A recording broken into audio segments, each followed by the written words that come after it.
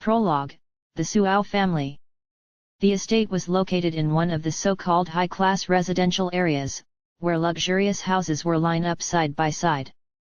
The Western-style house with its well-landscaped garden gives it a historic feel.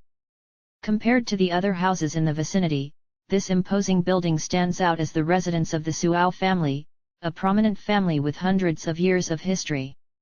Inside one of the rooms of the building, 3 people living in the house were eating dinner.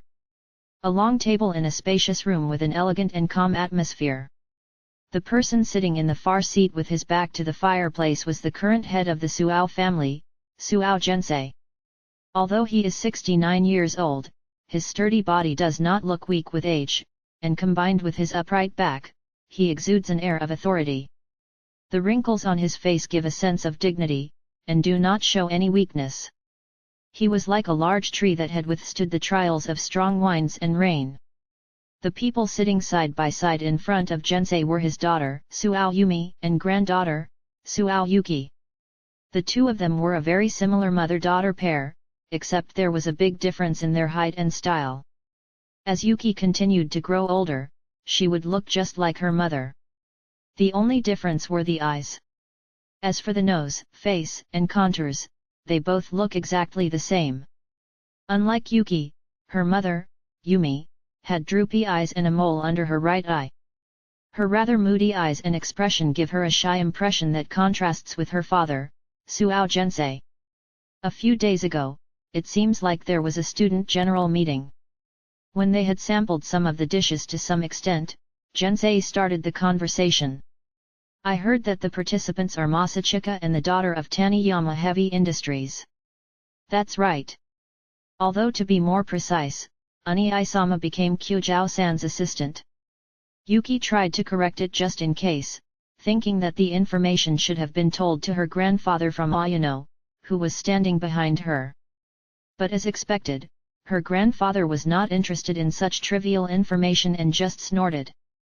I wondered what kind of person she was because she was the only one who fought you to the end for the position of student council president in middle school. But I heard that she left in the midst of the debate. Yes, that's right. There must have been some circumstances that made it so. HMMP. Whatever the reason, the result makes Masachika the favorite candidate for next year's student council president. He gulped down his drink in annoyance and placed the empty glass on the table. Ayano, who stood behind him, immediately poured wine into the empty glass. While waiting, Jinsei turned his gaze towards Yuki. Take this to heart. No matter who your opponent is, you cannot lose. You must become the student council president of Sirei Gakuen. I understand it very well. Agi-sama. In terms of talent, you are no match for Masachika. But you are aware of the responsibilities of a talented person. On the contrary, Masachika can't understand that. Even though he had the best talent and was blessed with a special environment, he abandoned it. As Jinsei said this bitterly, Yumi gently lowered her gaze. Remember well. The world is not equal. Wealth, family environment, looks, and talent. There is a clear division between those who are born with those factors and those who do not have them. Yuki, you were born as the owner of all those aspects. Therefore, you should contribute to the world with what you have. That is the responsibility of a blessed person. That was the teaching that had been instilled into Yuki and her brother since childhood. It was the absolute value of Suou Jinsei. You know very well that those who are talented but let it fester without making use of it is a sin. Those with talent have the responsibility to use it for the good of the world. You cannot lose to a man who abandons that responsibility. You understand, right? Yuki. Yuki's heart churned at the harsh words directed at her beloved brother. However, Yuki still put on a gentle smile on her face without revealing her inner feelings. I understand, Agi-sama. Yes, she could only nod slowly at her grandfather's words. Yuki-san. Okasama. When she finished eating and was about to return to her room, her mother, Yumi, suddenly called out, and Yuki turned around in surprise. Is there anything Okasama wants to talk to me about? When Yuki asked what she wanted, her mother just looked down and was silent for a while. However, after waiting patiently, she suddenly raised her head. I wonder if you get along well with Masachika-san. Yes, of course. I see. Yumi nodded slowly as she looked away from her daughter, who replied with a bright smile. What's wrong with Uni-sama? No, it's nothing. After this, you have Chinese lessons, right? Yes, online. I see, do your best. Yes. Yuki bowed beautifully and went to her room with Ayano. Yumi continued to stare silently at her daughter's back. Phew. After arriving at her own room, she closed the door and let out a small sigh. Yuki then looked forward and called out to Ayano, who was standing behind her. Ayano. Yes, Yuki-sama. Please be a rolling pillow for a while. Understood. Ayano nodded familiarly at the instructions that strangers would probably not believe if they heard them, and said, "Excuse me," as she lay down on the bed. Yuki then quietly bent down, hugged Ayano from the front and buried her face in Ayano's chest. In such a position, Yuki rubbed her head left and right while embracing Ayano. During that time, Ayano just stood still as instructed. She did not hug Yuki's body back or stroke her head. Doing so would hurt Yuki's pride as her master. But because she knew that, Ayano kept quiet and allowed herself to be hugged. A few minutes later, Yuki lifted her face excitedly, knelt on the bed, and exhaled. Yosh, I've recovered. Are you sure? Yes, thank you. Apes are seriously the greatest gift ever. Yuki got out of bed as she walked over to her computer desk. Let me fix your hair. Please. Ayano used a comb to tidy up Yuki's hair, which had become messy from rolling around on the bed. The touch of her hands was always gentle, and the look in her eyes was filled with endless affection. Just tidy up as needed, okay? After all, it's only up to my shoulders. Instead, please prepare me something to drink. Understood. Would you like some coffee? Yes, I have brother and that anime tonight. Moreover, he is definitely watching that masterpiece. I won't let you sleep tonight, Uni-chan. Yuki smiled happily at the thought of late-night anime and their impression-giving sessions afterwards. Ayano left the room silently, while inwardly feeling relieved that her master was fully back to normal. Chapter 1, Effects of Rom-Coms with other Rom-Coms crossing each other. Yoku's. Last week's debate was great, you know. Heard that you defeated that Taniyama-san? I didn't expect that. If only I didn't have a tutoring schedule, I would have gone to watch too. On Monday after the debate, as Masachika entered the classroom, he was greeted by curious voices and admiration from his classmates. That's too bad, you know. You really should have seen it. Seriously though, yesterday's event was a very fierce battle. I honestly didn't expect it to be such an interesting debate. Even before Masachika arrived, his classmates were already talking about the topic. Even before he got to class, Masachika could see that people who had come to see the debate were discussing it with pride. Suffice to say, last week's debate had already become a byword among the students.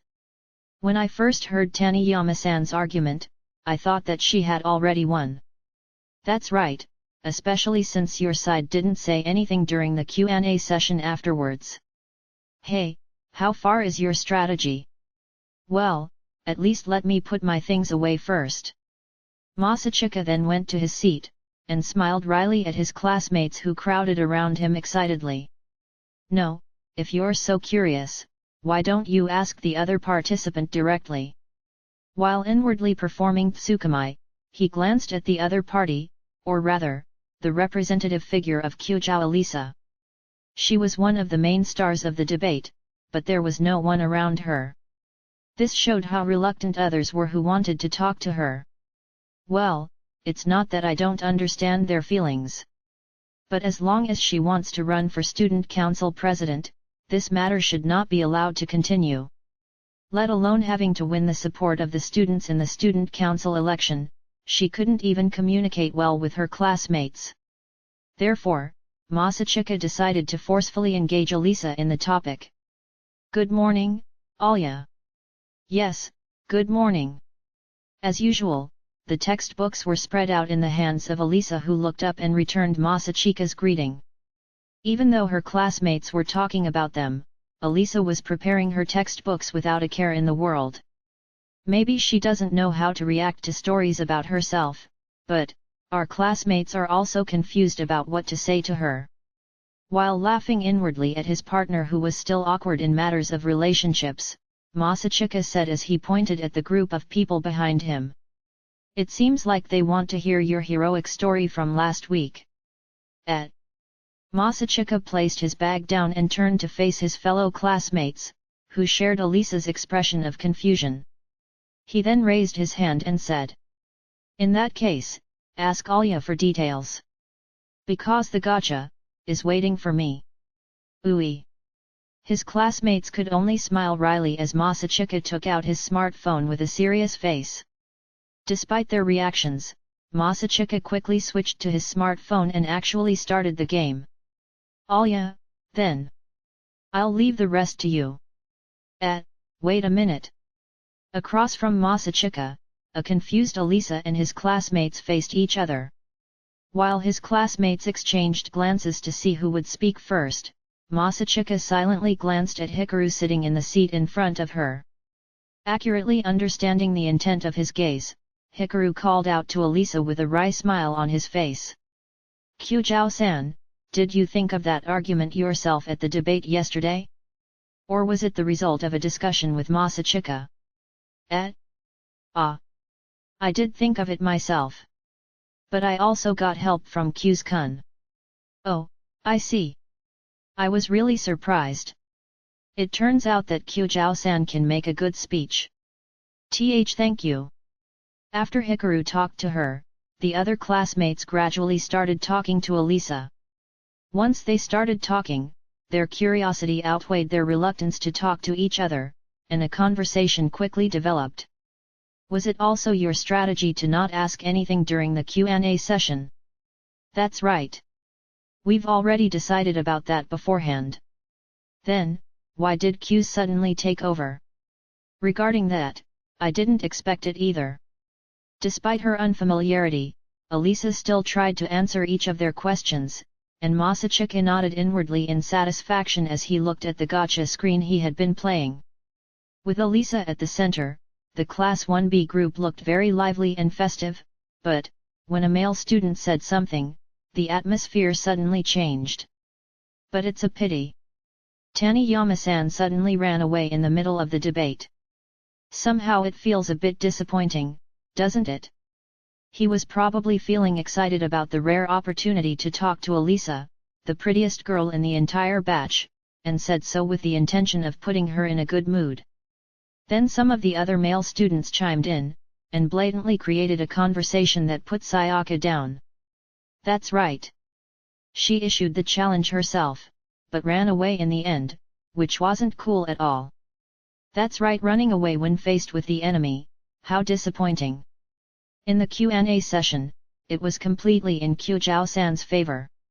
Perhaps because she has never lost a debate, it could be that she is a little vulnerable.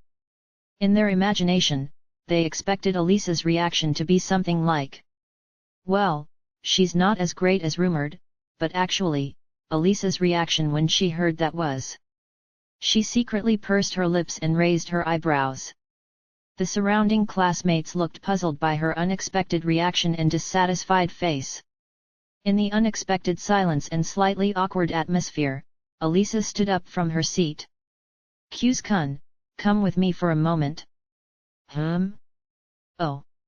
When his name was suddenly called, Masachika stood up from his seat, put his phone away in his pocket, and pretended to have just noticed something.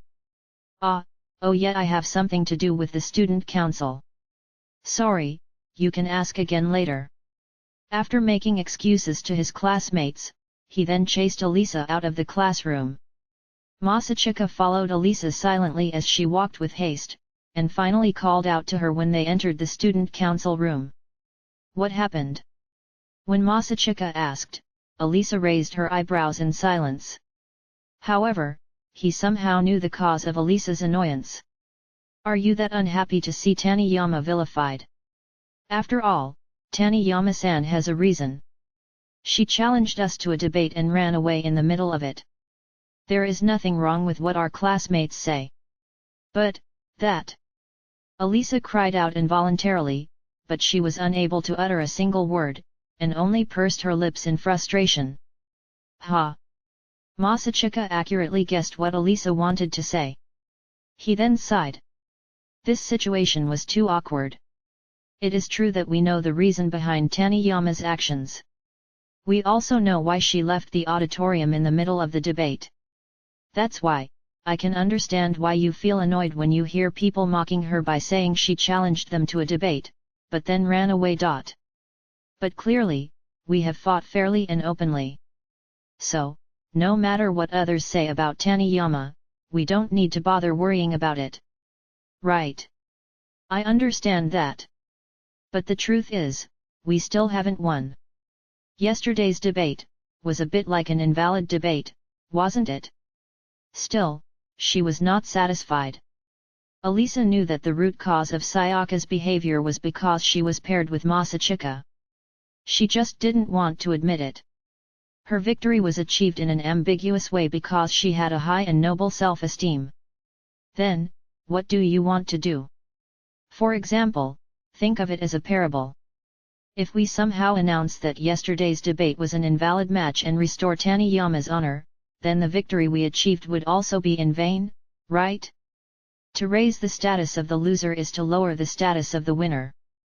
Moreover, we don't know if Taniyama herself wants that kind of thing. You could say that the winner's pity and a helping hand is an act of trampling on the last pride of the loser. After all, the one who declared defeat was Mayumi, Taniyama's partner. I know. As Masachika explained calmly, Elisa still maintained her dissatisfied expression. She might understand, but she still didn't accept it.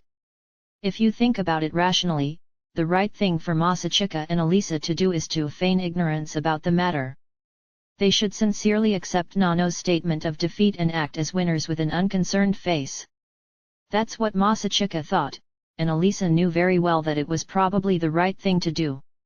However, Masachika did not scold Elisa by saying, "You're so stubborn," or "If you don't like it, just do whatever you want," but he just quietly watched Elisa, who seemed to be in a dilemma.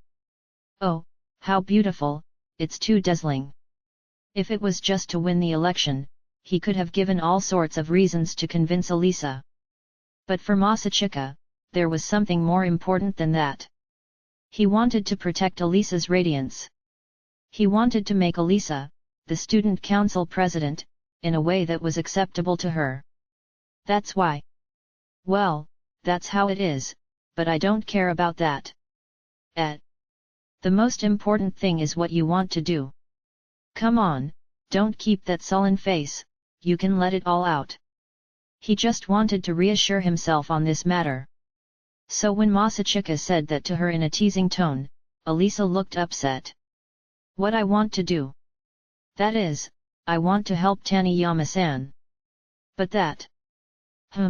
all right. Let's do that.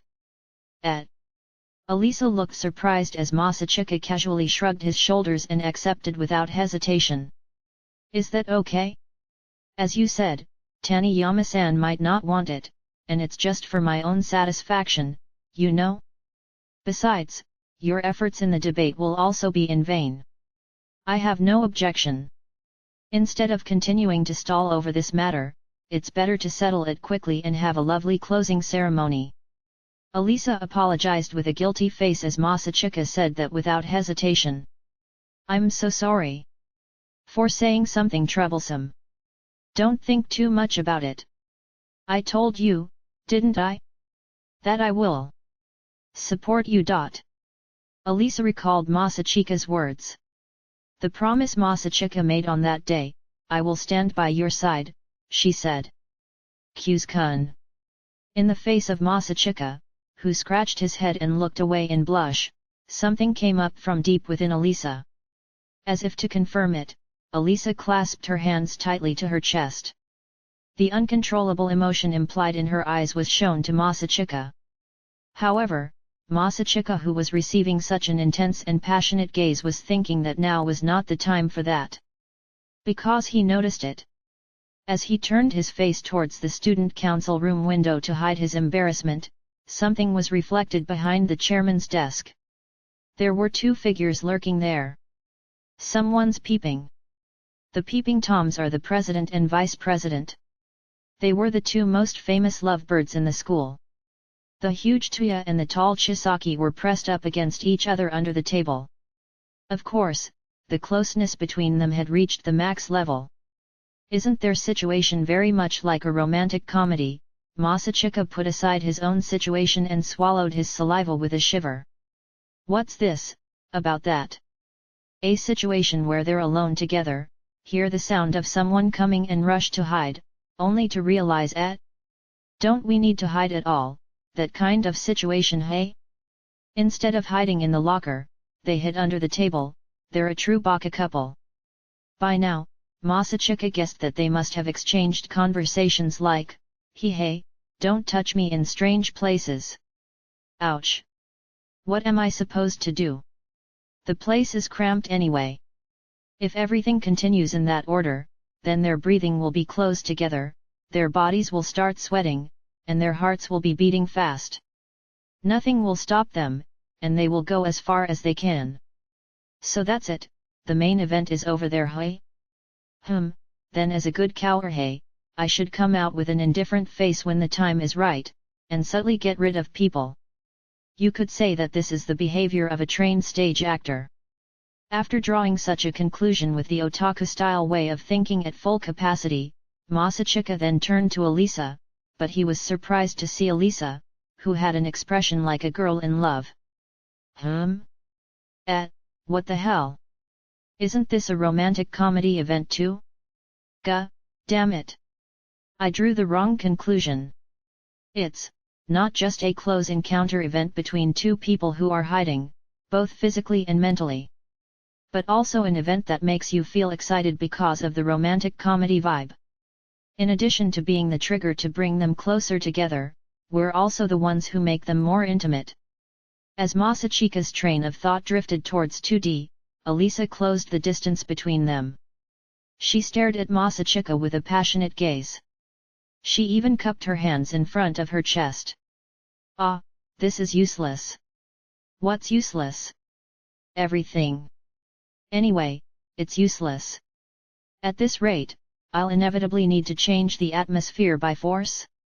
Driven by an overwhelming sense of crisis, Masachika decided to make a forbidden genre change. That's right, from the romantic comedy genre. Turn serious. So, how long are you going to keep hiding?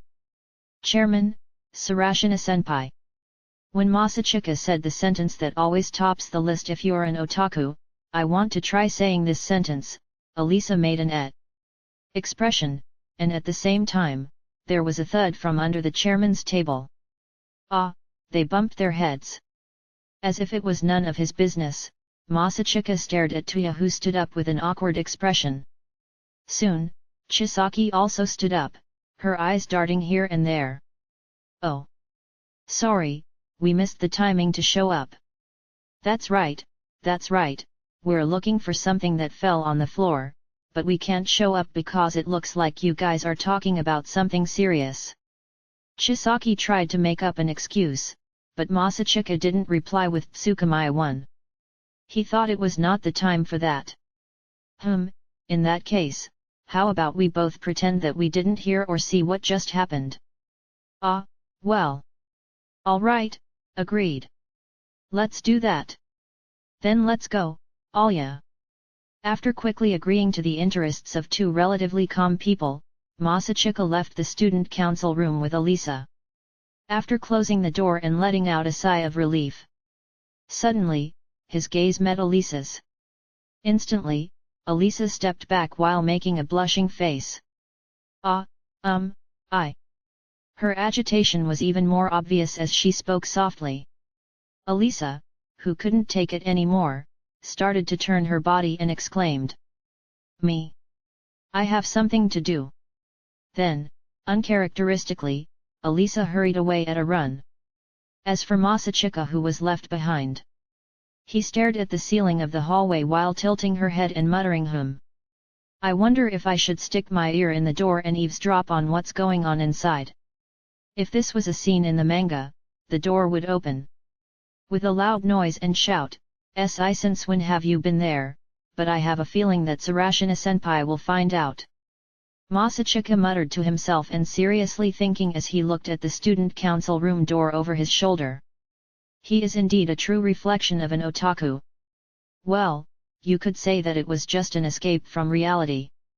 Oh wow, check it out. Fimmel's new work is really cute, you know. Ah, that's really good, I want it too. But this month, I have a lot of expenses. Fimmel? Ah, that's something I can probably get through my acquaintances, you know? But that's if you can advertise it on SNS. Seriously? That's great. Oi, you have about 6,000 followers, right? Can't you get that many? Evil. I don't want to be told by someone who doesn't have 1,000 followers. Lunch break. In the end, since the incident in the morning, Alisa refused to talk to him, and gave off an aura of "don't talk to me, don't look at me," so Masachika went to visit Class 1D alone to resolve the situation. But Masachika was confused as soon as he saw the person he wanted to meet. Based on the first letter of his surname, he thought that the person he was about to meet was sitting in a chair near the hallway, so Masachika thought that he could call out to her briefly from the hallway window. But apparently, that plan was still a little naive. Damn it! What a powerful Raijuyu aura! It's useless. More than this, I can't get close. The person Masachika wanted to meet was Mayumi Nano, the opponent from the debate battle from a few days ago. She was the center of the people surrounding her. Besides Nano, there were 4 other students, 2 boys and 2 girls, who could be seen at a glance that they were in the highest caste in the school. Not only do they have beautiful and handsome faces from the start, but they also dress in a style that almost violates school rules. And they don't seem to feel guilty about dressing like that, as if to suggest, how can I possibly look stylish if I'm afraid of the guidance counselor? These external factors give off a sparkling aura that deters people from the middle and lower castes from approaching them. While on the other hand, Nano, who is the center of the group, is. Nay, Nano. What do you think of this? Playing with her smartphone on her chair with her eyes half closed, without joining in the conversations of those around her. This is Fimmel's new work. Doesn't it look good? Ah, that hey? I used one of the products from the same series in the photo shoot the other day, but I felt that it wasn't very good. Really? If so, it's not going to be Oi, no. Yes. After all, Nano, who has seen the real thing, said so, didn't she? That's right. Oh yes, Nano. Won't you come to my house party this Sunday? One of my relatives is a fan of yours, you know. Before the exam like this. Cronies. Yes, cronies.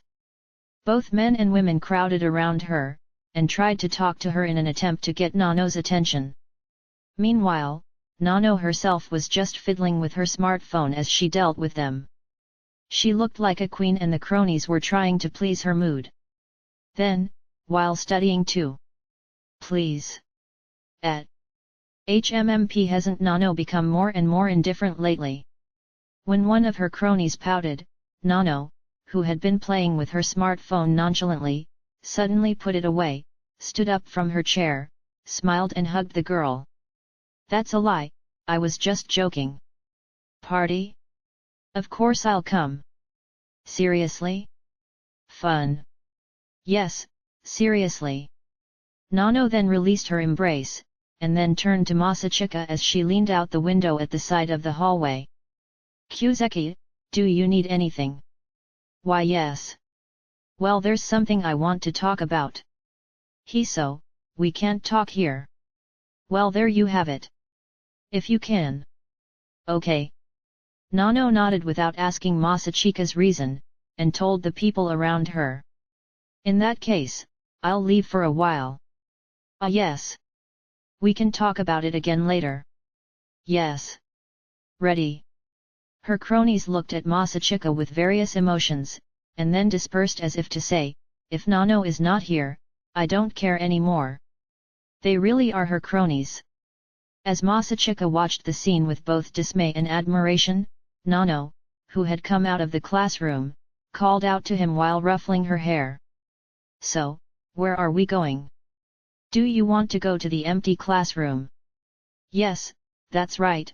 Wait, your hairstyle today is even more amazing." Masachika's cheeks twitched as she took a closer look at Nano's hairstyle. Nano has always styled her own blonde hair the way she wanted, but today she braided her hair in various styles and ribbons in various places, which made her look amazing. Even so, the fact that the hairstyle doesn't look like a failure is impressive enough. "Oh, you mean this?" "When I handed it over to Shinaki and Mayepi, for some reason it became like this." "Oh yeah. While wearing this style, let's take a photo to upload to SNS. After saying that, she immediately took out her smartphone, held it up high, and took a selfie as if it was second nature. Masachika was even a little impressed with her technique of creating poses and expressions that would look good in an instant, as well as her courage to use her smartphone in the hallway, which is prohibited by school rules. The result is good. "I see, then, this way." "Okay." Once they got to the empty classroom, Nano was leaning against the wall with her arms crossed, her eyes half closed, and she didn't seem as motivated as usual. "So, what's going on?" "If it was a confession of love, that would be fine. But that's not it, is it?" "Yes, if it's a confession of love, is it okay?" When Masachika inevitably asked back at the statement she could not ignore, Nano tilted her head while playing with her hair with her fingers. I'm single now anyway?" "Well anyway, I don't hate Kyuzeki either." No, not with someone you hate, but someone you like." "If that's what you mean, I've never once dated someone I liked." "I think I heard something astonishing just now, oi. What can I do, right? I don't really understand the feeling of love." Masachika lowered his eyebrows with mixed feelings to Nano, who shrugged her shoulders casually while saying that. "I don't intend to criticize your love life, but it's better if you respect yourself more, you know." Hearing Masachika's words, Nano, who had been acting indifferent, began to open her eyes and smiled somewhat happily. "Aha, Sayaki also said the same thing. Well, but she even slapped my face." "Seriously? It turns out that Taniyama once slapped his best friend, hey." "Ah well, that's yes." Masachika just sighed without expecting an answer from Nano, who turned her smile into a wry smile and averted her eyes. "What have you done?" "Well, with my boyfriend at that time? I was caught kissing intimately in the classroom, something like that? Even if it goes too far, maybe I can get to the B2 stage? Something like that." Geez. Aha, do you believe that?" Masachika widened his eyes as he heard the unexpected answer that had a double meaning. Masachika swallowed and then said in a trembling voice to Nano, who raised one eyebrow, and smiled ignorantly. "Isn't that clearly an encounter scene in a Yuri 3 manga? Kyuzeki's nature is like that, I quite like it, you know. That's a scene from 2 pages from the first chapter. The bitcha chairman is looking down on the girl making out with a guy in class, but for some reason, he can't look away. Oi, wake up quickly." "Ah, yes, When Masachika coughed, Nano sighed and said as she played with her hair. "Well, the love confession thing was just a joke.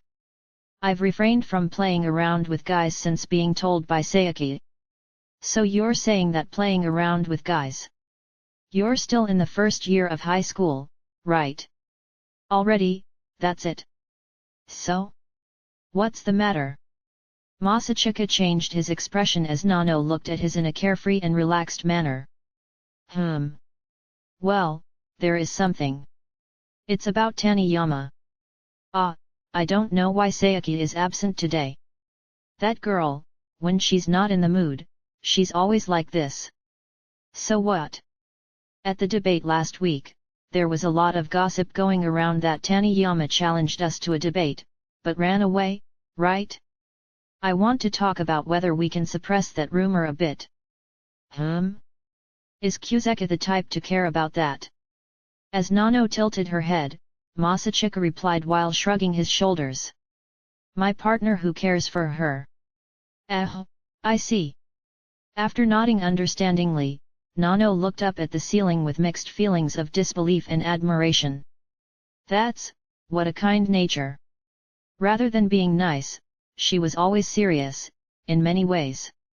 Even so, it is undeniable that she has a good nature. After saying that and chuckling, Nano put on a rather morose smile. So, why are you bringing up this story to me? At the very least, I'm your enemy. Enemies, yes. Kuseka must have noticed this, right? I've infiltrated provocateurs and incited the audience. Of course I know. Konda from Class 1A, Nagano from Class 1B, Sato and Kuniada from Class 1D, and Kinjo from Class 1F, right? Masachika's words made Nano widen her eyes and the corner of her mouth twitched. Seriously? In that dark auditorium, you can see all the provocateurs in the audience from the stage. I can only be about 70% sure. But after seeing your reaction earlier, I'm already fully convinced. So you've already prepared your next plan in case you lose. Masachika shrugged his shoulders as Nano grinned and looked up at him. However, despite Masachika's choice to remain silent, Nano still said her guess. Well, it seems like the teachers are more sensitive now because of the threat and bribery cases that happened in the election campaign a few years ago. If the rumor that I used dirty means to win the debate yesterday surfaced, the teachers couldn't ignore it because the debate agenda was related to the student council management. The bigger the problem, the more our reputation will suffer, and vice versa, your reputation will increase. Moreover, the school will not implement the agenda proposed by the cheater. Really, you thought of something extraordinary. Just because you lost the debate doesn't mean you can't run for student council president. As much as possible, I don't want to use that method because it will damage your reputation. But you'll use it when the time comes, right? Oh wow, really scary, really scary. It's a good thing I didn't win. Masachika stared coldly at Nano, who kept saying that she was scared but didn't seem to feel scared at all. From my perspective, you're the scarier one. Daring to tell your friends to do something dirty, when you could lose all your friends. Well, I don't reject anyone who wants to be friends with me and don't pursue those who want to stay away. To be honest, I'm not really interested in other friends besides Sayaki. I don't mind if they stay away.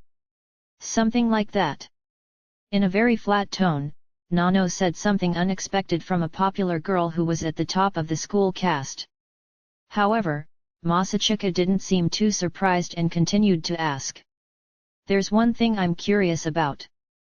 You said that you're not interested in friends other than Taniyama, in other words, you're only interested in Taniyama, right? Why is that? That type of person should be the hardest for you to understand, right? Oh, that's exactly the opposite.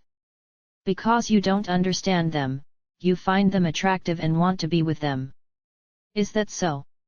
Nano suddenly approached Masachika, who tilted her head in confusion, and said with a suspicious smile. Kuseka must understand it too, right? You know how it feels to admire someone who has a radiance that you don't have. Only at this moment did she not smile. Masachika was speechless as he stared into Nano's eyes that seemed to see everything. When she saw Masachika's reaction, Nano clicked her tongue and distanced herself, then raised her voice. All right. Now, since I've seen Kyuzeka's interesting reaction, let's start an evil scheme as a fellow hypocrite who admires such an honest and charming partner. Though the idea is not that bad. After a slight bitter smile, Masachika said with a serious face. In short, I want to spread rumors about Taniyama's escape during the debate with a plausible reason. So you want to make it seem as if she didn't run away? Are you sure? If so, Kyuzeka's victory will be ambiguous, right?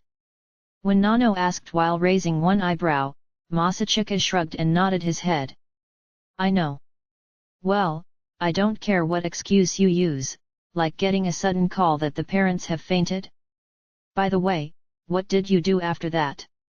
If you guys are at a coffee shop, you can't use the excuse like I said earlier. Oh, after that? I waited until Sayaka stopped crying, then waited for a while, and quietly slipped away. But, well, it's not like there weren't any witnesses, and the excuse that she suddenly left because she had urgent business might be a bit far-fetched. So that's it. Then what should we do? As Masachika crossed his arms and pondered, Nano suddenly said in a somewhat exasperated tone. Well, let me just do something about it. Is that okay with you? It's my partner's problem after all, isn't it? It's only natural that I should be the one to solve it. Spreading rumors has become my specialty. After saying that, she turned around as if to indicate that it was the end of their conversation. That's how it will be. Then, I'll see you again. Oh ah. Then she quickly left the empty classroom. The unexpected events left Masachika feeling a little confused and scratching his head. Oh well, it's similar to that. In the manga, the main character calls out to the shinobi by saying, "Are you there?" to which they reply, "Ha, I'm here," and order chase him. Be careful not to get caught. Masachika's otaku-style train of thought raced as he thought about the current situation where he was discussing with the opposing party in an empty classroom, and the fact that there was someone in the student council room this morning when he thought it was empty. While laughing at himself, Masachika tried to call out the name of his childhood friend whose behavior was not much different from shinobi. Ayano. He immediately felt embarrassed and muttered, "What the hell am I doing?" while trying to leave the classroom quickly. You called, Masachika-sama. Uooi. Masachika jumped in surprise when he heard a voice coming from behind his back. She turned around and widened her eyes when she saw that Ayano was actually there. Why are you here? Because Masachika-sama seems to be calling for me. Ayano said it as if it was a natural thing as she tilted her head. After hearing her words, Masachika's confusion intensified. Because I called her. What? Something like a summoning technique like that? If you're summoned, you'll move to my place? Or is this a typical kunoichi bunshin technique? Have you finally mastered the bunshin technique? Masachika was so flustered that his cerebral train of thought became overloaded. Then, a new voice came from behind him. Oi, have you forgotten me? Brother. Turning around, he saw Yuki leaning against the wall with her arms crossed and a stiff smile decorating her face. Seriously, why are you the two of you here? Fufu, let me explain. I've confirmed that you tried to make contact with your enemy, Nano. Realizing that, I immediately proceeded to you and hid under the table. Yuki approached with one eye wide open and smiled fearlessly like a criminal. In response, Masachika inwardly thought under the table again, and asked. Then, what happened exactly?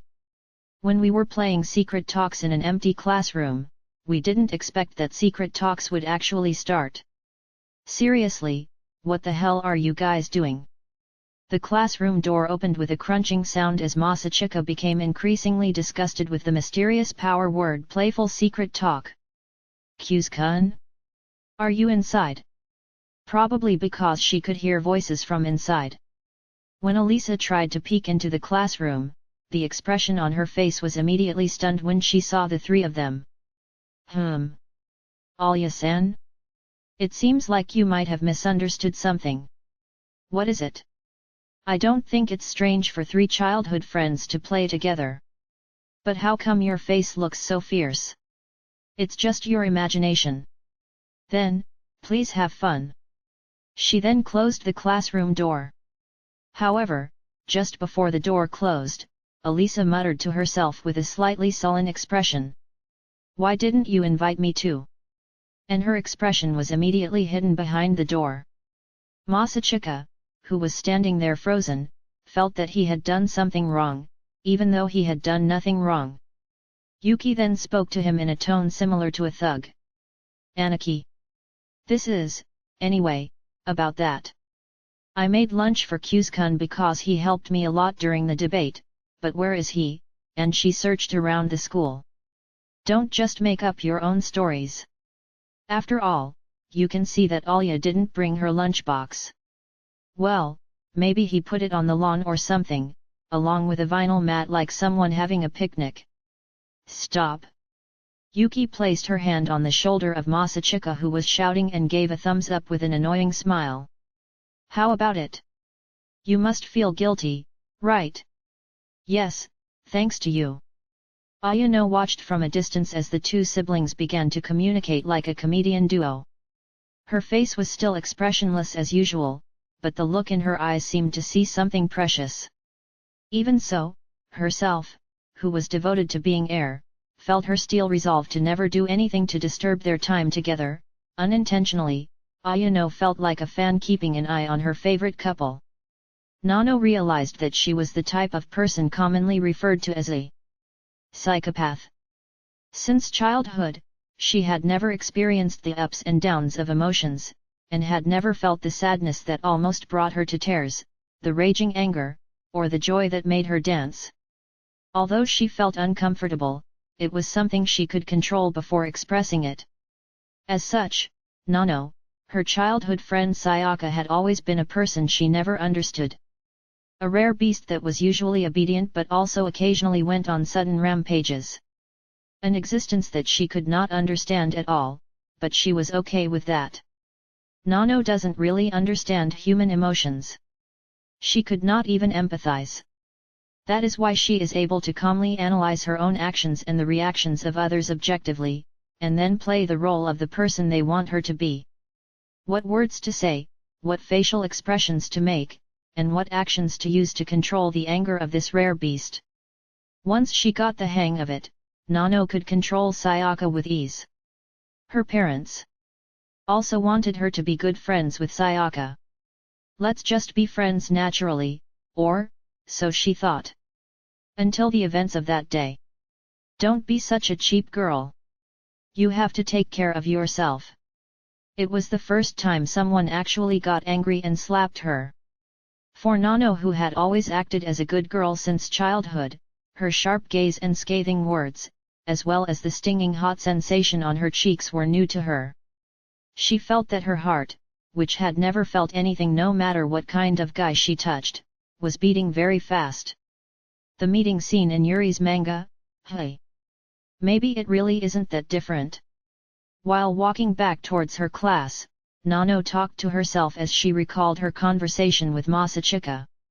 Her face broke into a slight smile at the thought of how to restore Sayaka's honor. But actually, she had already come up with a solution while discussing it with Masachika. Having found the solution, Masachika could probably predict her actions if she told her the solution, so Nano immediately cut off the conversation and left Masachika. Even so, I'm sure that I only prepared 4 provocateurs, really. Nano tilted her head slightly as she recalled the names of the 5 people Masachika had mentioned. Kinjo from Class 1F?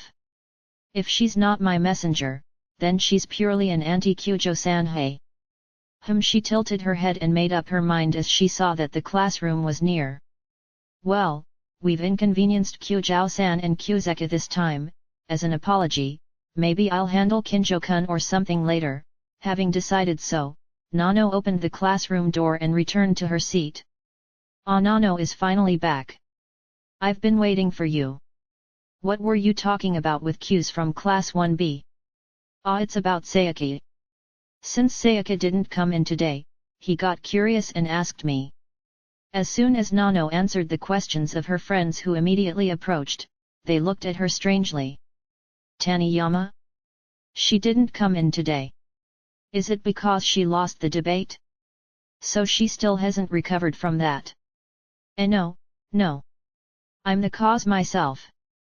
I'm the one who caused Sayaka to leave the debate halfway through. Yeah? What? Really? How come I've never heard of it before? Seeing her friend's gazes sparkling with curiosity, Nano. Actually during the debate the other day, it seems like Sayaka found out that I infiltrated provocateurs in the audience. Something like that? And then Sayaka said, I don't want to win in such a sneaky way. So she was really upset? She felt angry and didn't want to continue the debate. Said it with an attitude that seemed like no big deal. Chapter 2, The Reset is really scary. I told you, I just happened to meet Yuki and Ayano there, you know. Humph. Gosh, you still don't believe it. Not really, you don't need to cover it up. Isn't it good that fellow childhood friends can get along with each other like that? Elisa didn't try to hide her grumpy tone, even though she said that she didn't mind it. Her classmates, who had chatted casually with her earlier in the morning, now pretended to ignore her because she was in a bad mood. Well, naturally she was cranky. It wasn't funny to see her partner secretly meeting the opposing candidate in an empty classroom. Moreover, Yuki was Alya's friend of the same gender. Masachika assumed that was the cause of Elisa's bad mood. Yes, Elisa's jealousy is not a romantic feeling. She wasn't cranky because the boy she was close to was seeing another girl. That was definitely not the reason. If this keeps up, she'll be excluded again in class. Sighing inwardly, Masachika decided not to discuss this topic further, and tried to move on to another topic. Well, leave that matter aside. Alya, would you like to study together for the exam after school today? Elisa's eyes widened clearly after hearing Masachika's words. Studying for the exam? She responded with a very skeptical expression, as if not believing that such words came out of Masachika's mouth. What kind of joke is that? Your words are quite harsh. Oi! Masachika smiled wryly at Elisa's overly honest answer, and shrugged his shoulders as he said, well, it's only natural that she would react that way. Well, I also pondered a bit about what Taniyama said. Hearing these words, Elisa also remembered what happened last week and fell silent. The debate event was held last Friday. Afterwards, Elisa and Masachika found out about Sayaka's feelings, and renewed their resolve to fight for the student council president's seat. I see. Kyu's-kun is finally starting to get serious. Hey, while Elisa was happy that her partner was getting motivated, she had mixed feelings about the fact that she was not the trigger. However, she did not reveal her heart and replied, well, I don't mind. But, if you can't concentrate unless you're alone, you don't have to force yourself, okay? Masachika reluctantly said what he thought of Elisa's naive reaction. In response, Elisa raised her eyebrows in annoyance. Who says that I won't? Of course I'll accompany you, because I'm your partner. Well, all right. How about the student council room? Yes, I don't mind. Nodding in agreement to Masachika's suggestion, Elisa then twirled her hair. Phew. Well, I guess it's my duty to help Kyu's-kun study. Gosh, what a troublesome partner. Looking at Elisa, who had a satisfied smile on her face, Masachika. Has her mood improved a little? Secretly stroked his chest inwardly and felt relieved. After school, Masachika went to the student council room with Elisa. At this time of year, there were many students in the classrooms and library studying, but in this room, only the student council members came, so they could study without any distractions. That's why Masachika chose this place. Alright then, hey.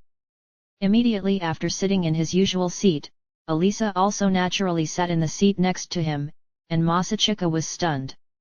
No, don't people usually sit facing each other in situations like this? Moreover, the distance between them is so close. It's so close that if anyone else were to see it, they would say, why not use a wider table? What? No, it's nothing. However, Masachika himself did not dare to say anything about it. Masachika then turned his face forward to avoid Elisa's gaze. Yeah well, it doesn't matter as long as no one sees us. The chairwoman and Sarashina senpai, as lovers, would probably study together in a place where no one else would come, and even if Masha-san came, she would probably ignore her, and the only person who would comment on this situation, Yuki, would probably have gone home and studied with Ayano, so where would she come here? Era? I'm really sorry. I didn't even knock on the door. It turns out there were already two of you inside. Imuto Youu. Masachika screamed inwardly as he was relieved, but it all went wrong again. Turning around, he could see Yuki and Ayano standing in the doorway. At first glance, Yuki seemed to be wearing an apologetic expression, but Masachika could clearly see that behind her expression was an evil smile. You think you can be alone together? I won't let you. You, what did you come here for? That's of course. Of course. To prevent the reproduction of lesson study sessions that will happen in this student council room. Reproduce your hips. Yuki tilted her head while maintaining her graceful demeanor, even though the gaze in her eyes was so intense. Are you two studying for the exam? If you don't mind, can we join you? Regardless of Yuki's intentions, Masachika had no reason to refuse if she said it in Ajisama-style fashion. Masachika could only glare at her, and reluctantly agree. No, I don't want to. Masachika tried desperately not to react to the sulking voice in Russian that came from behind him. Alya? Yuki said so, but what about you? Although he was about to collapse inside, Masachika managed to control his expression and turned to look at the figure beside him. Elisa responded with a feigned expression of non-objection while shrugging her shoulders. I don't think it's a problem. There's no reason to reject it either. So yes. Putting her Russian aside, Masachika had already gotten Elisa's approval in Japanese, so she turned to Yuki again, but I wanted to be alone with him. Fugu. The sweet murmur of Russian made Masachika unable to stand up. She looked like a newborn fawn. Basic tsundere. Don't say something so cute. Don't say something so cute. My heart almost fell out, ah. Inwardly, Masachika winced in pain as he banged his forehead against the ground on all fours. He wanted to turn around to glare at the person beside him, but Masachika didn't dare because he wasn't sure if her cheeks weren't twitching. She could only stare at Yuki while exerting all his strength to control his facial muscles. Damn it, what to do I do? But I can't refuse her request either. If I refuse, it feels as if I want to be alone with Alya. And you too, Yuki. Why don't you just say, then, since I've got Alya-san's approval? And quickly sit down. Are you so eager to hear that approval from my mouth? Masachika glared at his younger sister, who, despite being sensitive to the atmosphere, still dared to ignore him. However, Yuki only tilted her head while putting on a fake smile, as if not understanding Masachika's gaze. Ayano was still the heir. Phew, relax. I need to calm down. First of all, about Alya, how serious is she about not wanting Yuki and Ayano to participate? To be honest, I'm also quite annoyed if I have to accept her request. That's right, if I refuse with a joking tone like I don't want to act familiar with the enemy ... Oh yeah, I just borrowed the previous year's exam question papers from the chairwoman and Sarashina senpai. If you want. You too, welcome. Masachika easily agreed when presented with the exam cheat sheet. Baka, Alisa's words in Russian immediately stabbed him in the back. 10 minutes later, the now 4-person study group was in full swing, regardless of their inner feelings. Alisa quietly solved a set of physics problems. Yuki, who was sitting in front of her, was answering some questions about world history. Next to Yuki, Ayano was solving math problems. As each of the three of them moved their pens, Masachika himself was silently reading the answer sheet of the math problem without taking out his stationery on the table.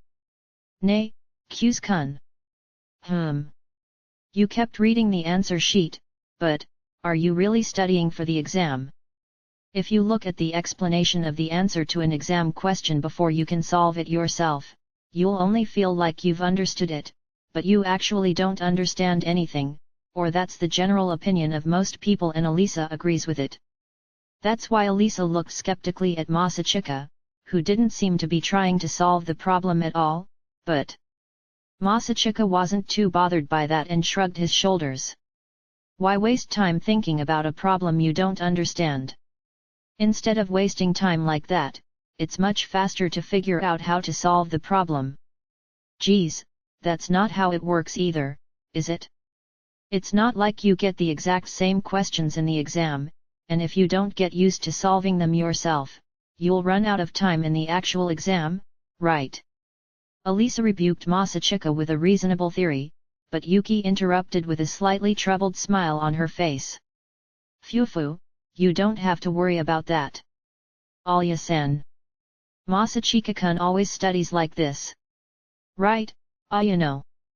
"That's right. Masachika-sama's learning method has always been like this."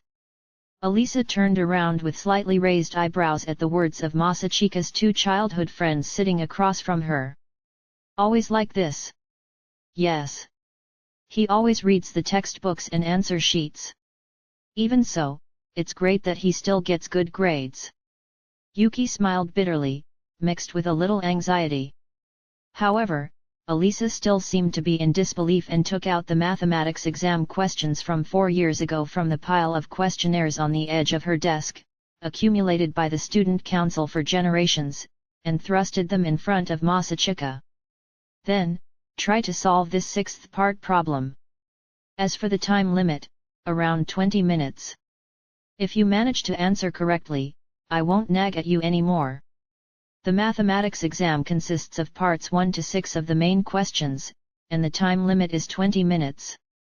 Through simple calculations, each question must be solved within 20 minutes, although the first and second part questions are relatively basic questions. It is very different from the 5th and 6th part questions, which usually appear with applied questions and are not in the question book. Solving the 6th section in 20 minutes was already a very difficult hurdle. Sure enough, Masachika accepted the test question paper reluctantly while wearing an expression as if it was troublesome. Well, if it's this. Are you ready? Then start. Wait a minute, my stationery. Masachika hurriedly took out his writing utensils and notebook, and began to answer the questions. Exactly 20 minutes later, Masachika put down his pen after hearing the word timeout and handed the notebook to Alisa. Alisa frowned for a moment as she saw the formula written more clearly than she expected, then she said, "Well, but the important thing is whether the answer is correct or not," and began to concentrate on comparing it with the answer sheet, but the expression on her face gradually became gloomy. Upon seeing the change in her expression, Masachika began to grin in satisfaction. How is it? Are the answers all correct?" "Yes, all of them are right." "Ashha, what did I say?" "Hooray!" Alisa returned the notebook irritably to Masachika, who looked smug for getting carried away. "Well, if you can answer it, no problem. Fufu, I can understand your feelings, so it's useless to worry about it.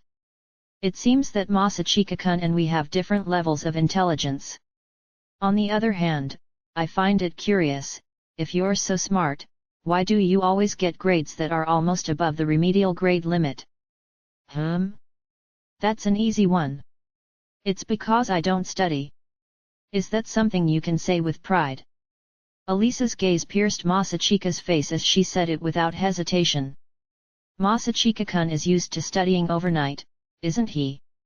Masachika replied with a haughty smile to Yuki, who said that while still wearing her wry smile. How naive, Yuki, lately I've been learning to speed in the morning. You're really stupid, aren't you? At that level, I'm of the same mind as Alya-san. Still, I was able to avoid taking the remedial exam. That's great, isn't it? I'm not complimenting you at all. Wait, did you not propose this joint study because? In response to Alisa's gaze, Masachika nodded as if it was a natural thing. Of course, it's to keep an eye on me so that I don't get lazy studying, okay? If I study alone, I'll definitely be lazy. It seems like you know yourself very well, hey. Still, I can't say that with pride, you know. Alisa and Yuki could only smile wryly as they watched Masachika shrug his shoulders playfully. And as she turned her head to avoid their gaze, Masachika saw Ayano tilting her head in front of her math problem book. What's wrong, Ayano? Is there a problem you don't understand? No. Well, there is indeed a bit that I don't understand. About which one? No, this is not something Masachika-sama needs to handle. Masachika smiled and moved to the seat next to Ayano, who declined with a flat expression. Don't worry. So, which problem did you not understand? Don't worry, I won't make fun of you. No, I would rather you say, why can't you understand this matter, you useless person? With a merciless tone. I won't say that, you know. Oh. Why do you look so disappointed? Masachika performed tsukumai on Ayano, who was still without her usual expression, but looked down with a gloomy aura. Seeing the scene, Alisa looked at them with a confused expression. Nay, you guys are just childhood friends, right? Yes, right? What's wrong? Why do you say, for some reason, even though you're childhood friends, but the distance between you is a bit far, just like Yuki-san and Kamishima-san, your relationship is like master-servant? Sensitive. Masachika gulped for a moment at the unexpected sensitivity, and began to think quickly about how to trick her. However, before Masachika could say anything, Alisa said with a somewhat urgent expression. Lest. Kyu's-kun and Yuki-san, you too. Masachika's heart almost dropped when Alisa suddenly mentioned his relationship with Yuki. However, what she said next was something completely unexpected. Engaged. Who was the victim of the Sakura Daemon 1 incident? Masachika-kun, it's too Naosuke. Yuki is amazing, I immediately understood, yay. Masachika and Yuki high-five Ayano after pulling off the perfect prank. Alisa, who could not react to the sudden joke, pouted for a moment and pursed her lips. Hey, don't change the subject when I'm asking you a serious question. No, I'm sorry. You said something very interesting after all. What's interesting, when I've thought about it seriously, really? Oi, think about it carefully. Yuki, the daughter of the famous Suou family, and me, the son of an ordinary middle-class family. What kind of mistake could cause us to be in an engaged relationship like that? That's because your parents are so close. This isn't a rom-com manga at times. No matter how close the parents are, there's no way they would think let's get our kids married to each other then. I didn't expect you to say that kind of tsukumai. Alisa frowned at the fact that Masachika, who usually made otaku-like comments, criticized her otaku ideas. In response, Masachika smiled wryly at her. Moreover, your thinking is still a little naive. When it comes to an engagement decided by parents, the partner should be a beautiful girl with big breasts, with long black hair that looks suitable in a kimono, and a figure that perfectly describes Yamato Nadeshiko too. Isn't that almost right? Hey! Hearing Alisa's response, Masachika unconsciously tilted his head and then looked at Yuki again. Long black hair, she wears a kimono during flower arrangement lessons. Well, if she's back to Ajisama's fashion, her appearance is quite elegant, oya oya. Indeed, everything he said was almost true. But... yes. That part, you know yourself, right? Masachika-kun? Which way are you looking? Masachika-sama, I think your gaze is very indecent. You pervert. Masachika shrugged his shoulders at the reproachful stares of the girls directed at him as he spoke the same way to Yuki when they were at home. No, yes. Well, anyway, there's no way we're getting engaged or anything like that. Anyway, why do both Takeshi and you want to pair me up with Yuki so badly? Phew, doesn't that show how compatible the two of us are? While saying that, Yuki glanced at Elisa. The meaningful gaze caused Elisa to raise her eyebrows. It's nothing. I just thought that you two were very close. That's just, our relationship is very close, isn't it? Masachika-kun. Ah, well, that's how it is. Masachika nodded, but immediately averted her eyes when Elisa raised her eyebrows in annoyance. However, it isn't Yuki if she doesn't say something sensational. I often sleep over at his house too. Moo. The word sleepover made Elisa's forehead furrow even more and Masachika break out in a cold sweat. So, he decided to run away. Well, let's not talk about it anymore. So? Which problem did you not understand, Ayano? This one.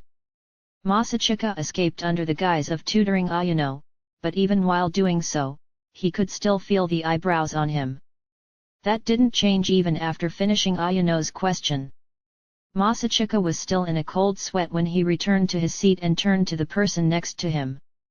Alya? What's wrong? I wonder if there are any problems that you don't understand. For now, nothing. So. Elisa nodded as if satisfied and looked down at her own hands. So, Masachika finally relaxed his body. At least try to rely on me a little. Masachika had forgotten that this Russian girl liked to stab him with tsundere phrases if he wasn't careful. Maybe this is the reason why she's sitting so close to me. Masachika had a distant gaze as his insides almost spewed blood. However, due to the collateral damage caused by the continuous gaze, Masachika managed to maintain his expression and called out to Elisa. Ah, sorry. There's a part of the question that I don't understand. Aera. Is that so? Yes, can you help me a bit? What can I do? While saying that, Elisa combed her hair happily. Masachika desperately kept his expression hidden while pinching his thighs at the sight of Elisa's easily understandable expression. Suddenly, there was a knock on the door. The four of them looked at each other and Elisa responded on behalf of the others.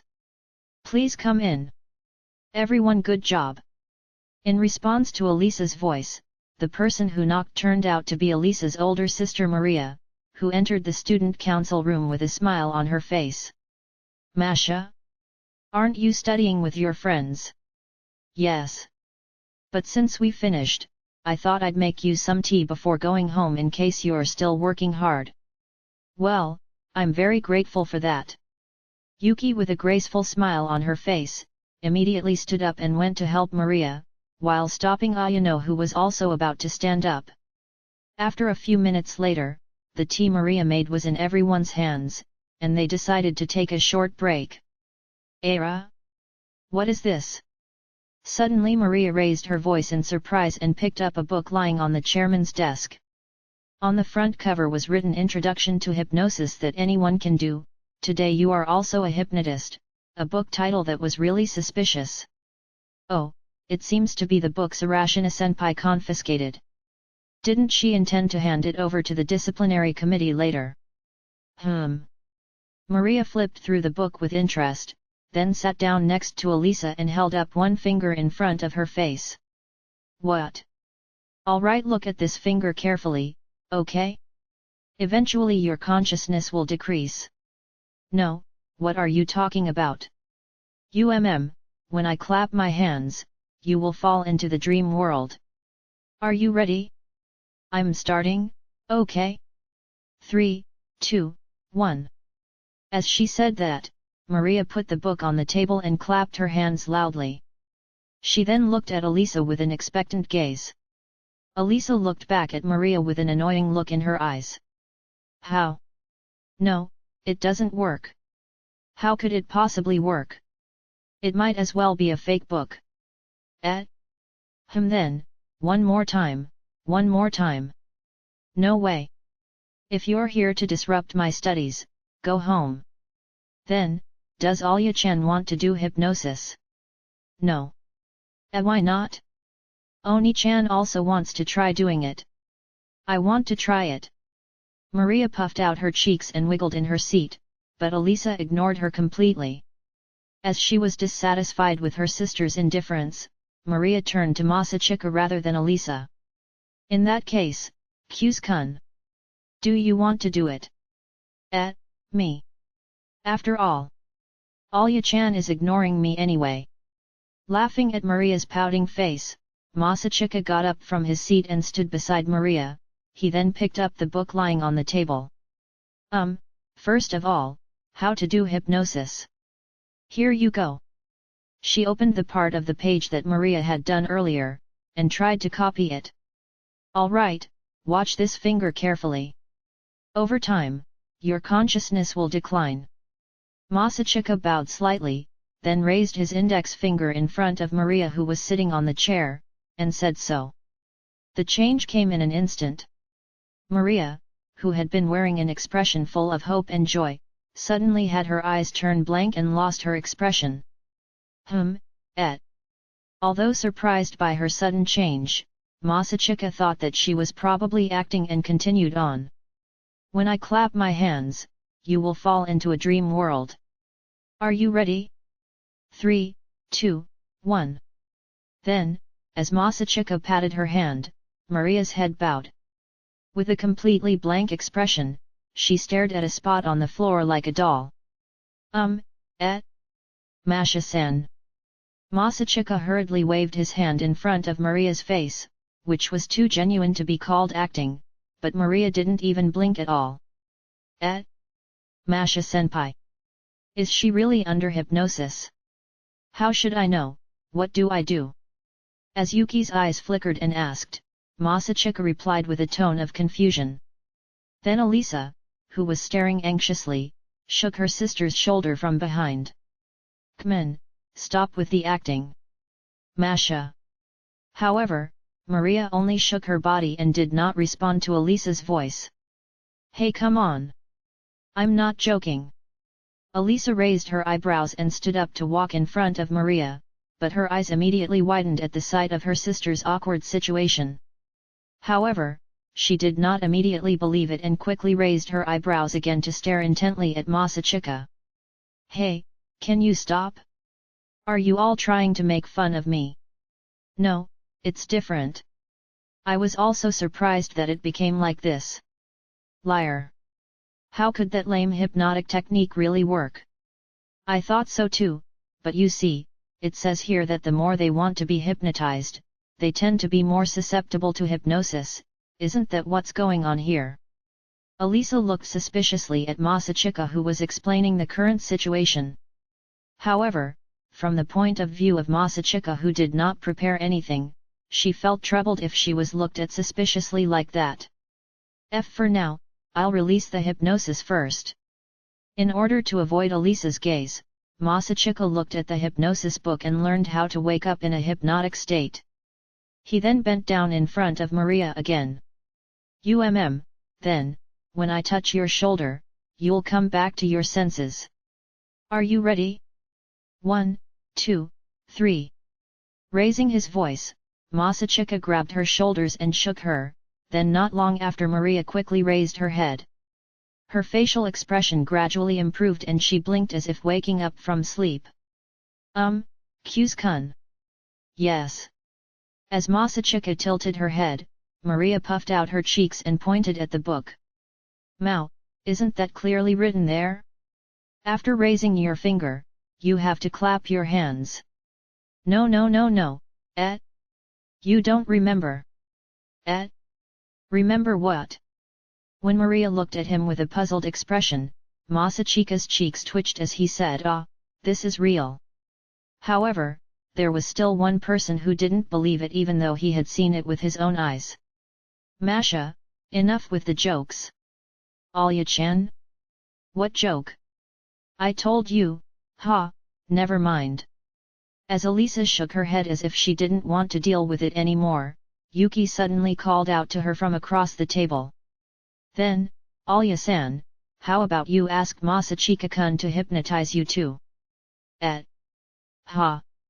As Elisa and Masachika turned their heads simultaneously, Yuki smiled and clapped her hands together. Masha-senpai's hypnosis didn't work, but Masachika-kun's hypnosis might. If you can feel some of the effects, wouldn't that dispel your suspicions? At first glance, her smile seemed to have no malicious intent. Masachika's cheeks twitched as he felt Yuki's wicked smile hidden in the bleak of her graceful smile, as if to imply, "I found something interesting." However, Elisa did not seem to notice Yuki's hidden intentions at all, and returning to her seat, she then gave Masachika a suspicious look. "All right, I don't mind." You seriously want to do it? Hurry up and do it. I'll finish this joke quickly." Sensing a bad feeling, Masachika approached Elisa, who grunted in disbelief that she could be under hypnosis.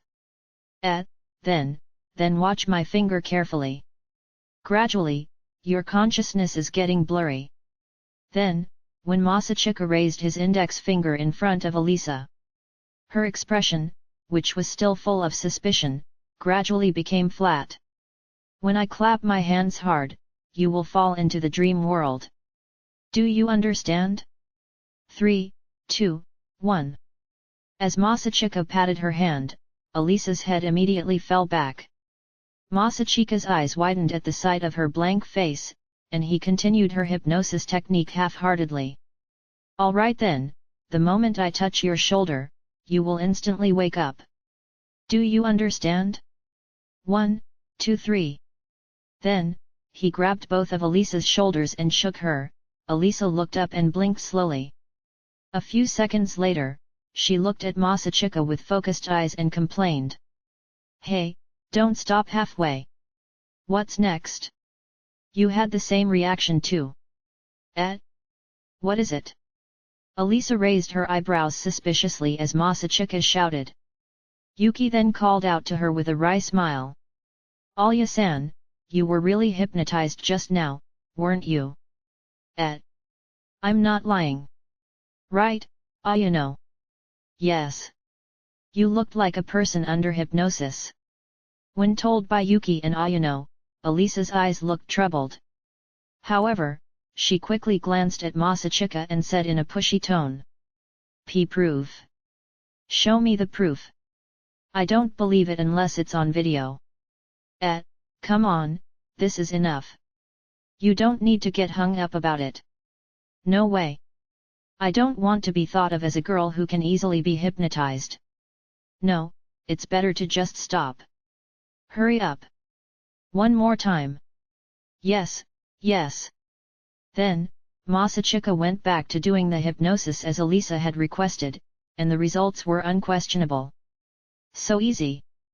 I'm surprised you were able to trigger the flag again so quickly." Beside Masachika, who was holding her forehead in front of Elisa, who had a blank stare, Yuki was waving her hand near Elisa's face. Probably knowing that she could not remember anything in this state, Yuki was no longer in Ajisama mode. Hello, Alya-san? Are you awake?" "It's useless, she's not budging at all. She looks like a corpse." "Don't say that even if it's just a joke." Yuki chuckled at Masachika's weak tsukumai and turned her attention towards Maria, who was sitting next to Elisa. "So? Why did Masha-senpai get hypnotized even though the target wasn't her?" "How do I know?" As the two siblings stared at each other, unexpectedly, Maria was also hypnotized. Yuki swallowed as she looked at the siblings who sat slumped on the chair with blank expressions. "Seriously? Doesn't that mean you can do all the erotic things you want. Oi! Don't say that! Oi oi, what are you going to do, Anaki? The thin book will become thicker. Why are you the most excited by this? Who wouldn't be excited? That's real hypnosis, you know? Gosh, this is why you're a cheat player. 10 times more experience points, excluding ball games. Don't call me a cheat player. Try opening your status screen. You will probably see Hypnosis, LV.3. has been added to your skill column. First of all, I can't open the status screen. By the way, when your hypnosis skill level reaches max level, you might be able to hypnotize all the students in the school, and there will be ridiculous rules that are very erotic. Stop, can you shut your mouth for a while? Masachika gave her a reproachful look, wondering how his sister could be familiar with the cliched 18+ ban template. Ignoring his gaze, Yuki moved her hands lewdly. Whaa, what are you doing? Are you going to grope them? Who said I would? Then, let me do the groping. Oi baka, stop. Masachika hurriedly stopped Yuki, who was really going to grope Elisa's chest. Yuki made a pouting face, but then she kicked her hand with an aha. She then grinned and gave a thumbs up, followed by a wink. Don't worry, Anaki, this is just like a kiss. It's common knowledge that a fellow girl groping another woman's boobs don't count. What are you talking about? Anyway, that's not what I'm saying. Even if it's okay to do it to a fellow girl, it's still unethical to do it to an unconscious person. Mew. But, other than Masha-senpai, Alya-san usually doesn't show such carelessness. Anyway, why are you, who is clearly a girl, so eager to grope breasts? Yuki opened her eyes wide and shouted loudly at Masachika's simple question. Bakara. Girls also really like big breasts. If I could, I'd like to bury my face in Masha-senpai's chest. It must feel really comfortable and delicious. I see. So. No, I won't let you, okay. Masachika grabbed Yuki by the neck, who would actually try to bury her face into Maria's chest, and pulled her away roughly. Anya. I'm not a cat, you know. I know. Masachika gripped the back of her collar like a cat. Yuki then arranged her hair while looking at her brother with a dissatisfied expression. While staring at her sister's behavior, Masachika called out to Ayano, who had disappeared behind her. Ayano? Just because Yuki likes big boobs, doesn't mean you need to compete, okay? Besides, a girl shouldn't be groping her own breasts in a place like this. Ayano, who had been staring flatly at her own breasts as she fondled them, looked up at Masachika's gaze and quietly removed her hands from her breasts. Yuki gave a thumbs up to Ayano with a bright smile. Don't worry, Ayano. I really like your breasts too. You. Don't you know of the word sexual harassment? Of course I know. A sexy harassment show, right? Alya will scold you, you know. Just kidding. Harassment of secretaries, right? Somehow it feels wrong, but also not wrong. You don't need to worry. Because I don't feel like I'm being harassed. Don't show off your mysterious tolerance. This person will get carried away later. Ouch, don't pull my collar. Yuki looked at her brother with a look of protest while standing on her tippy toes. If this was a scene in a manga, it would seem like she would be hanging. Of course, Masachika didn't have that much strength.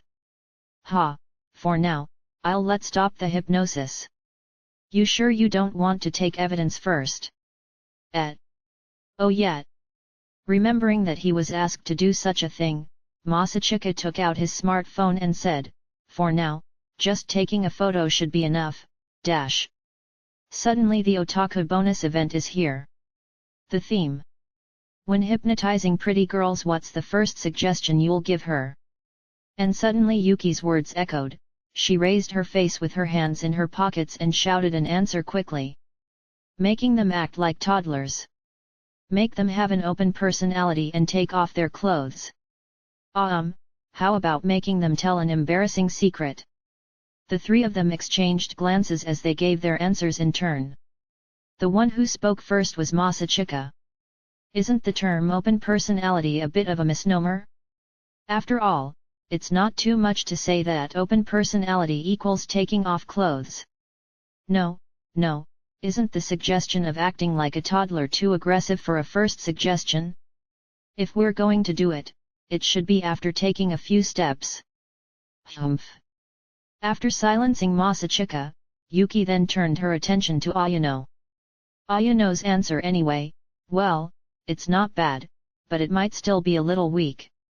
If any shocking secrets are revealed, there's a chance that the atmosphere will be awkward. I see.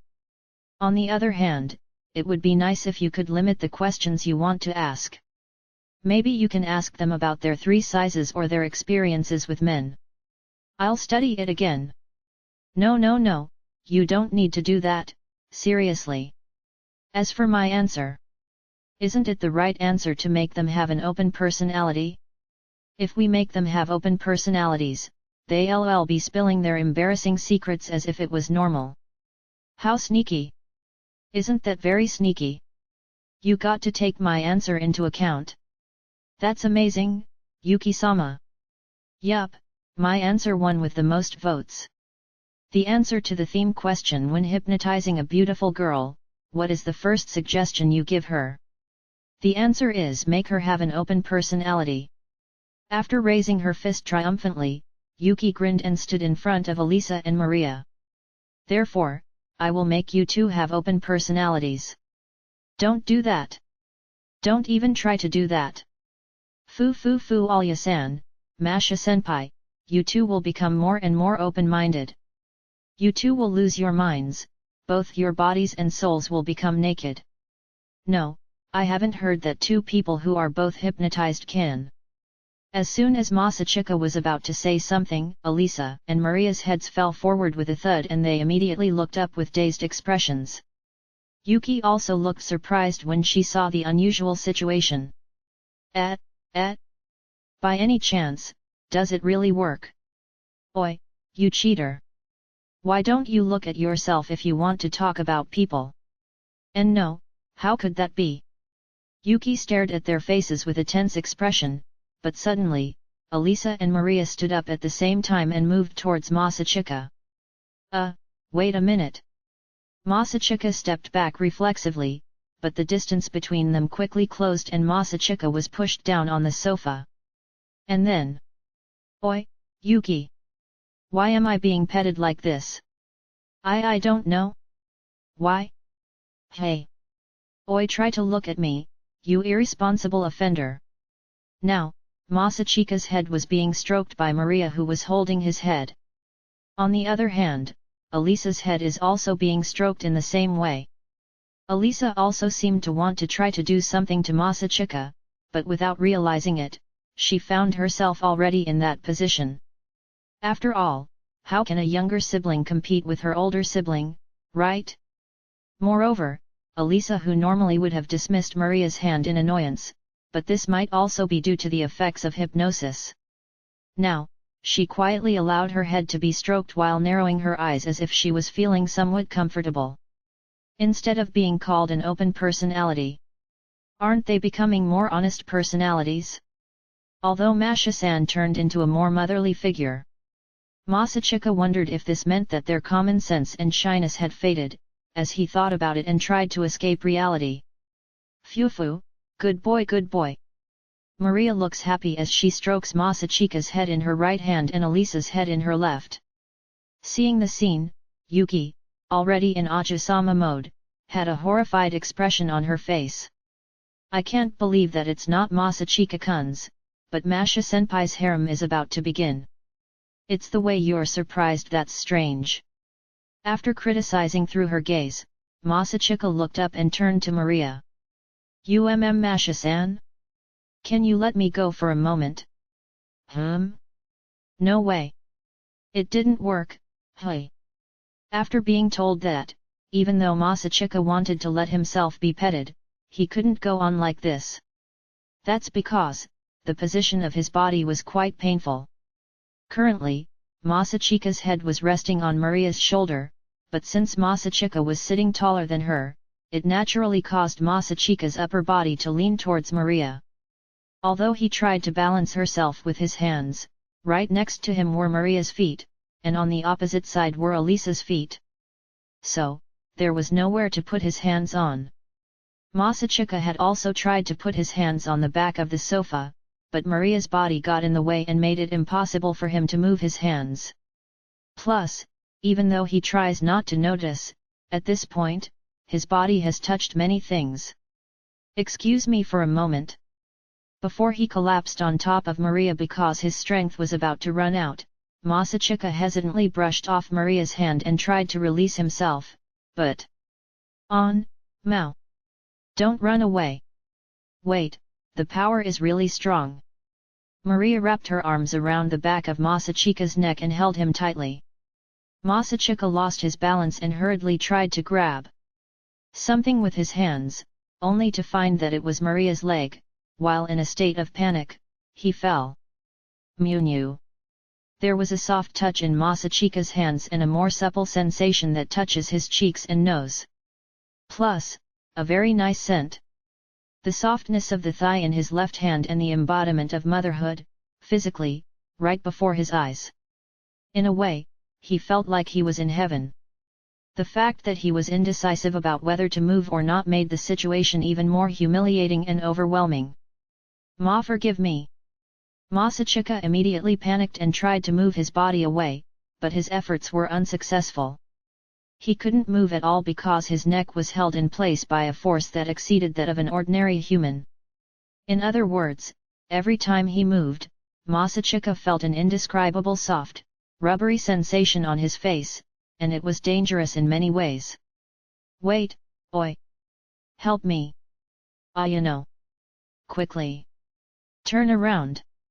Masachika's SOS request overlapped with Yuki's sharp command.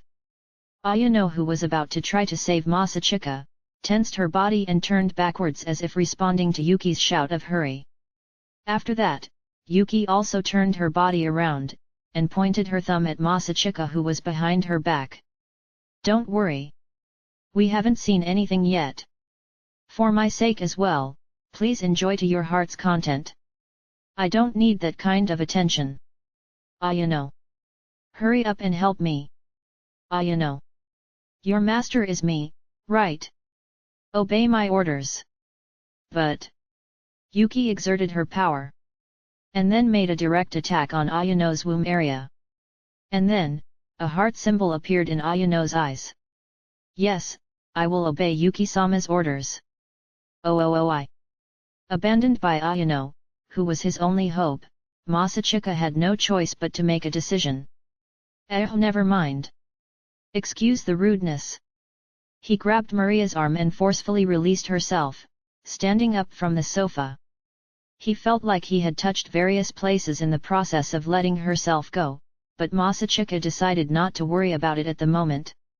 I'm sorry, Masha-san's boyfriend whose face I don't even know, as Masachika apologized to Maria's boyfriend, who had somehow become a handsome blonde hunk. In his heart, a disgruntled Maria began to hug Alisa tightly with both hands. Bummer. However, Alisa pushed Maria away and stood up with a resentful look on his face. And then, he took off her blazer without another thought. Did my face get hot from the close contact? As Masachika vaguely thought so while fanning his face with his hands. He tilted his head and muttered, at the sound of the zipper being pulled down, then turned to Alisa, who was behind him. Ugh! Wait, what are you doing? In front of Masachika, who was at a loss for words. Alisa unhooked her jumper skirt. Naturally, the effect of gravity pulled her skirt down. Smooth white legs and light blue buttons peeked out from the hem of her shirt. Masachika's eyes widened at the sight of this overly voluptuous figure. The look of a businesswoman in the morning who is good at her job but sloppy at home. I totally get it. As soon as Masachika reflexively shouted, he heard a reply from behind him. He turned around and saw the figure of Yuki, who had his back to her, but was still checking the situation with her hand mirror. Oi, didn't you see it clearly? Now is not the time to say that, you know? Behind you, it seems like something troublesome is going on, you know. As soon as he heard the word annoying, Masachika turned around and saw Elisa, who was already untying her ribbon tie, and started unbuttoning her shirt. And next to her, Maria also began to take off her blazer. Wait, why are they both starting to undress?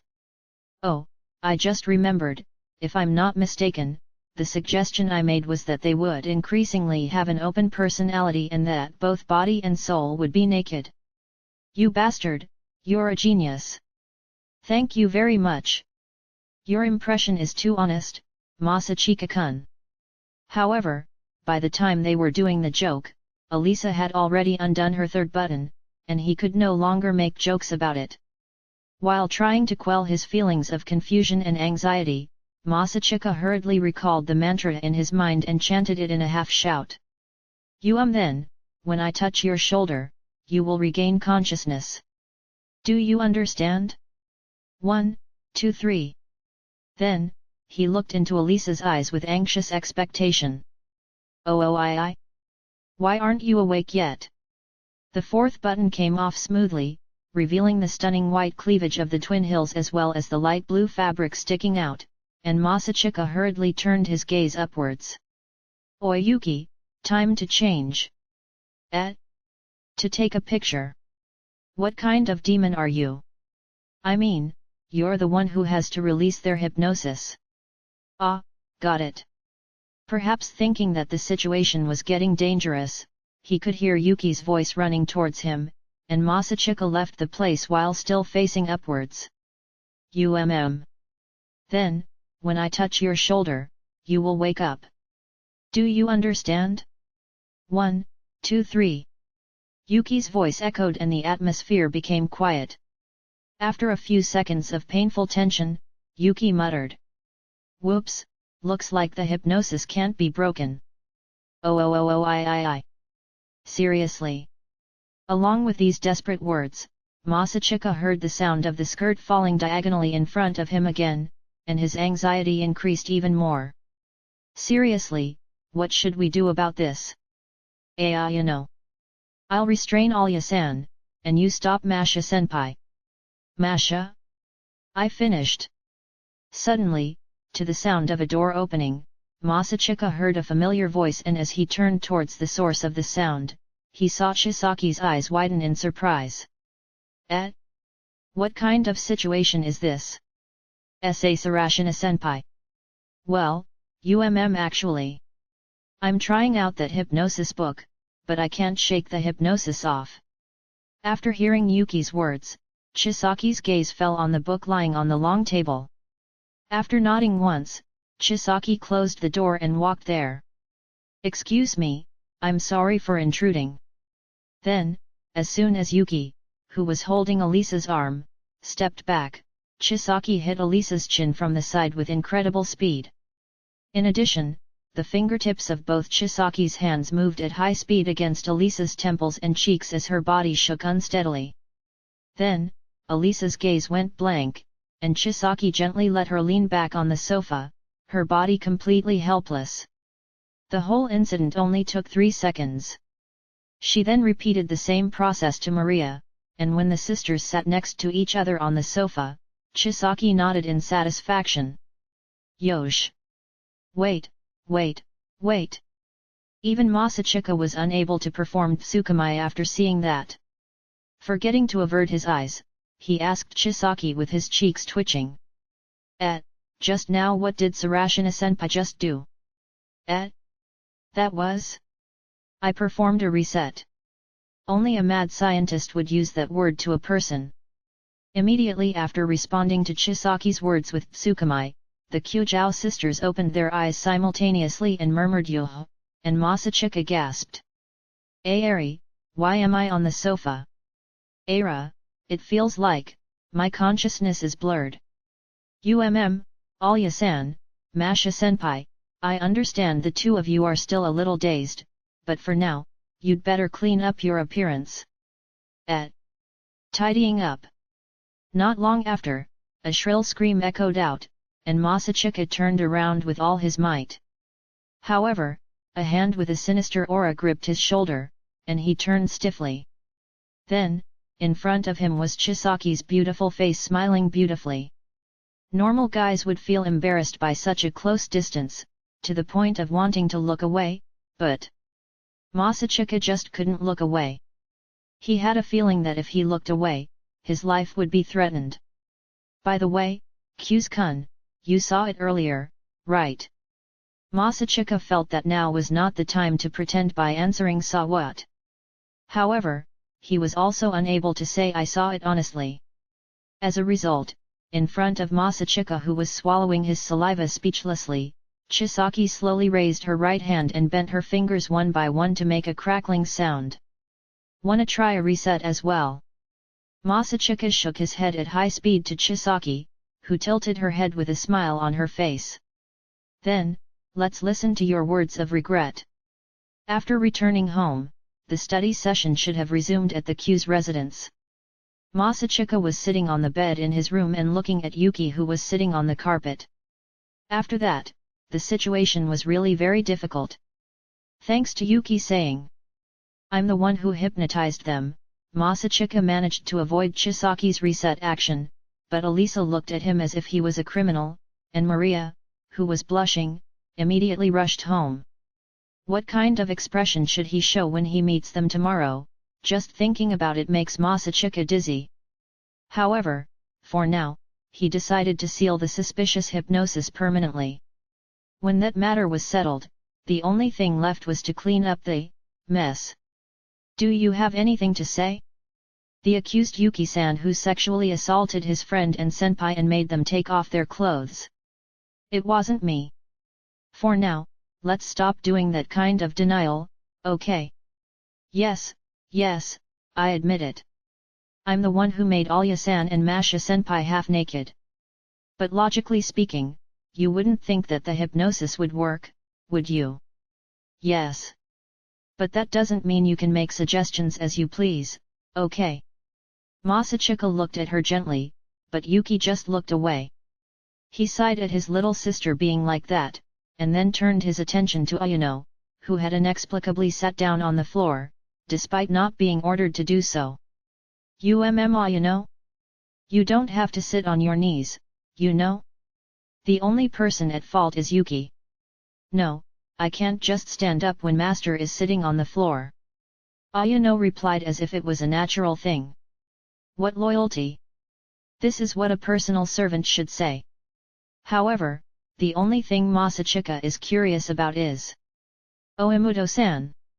What's wrong, Oh Ani-san? Why does this girl look a little happy? Because she's an M. In response to Yuki's quick reply, Masachika looked up at the ceiling of his room and meditated. After looking at the ceiling for about 10 seconds, he slowly leaned forward and held his head. Then he took out his smartphone, started the game app and played the gacha. Wow, I got as a Shikiwarashi character again. He clicked his tongue at the dregs of his gacha results, threw his smartphone onto the pillow, and cleared his throat softly. When he changed his expression and put his elbows on his knees, Masachika directed his gaze at Yuki. So, what do you say? No, what was the point of that brief moment of running away from reality? How can I face this without running away from reality? Masachika held his head as he heard Yuki's calm tsukumai. Yuki gave a cold stare and added another attack to her elder brother, who took a defensive stance with both hands in the face of an unacceptable reality. And your pretend acting took too long too. That's it, sorry. Thank you for waiting without tsukumai halfway through. You're welcome. Masachika gently peered through the gap between his arms and apologized for the painful reminder. He thought Ayano should be allowed to say what kind of joke is this? Haa. Then, I guess it's time to listen to your words of regret. I told you, why are you trying to escape reality? I didn't hear anything. In front of her brother who was trying to pretend to have a flat expression, Yuki asked Ayano who was next to her. Nay, is Ayano an M? Yes, I'm an M. There you have it, Anyu. Stop. Masachika scratched his head again at the statement that the M word came out of Ayano's mouth.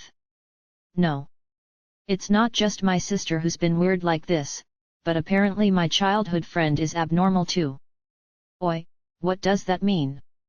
Your words make it sound like I'm abnormal. Do you think you're normal?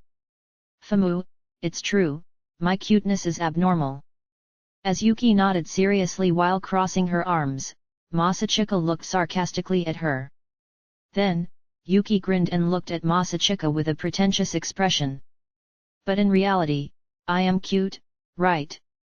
Yuki closed one eye and pressed her index finger on her cheek, an image of a very cute expression. However, Masachika just looked down while frowning. May I answer very seriously? Go ahead, let's say it. When Masachika asked with a serious expression, Yuki also took on a serious expression. Amidst the tense atmosphere as if a serious confession was about to happen, Masachika made a serious statement. To be honest, it's really cute. Thanks. What are you, a koala? In an instant, Yuki dropped her pretense of seriousness, then deftly moved from her kneeling position and jumped onto Masachika, who was sitting on the bed with both arms and legs clinging to her. That figure of hers, as Masachika said, looked like a koala clinging to its mother's body with both arms and legs. However, which one is better? Shut your mouth. Ani-chan Daishuki. Don't suddenly act like a toddler. Aha, there it is. Suddenly feeling satisfied with something, Yuki distanced herself from Masachika and placed her left hand on her waist and her right hand on her chest, as if she just got a good idea. Okay, fine. Then, I will accept the punishment for hypnotizing Alya-san and Masha-senpai. What? Punishment? According to the principle of an eye for an eye, a tooth for a tooth, I will use self-suggestion to act like a toddler as Ani-chan wants, that's the punishment. No, it's true that I answered like that in the student council room earlier, but I didn't seriously want that, no. What is your master saying? I don't know. Commoners like me will never be able to understand it. No, don't say it as if Yuki has deep thoughts. This person is just blabbering. Although it seems so, but it seems like she has other intentions. No, are you the main character's crony who always interprets things positively? The character who would say, Sasuiuki or something like that. Excuse me, what does Sasuiuki mean? It stands for Sasuga Yuki-sama, that's why it's called Sasuiuki. Masachika-sama, it's rude to call her Sasuga. No, I know. In front of Masachika, who was staring at Ayano, Yuki opened her legs wide and lowered her hips. She posed as if she was challenging something. Akuzani-chan. I'll do everything to get rid of my shame. I'll turn back my mental age as fast as I can. Seriously? You have no shame. Of course you have, you bastard. A large amount of energy radiated from Yuki. Her energy was as strong as a warrior raising her aura for the sake of performing precise techniques. Yuki flapped her hands in front of her chest, she roared as she flipped her body upwards, and then stopped in a bent position. Oi, Yuki! I. Ni-sama. Gubahat. Yuki responded as she looked up with eyes that looked pure and innocent, and Masachika bent her body forward while clutching her chest. Yuki rushed over to her anxiously, as Masachika suddenly reacted as if her chest was shot by a gun. Ni-sama, what's wrong? Are you all right? Ugh, stop, scar, my old scar. Wound? It's bad. I'll call a doctor. That's not it. Stop that innocent gaze. Such innocent eyes? Why? When Ni-sama also has the same eyes. No. They may look the same, but my eyes are much uglier. Yuki placed her hands on Masachika's lap as she sat on the bed and tilted her head. With her petite and pretty appearance, she was as adorable as an angel. But for Masachika, whose grief had been tainted, her innocent gaze was painful. "Nii-sama, are you feeling ill?" This way Yuki. "I admit that I was at fault, so can you not go back to the way things were?" "Nii-sama, I don't know what you're talking about. I can't take it anymore." "No.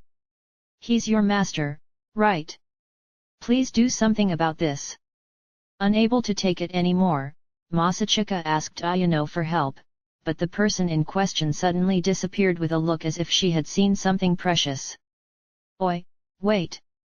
Don't try to blend into the air. Hurry back! Nii-sama. I said, stop that innocent gaze." Yuki, who turned into an angel, and Ayano, who blended into the air. The place was so chaotic that finally, it was impossible to hold a study session that day. 1. The incident in question, the Sakura Daemon incident. 2. For those who don't know what Yamato Nadeshiko is, it's a term to describe the ideal woman in Japan. Chapter 3, I'm actually too lazy to clean up, you know? It was quiet. The living room of an apartment building room was filled with a hushed atmosphere that made it hard to believe that there were 3 high school kids who wanted to play.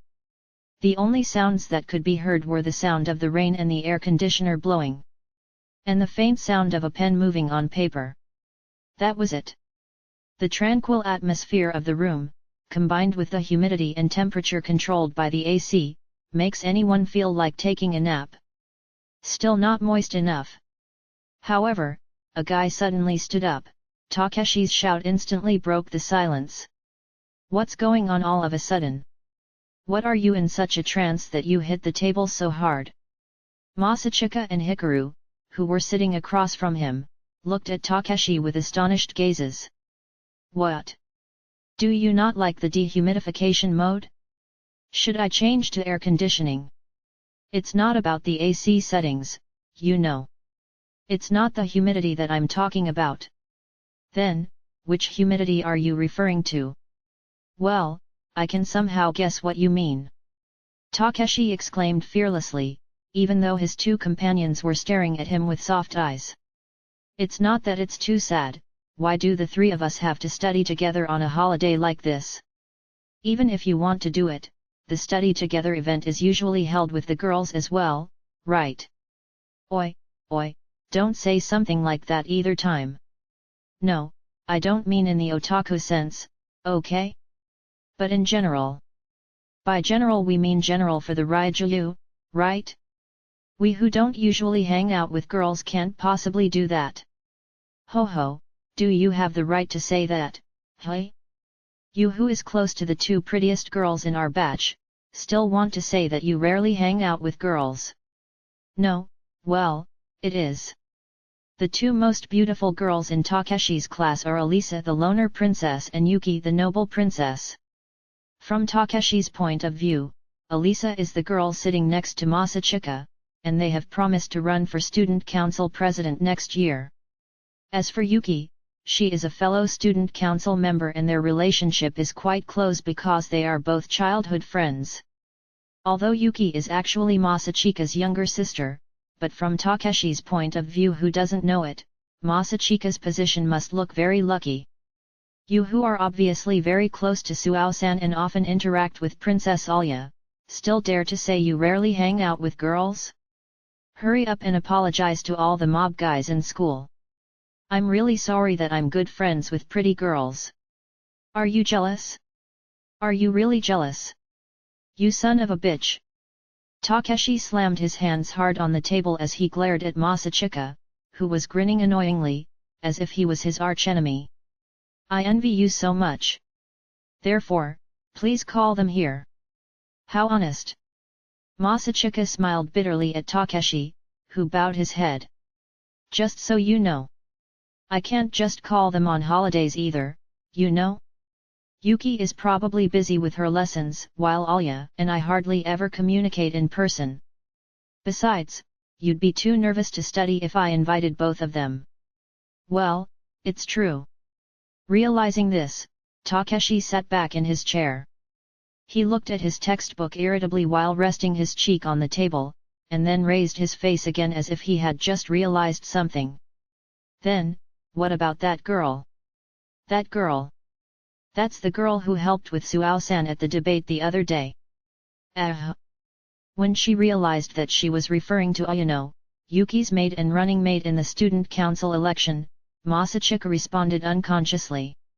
At first glance, she looks inconspicuous, but when I look closely, she has a really cute face. Since I've never seen her before, is it possible that she's a transfer student who just entered high school? Not really. Didn't she come in here a long time ago? Really? Then, is it because she made her high school debut? Not really, she's been like that since middle school. Oi, the way you talk. Don't tell me that you've known that girl since middle school. Well, rather than say from middle school, she and I are childhood friends. Ha! Hearing Masachika's confession, Takeshi leaned forward with a half-exasperated sigh and looked at Masachika from a close distance. You little bugger, what are you trying to do? How many beautiful girls do you have relationships with? Are you really that jealous? Yes, I'm really jealous. Are you satisfied? Hey! Takeshi hit the table hard while making an expression as if biting his handkerchief in annoyance and raising his face. Therefore, why don't you introduce me? No. Why? Would anyone want to introduce their precious childhood friend to a perverted monkey? Who are you calling a perverted monkey? That means you, go buy a mirror to look in. Anyway, if you're interested, why not get to know her in person? No, talking to a girl I met for the first time, wouldn't that make me nervous? You're such an innocent guy. Masachika looked sharply at Takeshi, who was staggering with embarrassment. You can talk to the girls in our class normally, but why do you feel nervous when talking to other girls? No, it's not the same. With talking to classmates, it feels completely different when talking to a girl you don't know in another class. Besides, other than that, I usually only talk to a bunch of girls, and not one-on-one. Is that so? So you have no problem greeting you guys to a group of girls, but can't handle one-on-one conversations. It makes you nervous, doesn't it? I told you, are you really that innocent? Masachika and Hikaru looked half amused and half smiling wryly at Takeshi's unusual attitude of acting pretentious around girls. Gosh, if it weren't for that weird nervous attitude of yours, I'm sure you could get a girlfriend or two. That's right. Oi, what are you guys talking about all of a sudden? As his two familiar friends criticized him, Takeshi scowled and looked a little confused. Come to think of it, you have a cheerful and sociable personality, you're not the type to be easily hated, and your face isn't bad either, well, although sometimes you can't read the atmosphere, anyway. And more importantly, you have a strong desire to have a girlfriend, so I think if you get rid of that weird nervous attitude of yours and become a true carnivorous guy, you can definitely get a girlfriend. That's right. I think having a straightforward and honest personality is a good point of yours too. But yet, you can't read the atmosphere sometimes. I don't feel like being praised. What the heck, if you want to cheer me up properly. Why did you have to add that unnecessary word? You're finished. You know. As they exchanged glances with wry smiles, Takeshi sat with an annoyed look on his face. Then, after a while of muttering, I'm a KY guy anyway Takeshi turned his attention to Masachika. What about Masachika himself? You have high specs, and if you wanted to, you could probably get a girlfriend, right? Me? As for Hikaru, well, I've heard of various incidents before, and can understand if he doesn't want to have a girlfriend. What about you? Don't you think you want to have a girlfriend? Hearing Takeshi's question, Masachika crossed his arms and thought for a moment. I guess I don't really want a girlfriend. Why? Don't tell me that you're seriously only interested in 2D girls. No, that's not the case. Somehow, it just feels too unrealistic that I can have a girlfriend. So what? Although it feels embarrassing to say this, but if it weren't for your lazy and unserious attitude, you would already be a pretty perfect superhuman, you know? As for your looks, although not as handsome as Hikaru, your face is pretty decent. No, the problem of looks depends on each person's taste. Is that so? I think Masachika has an Eichmann face too. You're seriously saying that? But yet, I guess his style isn't bad either. As for the matter of appearance, he seriously thought that it was up to individual taste. That said, Masachika had a lot to say about his face when it came to comparing it to Hikaru's, but he didn't dare protest anything about it because Masachika felt that it was what most people thought. But still, you don't deny the superhuman parts. Well, I realized that I'm quite athletic and intelligent. Masachika could only shrug his shoulders in response to Takeshi's sharp gaze. Masachika was not unaware of his own talent. Although he often used the phrase not bad in front of his friends, he knew that she had far more talent than not bad. His otaku sister Yuki often jokingly called him a cheater with 10 times more experience points, excluding ball games, but Masachika's talent in all fields was so capable that it could not be denied. Thanks to that, the servants in the Suou family often called him a child prodigy in the past. But, that's... after all, it's just a natural talent from birth. It's not something to be proud of. No, I think you can boast about that, you know. Takeshi.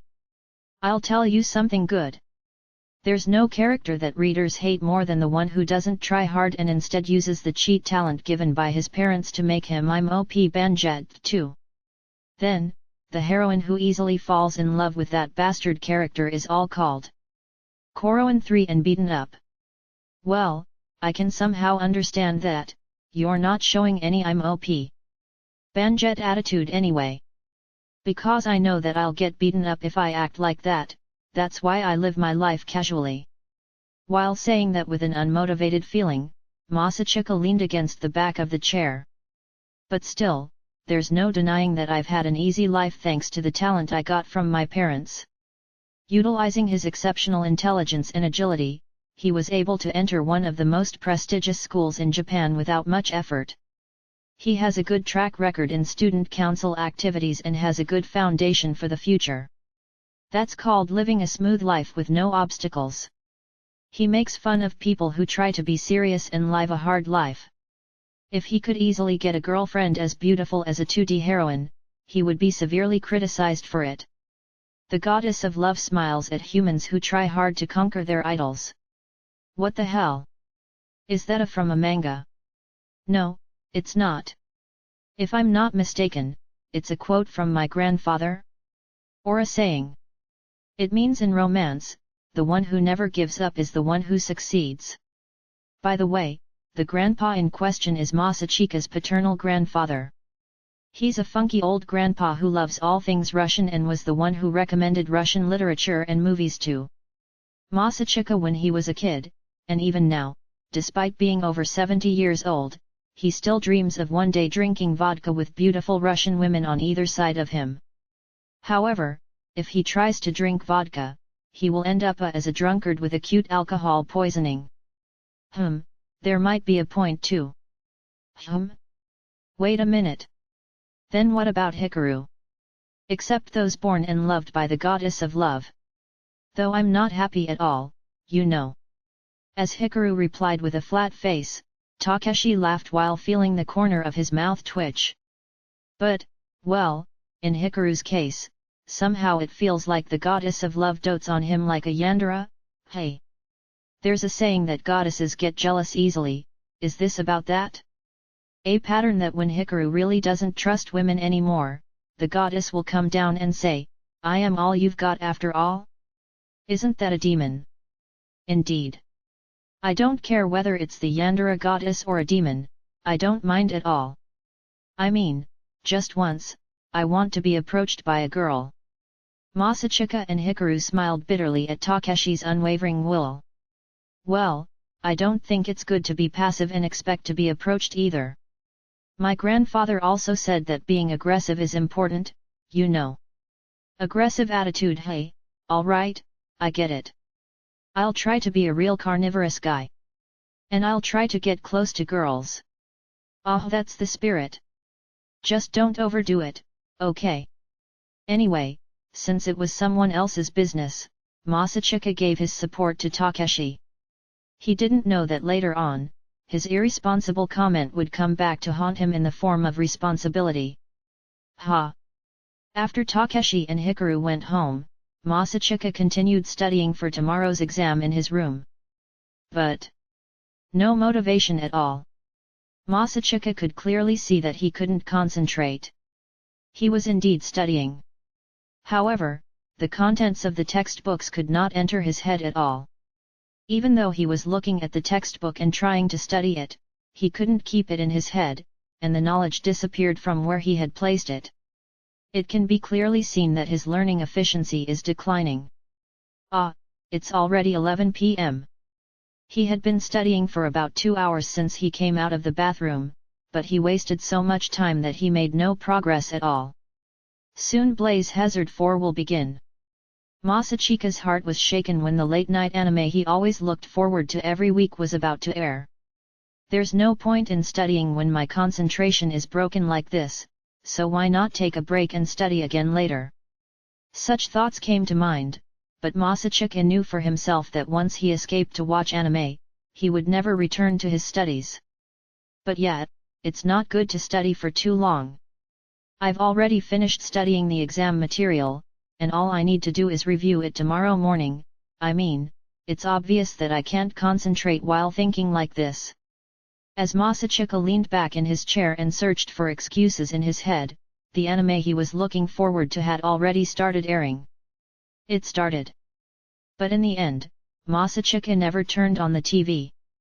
After waiting for about 5 minutes, he turned back to his desk as if he had given up. Ha! Since when did I become such a lazy person? Masachika sighed to himself as he waited for the anime to start and finally stepped out. In the past, he would have worked hard for his mother or that girl. But after several years of inaction, he apparently had forgotten how to work hard. He had a desire to respond to Sayaka and Elisa's determination. There was also a sense of mission that for the sake of both of them, he had to be a student council vice president candidate who did not embarrass anyone. There used to be. At least until a week ago. But even if my grades went up a little, it felt like so what?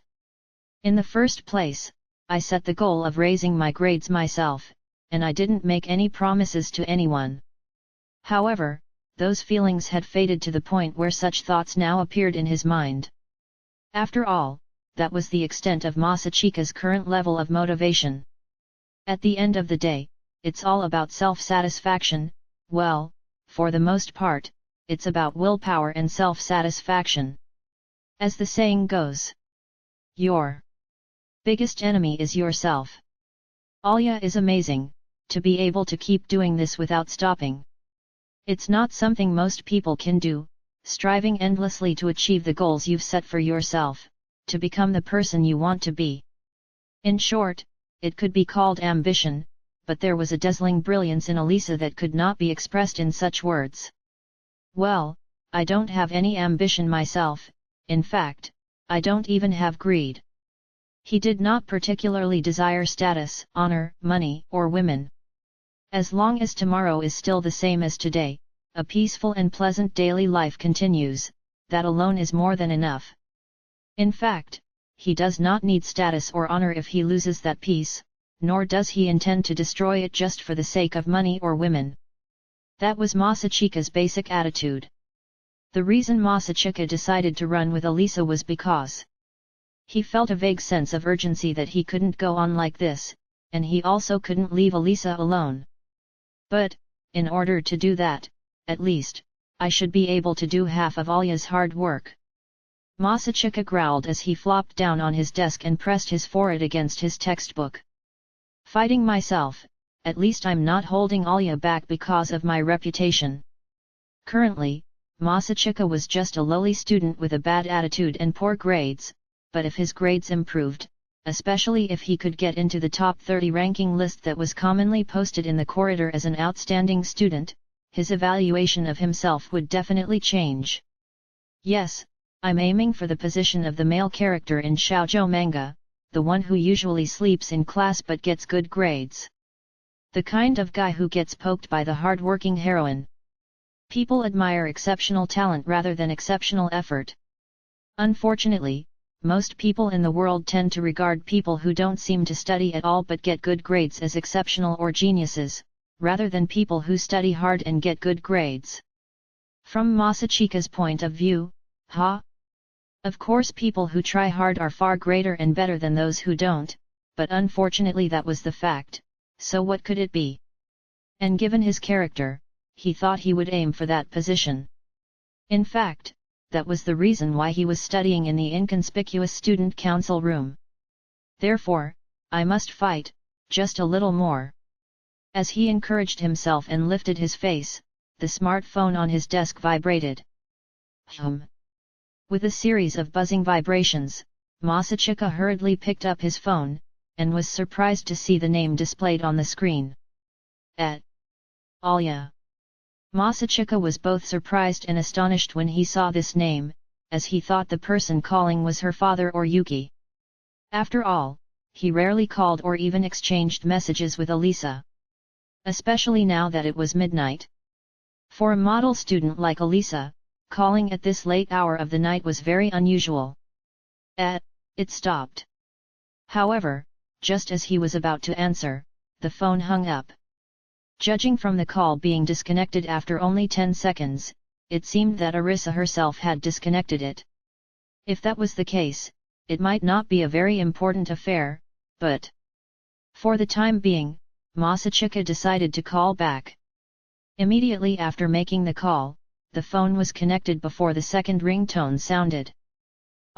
Hello. Good evening, Kyu's-kun. Oh, good evening, what's up?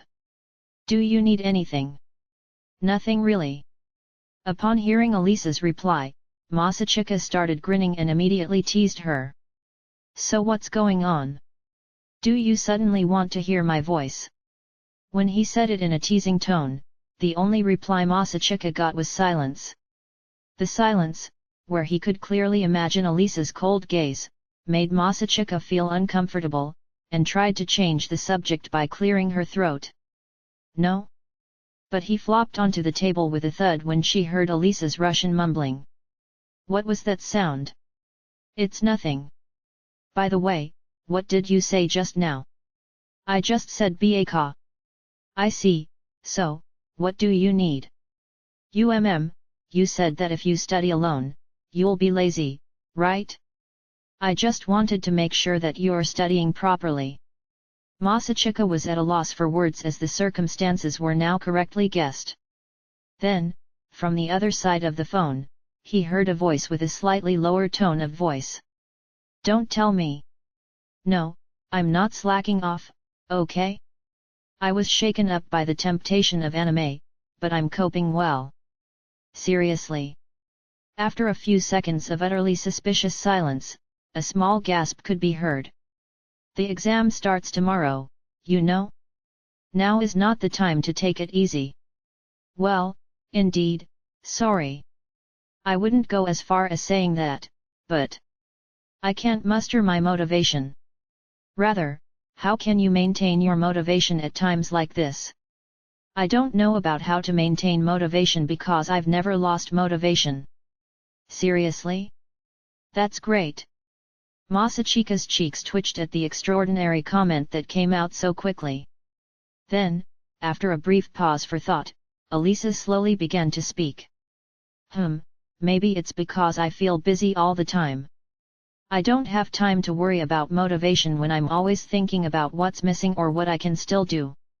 That's really great. You could say, as expected of a perfectionist. Masachika applauded her for continuing to pursue her own goals. At the same time, he felt a little ashamed of herself for thinking, I'll review it tomorrow morning. Then that's it, I feel bad for making you anxious. I'll try to imitate Alya and try a little harder. Thank you for bothering to call me. Just as he was about to hang up, Masachika heard a slightly impatient voice and he pressed his smartphone to his ear. What's wrong? Masachika tilted his head and wondered what was going on, but all he heard was Russian in a painful voice. Not yet. After hearing the whisper, Masachika fell backwards as if his forehead had been shot and collapsed from the chair. The sudden whispering sound entered his ears, numbing him from the ears to the brain in the process. This girl. What is this girl whispering in my ear for? What does she mean by, not yet? No, I think she meant do not hang up yet. But her words are too abstract and make me think of weird things. The soft whisper that made his ears vibrate made Masachika's otaku train of thought go wild. The image of Elisa turning her face away with a shy expression began to appear in his brain, and the whisper he had just heard came back to his mind. Isn't the phrase, not yet, common in kiss scenes? The scene where the girl holds the boy's mouth with her hand as she tries to get close to his face. The scene where they're on their third date, and the time when they're about to go home. After this, the atmosphere between the two of them became a little awkward, and a new character appeared making a mess as if she had been eyeing him. Kyuskun? Then, the new character usually knows the secret past of one of the two people and somehow makes her suspicious. The more light-hearted and familiar the first impression, the less you have to trust it. What are you talking about? Aren't there more evil characters in shoujo manga transfer students compared to transfer students in shounen manga? That's what I'm talking about. I can understand that you haven't been able to concentrate on your studies at all. Yes. When Masachika fell silent due to the awkwardness of his strange delusions, Elisa sighed lightly and then said to change his mood. Yes. Then, if you don't feel motivated, how about we make a bet? A bet? By the way, what is your goal this time? Objective? You mean in the exam? Yes.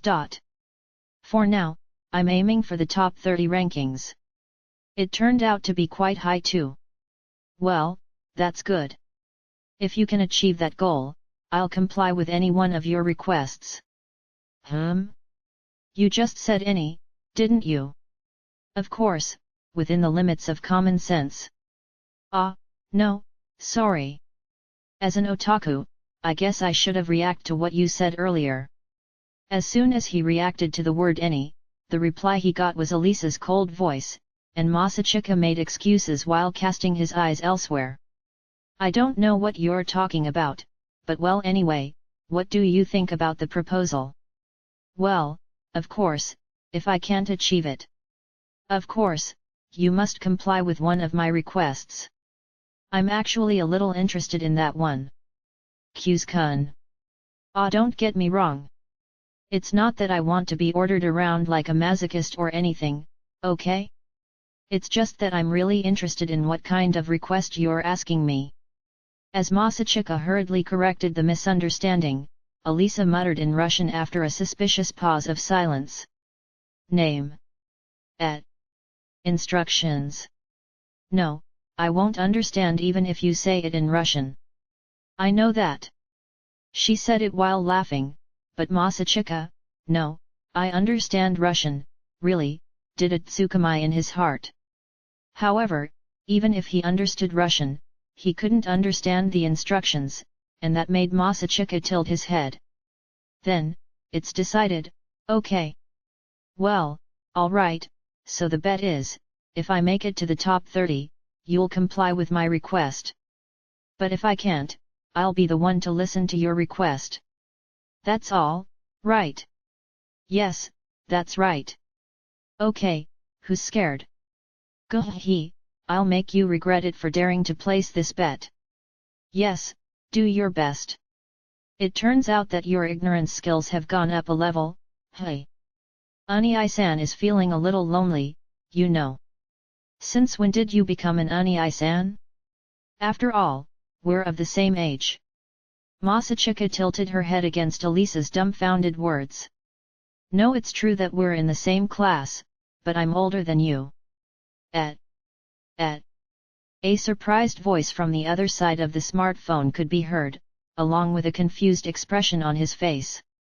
After replying with the same question, Masachika asked just to be sure. Your birthday is the 7th of November, right? Yes, that's right. How did you know? Didn't you talk about it when you first moved in? I think that's where I heard it. Well, it's fine. As for me, my birthday is on April 9. So, I'm already 16 years old, you know. There was an awkward silence. Masachika cleared his throat as if to cover the awkwardness, and decided to end the call. In that case, since it's late at night. Right. Thank you for calling me, Alya. It's nothing. Alright, see you tomorrow. Yes, see you tomorrow. Then, who knows who came first, Masachika hung up the phone and stretched his body. Well, cheers. Renewing his spirit, he turned back to the textbooks. His motivation, which had fallen to its lowest point a few minutes ago, had fully recovered after the phone call with Elisa. Not that he was interested in his bet with Elisa. It was just that Masachika was pleased that his partner had bothered to take the time out of her studies to call him at this late hour to express her concern. He just wanted to respond to it properly. Unfortunately, I didn't expect her to correctly guess that I lacked motivation. He felt both embarrassed and happy that Elisa could know about his situation to that extent. The saying heart to heart naturally came to mind, and Masachika felt his heart flutter. Thank you very much, Alya. He smiled shyly and silently expressed his gratitude to his partner. Masachika began to make the final push. Meanwhile, the partner in question, Elisa. It's fine, everything will be fine. She opened her bedroom door quietly and whispered something to herself. If asked what was going on, originally nothing happened. She was just trying to go to the living room to get a drink of water. The reason why she was so scared, even though she just wanted to get some water, it all started a few hours ago, when she was eating dinner. There are many creatures beyond the limits of human understanding lurking in this world. They cause horrendous metaphysical phenomena. Tonight, let me take you into the world of horror. Eerie images mixed with noise flow along with the eerie BGM. While they were sitting at the dinner table, she happened to turn on the TV, and since it was summer, a special program on ghost sightings started. Maria, who is not a horror fan, hurriedly finished her dinner and returned to her room. But Elisa's competitive nature came back and said, "Oh my, Masha is so scared." Me? I'm fine with that. She ate her dinner leisurely and returned to her room with a nonchalant, "Well, it's no big deal." And, as expected, she felt terrified in the middle of the night. To the point that she couldn't stand in front of the pitch-black corridor. I think there's something over there." The images of the ghostly apparition she had just seen on TV came back to her mind, and Elisa couldn't get out of her room. However, how could Elisa dare to call other family members so pathetically at this time? Feeling depressed, Elisa called Masachika at an inopportune moment to ease her fears. As for studying for exams, that was just an excuse she made up on the spot. It's not like someone is feeling coy because they think it's heart to heart, but in reality, it's not like that at all. After all, that's how the world works. Fine, okay, Yosh. Bracing herself, Elisa clutched the smartphone she had just used to call Masachika to her chest like a talisman and began to walk on tiptoe into the dark hallway. Without seeing the darkness around her, Elisa just looked straight ahead and ran into the living room. She then gulped down a glass of water at the sink, and quickly returned to her own room. Phew! After returning to the brightly lit room, Elisa let out a long sigh of relief. As soon as her fear had disappeared, a sense of dissatisfaction arose in her. If you ask her what made her so, it was because Masachika had just told Elisa about when his birthday was. What the heck? If only he had told me, I could have at least congratulated him. If Masachika was here, he would have replied, "No, if I tell you when my birthday is, it feels like a let's celebrate. Give me a present type of thing." However, what can be done? Because this is a form of cultural differences and customs. In Japan, birthdays are generally celebrated by close friends and family, while in Russia, where Elisa was born, it's very different. In Russia, the birthday person usually throws their own birthday party and invites family and friends to celebrate. You could say it's like, "Today is my birthday. Eat and drink as much as you want," that's how it's usually done. In other words, in Elisa's mind, he didn't tell me his birthday equals I wasn't invited to his birthday party equals that's all he thinks about me. He himself said that we were friends. Although she said that, even Elisa herself did not invite Masachika to her birthday last year. But that was that. No, to be honest, Elisa had wanted to invite him, but, if she only invited Masachika, her family would tease her, and she didn't have any other friends to invite, so Elisa decided against it. She didn't cry at all. It wasn't that she felt sad when compared to Maria's festive and lively birthday party. Not at all. It wasn't surprising that Maria's birthday was more festive since it was on Christmas Eve. Elisa didn't console herself that that was the difference in Maria's birthday party. Not at all. HMMPH, I don't care anymore. Elisa grumbled and threw herself onto the bed to vent her frustration. She hugged the pillow tightly to her chest and buried her face. Then, after relaxing herself, her lips pouted and muttered, "Kyuskun no baka." The word ky stands for kyoki yamina, or when translated, it means can't read the atmosphere, or a person who is insensitive to the atmosphere around them. 2 in the raw, it's T or T. The word T is a slang word to describe a person or character that is too strong/OOP. 3 Koroin is a combination of 2 words Koroi plus heroine. It means easy heroine or easy girl. 4 can't find the right word for the word, maybe it's an abbreviation of the 2-syllable name. My guess is between Blaze Hazard or Blade Hazard. I hate katakana, sad face. Chapter 4, so this is what's called a cultural difference? Hey! Finally finished. After a week of exams, Masachika's sense of accomplishment made him grow by leaps and bounds. As he looked around the classroom, he could see students here and there enjoying the feeling of freedom and discussing their plans for after school, even though they still had homeroom hours. As for Masachika, he had no plans to play with his friends today as he was going to watch all the anime he had recorded during the exam period. He did not have any plans, but there was one thing he was curious about. Good job on the exam, Alya. Yes, Kyuskun too. It's just his feelings, but Masachika felt that Elisa's attitude was somehow a bit distant. Masachika felt this uneasy feeling since Monday, but he ignored it because he had to concentrate on his exams, and there was also a possibility that it was just his imagination.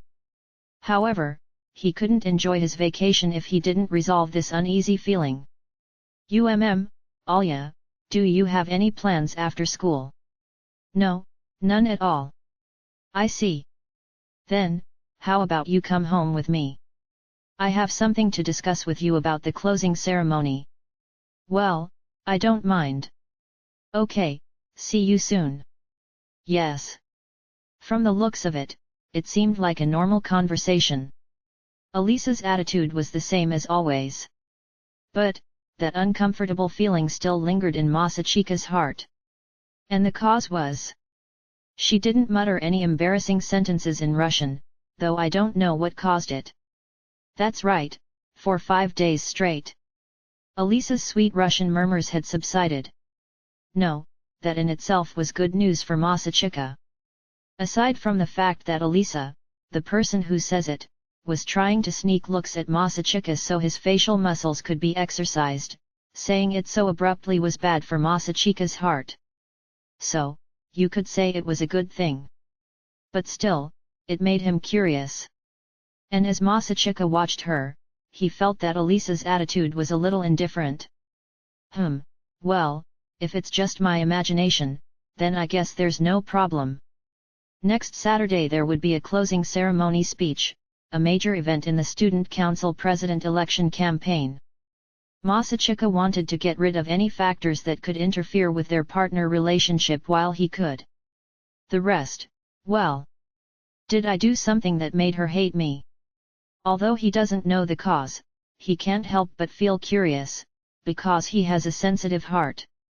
After homeroom was over, Masachika and Elisa left the classroom together as promised. As they walked side by side, they could feel that they were attracting more attention than before. From the start, Elisa's beautiful, angelic face had attracted a lot of attention, but now the students' gazes were also directed at Masachika. Apparently, after last week's debate, the two of them were recognized by many students as the candidate pair for Student Council President. So? You said you wanted to discuss something about the speech in the closing ceremony. Ah, that's right. As usual, Elisa spoke to her calmly as if nothing strange had happened. While on the other hand, Masachika hesitated for a moment and then asked directly. But before that? Alya. Did something happen? What do you mean? I've been wondering. Since Monday, haven't you been acting a little different than usual? At Masachika's question, Elisa paused for a moment and then looked at Masachika with a surprised expression. From that reaction of yours, as I expected, there must be something going on, hey. When Masachika said that with a wry smile, Elisa suddenly turned forward and resumed her steps. Then, she put on a feigned indifferent expression and said. It's just your imagination. No, it's useless to cover it up, you know. Masachika continued to stare ahead and spoke to Elisa, who was still being stubborn, without looking at her. Did I do something to make you angry? If that's the case, I want you to tell me. I don't want to say it. I see. I tried to hide it as best I could. I'll aim to get back to normal at the beginning of the week. Is that not enough? After sighing lightly, Elisa said that while looking up at him. The slightly anxious childish expression on her face was so adorable that it made Masachika want to stroke her head and say, no, that's not enough. But he dismissed that wish and shook his head with a serious expression. Even if you say so. But it's been 5 days in a row, you know? If you think that you can return to normal anyway, it's fine. Does my face make it obvious? Well, there you have it. I see, even though I didn't mean to show it. Well, although it wasn't exactly demonstrated clearly. However, she wasn't mumbling sweet things in Russian either. Nevertheless, the individual himself didn't pay attention. Well, you didn't show it, and I think you're right about that. But I was able to notice it. Hey, As Masachika said that over his shoulder, Elisa raised her eyebrows slightly and played with her hair. In other words, do you really care about me? Even if it's during the exam period? Masachika replied with a flat face to Elisa's somewhat provocative words. Of course I care. Because you are my most precious partner. Because you are my most precious partner. Masachika's words kept ringing in Elisa's head. Elisa played with the ends of her hair faster and faster. It looked like the ends of her hair would turn into curls if she kept it up. However, Elisa's expression turned grim as she suddenly stopped her finger movements. So then why? When Masachika tilted his head, Elisa quietly turned her face away. Masachika changed his shoes, wondering what to do with this very obvious frown. They began to walk side by side towards the main gate. After a while, Elisa finally muttered. Birthday? Hey! Why didn't you invite me to your birthday party? Elisa looked away and said resentfully. But... Masachika himself was confused. Birthday party? What are you talking about? I mean. Alya turned around and raised her eyebrows in annoyance, as if thinking that Masachika was pretending. But after seeing the expression on his face, it seemed that Masachika really didn't understand what Alya meant. Birthday party? You mean my birthday? Yes. No, there's no way I could have, but, where did you get that information? How could you hide it? No, seriously. I'm not in elementary school anymore anyway, so how could I possibly have a birthday party or something? There, Alya finally noticed that something was wrong and tilted her head with raised eyebrows.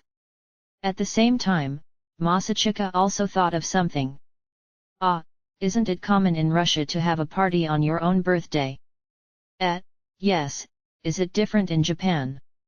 Well, in Japan, only elementary school students do it. No, in this school, it seems that there are still people who do it. It seems like there are some people who hold home parties. Well, let's leave that aside. At least I haven't had one since elementary school, you know. So, that's it. I mean, I had a chance to realize that, somehow, I'm sorry. Why are you apologizing instead? No, It's over. After all, I didn't have any friends to invite to the party in the first place. Masachika did not continue his words and fell silent. However, he quickly grinned and looked at Alya meaningfully. But unexpectedly, hey. What? It's nothing really? But I'm very curious, do you really want to celebrate my birthday? Hey. Alya turned her face away again with a blushing expression. But a moment later, Masachika could clearly see her flushed white cheeks. In Russia, not telling your birthday is a way of saying, I won't be friends with you this year. What the hell? It's nothing, really? Well, I guess I'll just take it for granted. You bum. Alya really looked very upset, but Masachika decided to stop teasing her and try to bring her mood back. In that case, even though it has been 3 months, how about we celebrate? I want to get closer to you this year too. Since it's Monday next week, we still have class in the morning, how about we go somewhere for lunch together? And while we're there, we can talk about the closing ceremony speech. Or maybe, in Russia, there's a custom that you can't celebrate past birthdays. When asked by Masachika, Alya tilted her head slightly and then shook her head. No, it's not good to celebrate early, but if it's too late, it's still okay. Okay, that's decided. Then, at the beginning of the week. I'll be having my belated birthday party, so please feel free to come. What the hell is that? Alya smiled faintly at Masachika, who invited her with an overly serious expression. Seeing her expression, Masachika was relieved that she was in a slightly better mood. However, seeing Masachika's relieved expression, Alya raised her eyebrows again. She must have noticed that after being teased, she was now being entertained like a child. While glancing sharply at Masachika's face, Alya made a sullen face. As they reached the crossroads, Masachika turned to Alya. Then, on Monday, we'll meet again around here. At that moment, Alya quickly looked around, and Masachika tilted his head. As he was curious and tried to look around, his danger instinct buzzed strongly when he saw Alya turn to face him and grin. Emergency, something's coming. Masachika took a step back reflexively, but Alya closed the distance faster than him. In an instant, they were so close that they could almost feel each other's breath. Alya then placed her hand on Masachika's stiff shoulder and their cheeks pressed together. She then whispered something in Masachika's ear. I am really looking forward to it. After saying that, Alya quickly moved her body away and looked at Masachika with a sharp gaze as she said. Yes, with this we have made up. See you again. Why yes, see you later. After saying that, Alya immediately turned around and quickly ran away. Masachika was stunned at the sight of her back.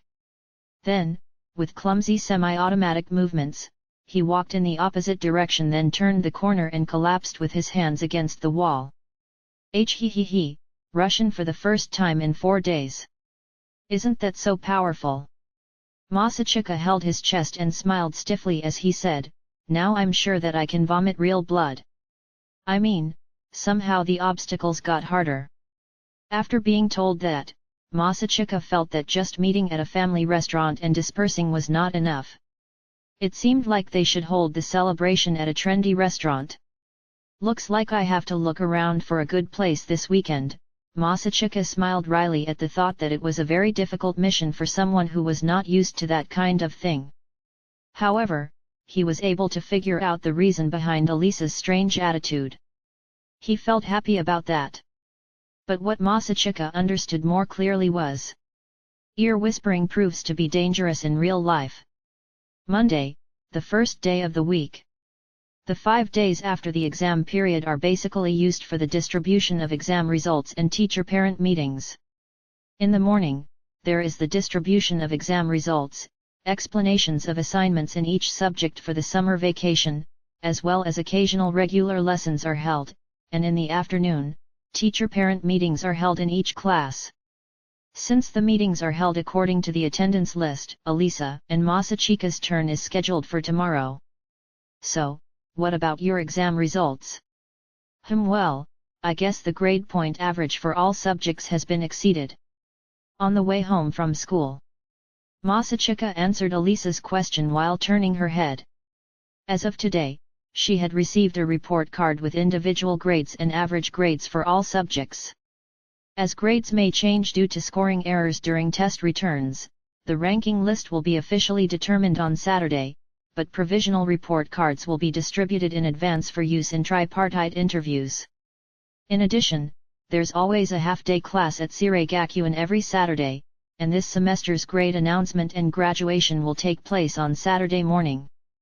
Well, I don't know if the ranking is on point or not, but I'm sure that my score is much better than last time. I see, you've fought hard. That's great, isn't it? Yes, that's great. It turns out that you have gradually understood how to handle me. Masachika looked at Elisa with a surprised look. But Elisa simply ignored him. Sob, Alya-chan is getting more and more ignorant. If you think you are imitating Masha, you really need to stop, it's disgusting, you know. Ready? Told with eyes that didn't smile at all, even Masachika had to stop with his jokes. Then, he averted his gaze and blatantly changed the subject. Strolling in the middle of the day feels pretty hot, especially because the sun is quite hot today. While saying that, Masachika grabbed the chest of his uniform and fanned it while staring at his own clothes with a frown. Moreover, this uniform makes it even hotter, you know. Why is it that in this modern era, summer uniforms still have long sleeves? I knew this wasn't normal, hey. Of course. Most other schools wear short sleeves for summer uniforms, and even office workers are more comfortable in short sleeves. Fortunately, the fabric is thinner than the winter uniform, but the long sleeves are still sultry. Then, why does their school still enforce long-sleeved uniforms in this day and age? Just like student bags, this uniform rule is also part of tradition. The uniform of Shiregakuin is quite famous, and just wearing it attracts people's attention with there's a student of Shiregakuin. In other words, the uniform itself is a famous brand, and wearing the uniform is a matter of pride for Shiregakuin students. But at the same time, the awareness of always being in the spotlight would lead the students to behave appropriately like students from Shiregakuin. But, Masachika himself had another opinion, which was, but there's a global warming issue right now. I'm sure it would be cooler if I could take off this blazer. But isn't the chairman trying to change the rules? If I remember correctly, that was one of his promises during the election campaign. But it seems quite difficult. Even if it can be realized, maybe it will start next year. Currently, Tuya, who seems to have similar ideas to Masachika, is trying to change the uniform rules, but it seems to be quite difficult.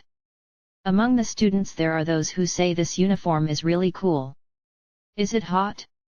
You have to endure it to look fashionable. In addition, the opposition from the Alumni Association led by the former Student Council President and Vice President of the previous batch is still quite strong. Regarding this, Masachika thought, no, isn't this bullying the Kaurhei, telling us we have to endure it, because you've suffered the same, and suspected the possibility. Well, I really wish the chairman could make it happen, as an ordinary student who doesn't have a car pickup service. Isn't that just because you want to see girls in almost transparent uniforms? You mean the more transparent the uniform, the better the view? You do understand well. No, I didn't think about that kind of thing, okay? Well, from an otaku point of view, the uniform change event is quite an important event, but since I've been going to school here for a long time, so I'm not sure. Elisa looked at Masachika, who was making excuses with a cold gaze, but she suddenly smiled provocatively, then combed her hair and turned her gaze to Masachika. Aira, don't you want to see it? My appearance in the short-sleeved uniform. If you ask me if I want to see it or not, I can say that I'm quite interested. Phew, is that so?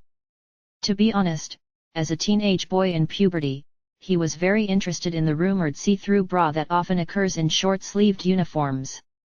But that's just my imagination. If there's a girl sitting in the seat in front of me, if I'm told to look at the back of Hikaru's transparent uniform, I don't feel happy at all. Did you just think of something strange? Not really. But, if the chairwoman wears a short-sleeved uniform, it looks like it would be very hot and uncomfortable. That's, well, really. Elisa's satisfied expression turned into a frown, but when she heard Masachika's words with an unconcerned expression, she involuntarily nodded her head. It was a terrible rumor for Tuya. Besides the chairman, Sarashina-senpai is also quite outstanding, just take her arms and shoulders for example. That person is usually inconspicuous, but she has the body of an athlete. Ah, that's right. After nodding again, Elisa glanced at Masachika from top to bottom of her body and smiled mockingly. Compared to that, you look flimsy and not strong. Why are you suddenly teasing me? I still have a lot of muscles, you know. Don't look down on indoor-type people, okay? Do you want me to show off my sexy macho body? Masachika then unexpectedly had a vision of himself. He opened the front of his short-sleeved shirt as he lay on the beach bed, displaying his chest and stomach muscles. Masachika subconsciously covered his mouth to hold back his nausea as he imagined that. What's wrong? It's nothing. When I picture it myself, I start to feel disgusted. The reason why a masculine body is seductive is because in the end, you must have a handsome face. Masachika said so while pushing away the strange narcissistic image in her mind. Then, after Elisa looked up slightly, she then muttered what she imagined while playing with her hair. It's not disgusting at all. What did you say? I said, don't make me imagine strange things. That's right, you shouldn't answer honestly either, really. Didn't you ask yourself? Elisa snorted and brushed her hair. After giving her a quick glance, Masachika looked off into the distance. Actually, from Alya's perspective, what do I look like? After all, you look pretty good anyway. Good at. Seriously, what do I look like in her eyes? Masachika tried hard to keep his mouth from twitching from the ticklish sensation in his chest. However, fortunately, their destination was near at the right time, so Masachika turned his attention there. They entered a large clothing store for young people near the station. Why did they come to the clothing store before eating? The answer was simple, it was to change. Masachika felt there was no harm in staying in their uniforms, but Elisa said I think going out to eat during the day while still in uniform is against school rules, you know, so she decided to change before eating. But that didn't mean they would buy clothes and change here. When Masachika first heard about it, they really thought of a unique idea and was impressed with the idea, but this shop has a changing room that is open only to students of Sirei-Gakuen. Even students from Sirei-Gakuen, especially boys and girls of their age, would want to play around with their friends after school. However, playing around while still in uniform is prohibited by school rules, so they can't go to karaoke or game centers in their school uniforms, let alone to family restaurants. Due to the uniform's popularity, it's possible that some people will report it to the school's administration, and if that happens, discipline will be administered. If that were the case, they would have to find a place to change out of their uniforms and into casual clothing, but several students at Sirei-Gakuen, a rich neighborhood school, felt uncomfortable changing in a public restroom. Therefore, those students can change at this store's changing room. For clothing stores that cater to young people, rich students who pay extravagantly are highly sought-after customers. If they could get Sirei-Gakuen students to come to them just by renting out changing rooms, they would rent out as many changing rooms as they wanted. Although, I think this is a bit of an exaggeration, at the back of the store, Masachika smiled wryly at the rows of changing rooms, which seemed to number more than 20. He wondered what kind of visitor group the shop was expecting. No, Masachika guessed that they wouldn't want to miss the students of Sirei-Gakuen even if they had to go through all this. In that case, I'll change my clothes here. Oh, okay. Impressed by the store manager's business spirit, Masachika entered the dressing room some distance away from Elisa and quickly took off his uniform. Ah, it's really hot. Feeling liberated, Masachika quickly wiped off the sweat with a towel and took out his casual clothes from the small bag usually used to store sports uniforms and replaced them with it. Then, he placed his uniform into the small bag and threw it into the large echo bag along with his student bag. With this, the transformation was complete. Ah, so cool! After waiting for a while feeling the pleasure of short sleeves and air conditioning, Elisa finally came out of the changing room. Sorry for keeping you waiting. Oh. When Elisa came out, she was wearing the crisp white one-piece dress she had tried on while shopping a while ago. Masachika wondered if she had intended to wear that outfit this time. But anyway, as a man, he had to compliment her on her appearance. As expected, that outfit suits you perfectly. Phew, really? Thank you. Elisa combed her hair in satisfaction at Masachika's praise. She even took the trouble to change her shoes into light blue sandals to match her outfit, which strangely showed that she was serious. Masachika wondered if it was just her imagination that Elisa was looking forward to this so much. Then, how about we go now? Yes, let's go. Masachika and Elisa walked out, and expressed their gratitude to the store employees. I don't know why. Isn't the atmosphere very much like a date? Come to think of it, Masachika felt that this was the first time she had walked around with Elisa in casual clothes, especially in broad daylight. Wow, that's great, people are turning around to see it. It was an amazing sight to see all the passers-by, both men and women, staring at Elisa as if their souls had been sucked out. Yuki also made others stare at her as she passed by, but there were not many who dared to look at her so blatantly. Well, I guess it's only natural that you stand out so much. Her silver hair glistened in the summer sun and her fair skin was so dazzling that it made one think that every strand of her hair was gathering light. That factor alone was enough to attract attention, but when you add in her beautiful face and fashionable style, it's no surprise that she made people unable to look away. What? No.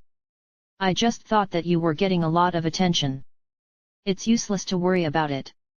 This is the fate of beautiful girls. Although Elisa said it nonchalantly, Masachika couldn't deny it because it was a fact. If you looked at the people around them, the stares directed at her proved that fact. Since I'm here today, there's no problem, but, if you're alone, wouldn't you be seduced a lot? Well, it's true. I often get approached by guys on my days off. Ah, I knew it. What do you do when that happens? I'll keep nagging them in Russian until the other side gives up. So that's it. From Masachika's point of view, Elisa's face was slightly different from a real Russian. There were some Japanese elements in places, but even so, a normal person would probably instantly recoil if someone spoke Russian with this appearance. No, but thank goodness. I thought she would fight back with her poisonous tongue and get violent. You must be thinking of something rude, right? Not really? I'm just relieved that Alya wasn't approached by a bad person. As Masachika said that casually, Elisa raised one eyebrow and smiled provocatively. Ara, are you perhaps a bit possessive? You're acting like you've become my boyfriend. I'm sorry. Since I'm on a date, I wanted to act a bit like a boyfriend. I see, a date, yeah, right. But Masachika replied skillfully, and Elisa's expression instantly turned surprised. After blinking her eyes, she shyly shrugged her shoulders and started twirling her hair restlessly. Elisa then glanced at Masachika and muttered. First time? Yes, that's right. Is this your first time dating me? A super attack with a limited number of attacks hit her. Masachika reduced the impact of the ultimate technique sentence that a girl can only use a few times in her life, first time, by using his signature ultimate technique interpretation at will. Here's the explanation. If the ultimate technique pretend to be deaf, with its signature phrase at, what did you just say, is a passive type ultimate technique, then the ultimate technique any interpretation is an ultimate defense technique with its signature phrase oh, so that's what it means. How could a girl as beautiful as her experience a date for the first time? Masachika desperately told himself that to ease his mind. He didn't have the courage to take on such an arduous task as a first date with such a perfect girl. If you want to call him a coward, call him whatever you want. Anyways, I really didn't mean it when I said date earlier, really? It was just a figure of speech or a metaphor. But don't tell me that Alya took it seriously. Masachika stared in terror at Elisa, but as soon as their eyes connected, Elisa glanced away from Masachika. Then, with her eyes still turned away, Elisa spoke something in a buzzing voice. Then, do you want to try, holding hands? Masachika stared into the distance as Elisa acted agitated with her cheeks slightly red.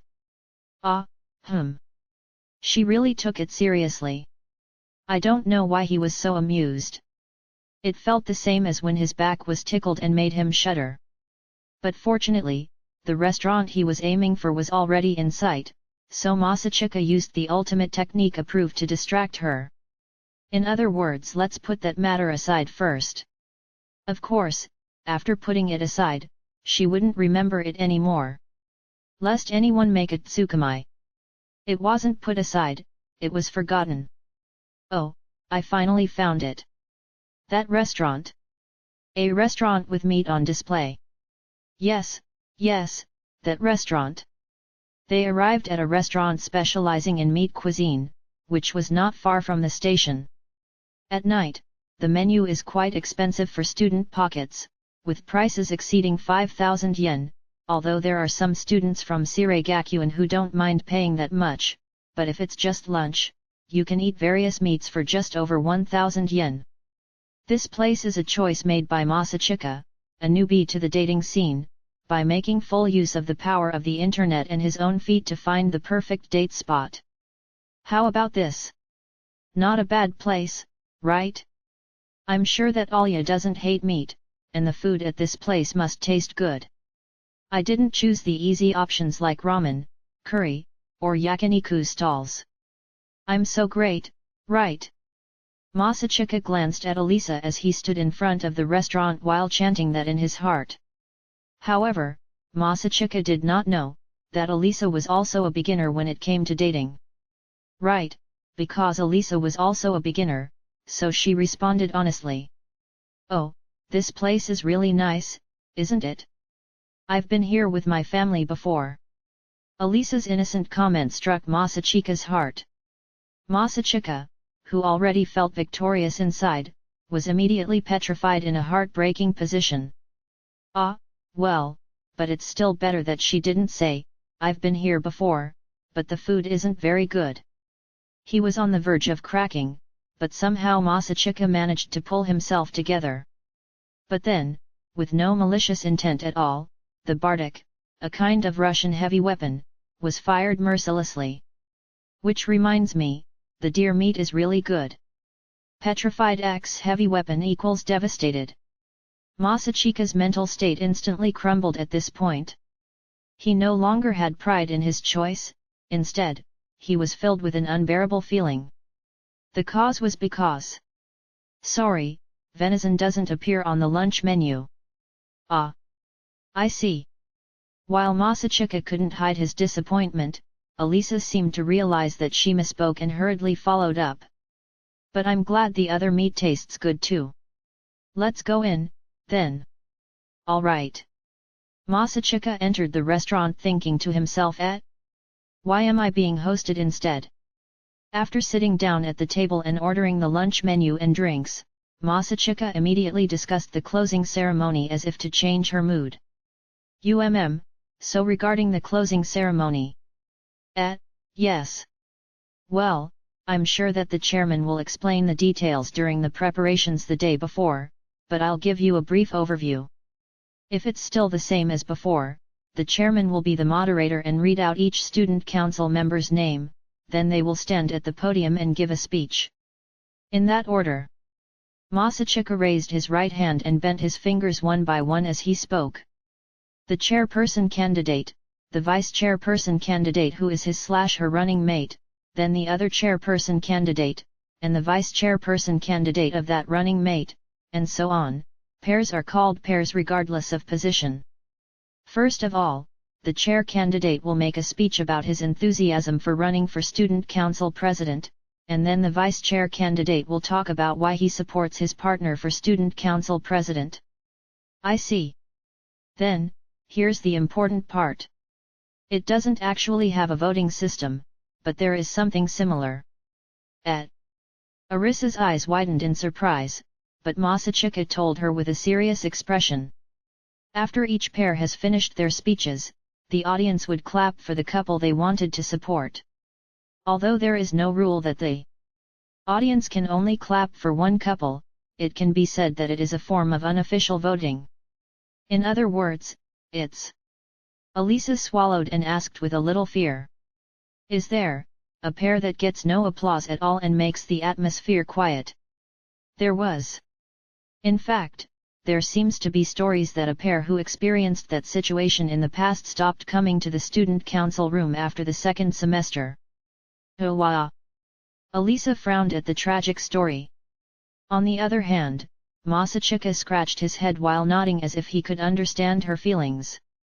That's the drawback of being a student council member who has such mentally taxing events. Especially if there is a very strong candidate like this year. I think one way to challenge that candidate in the election campaign is to not be a student council member, although it's too late now, anyway. Masachika shook his head and returned to the main topic, perhaps realizing that there was no point in talking about it now. Sorry, I went a little off topic.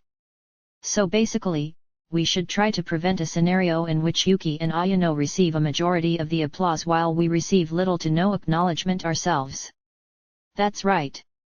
If there is too much difference in the amount of applause, it will affect future fights. That's right, people are so interesting, it's ridiculous to see that they can't honestly support someone they think is good, if the people around them don't support them. Well, the same goes for the opposite as well. Ah, I've heard something about that. If I'm not mistaken, we have a strong tendency to like things that people around us like. Well, that's what I mean. Masachika nodded back at Alisa's words and looked a little more serious. To be honest, in our current state it's impossible to get the same amount of applause as Yuki. Even so, it's not good if we don't get any applause at all. If we create an atmosphere where we don't get any support at all, it will be very difficult to recover later. I guess, it's that difficult, hey? It's very difficult. The number of supporters is completely different. Therefore, although it's hard to say this, Our goal is not to get too far behind them. We don't need to try to win. As long as we don't lose by much, obviously, that's enough. Isn't that too pessimistic? As Alya frowned in slight dissatisfaction, Masachika shrugged his shoulders in a calm manner. It was a calm decision based on the difference in strength between the two sides at the moment. The closing ceremony of the first semester is still in the early stages of the election campaign. If we don't make a decisive difference, we can retaliate at any time from here on. All right. I understand. Upon hearing Masachika's calm and forward-thinking comment, Alya dispelled her dissatisfied expression and nodded. Then she tilted her head as she turned her gaze diagonally upwards, as if she had just realized something. By the way, between me and Yuki-san, who will make the speech first? Oh, that has to be discussed first. When I was in junior high school, we decided with rock paper scissors. I don't think position has anything to do with it either. Hearing Alya's words, Masachika flicked his right hand up and moved his shoulders up and down. Beyond the positions of chairman and vice chairman, there was no hierarchy of positions.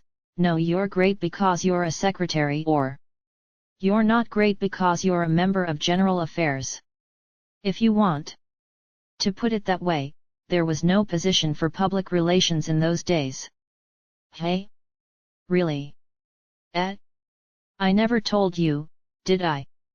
While blinking with a surprised expression, Masachika pointed at his own face. The person who created the public relations position was me. Hey. To be more precise, it was a position I created in order to gain Yuki's popularity during junior high.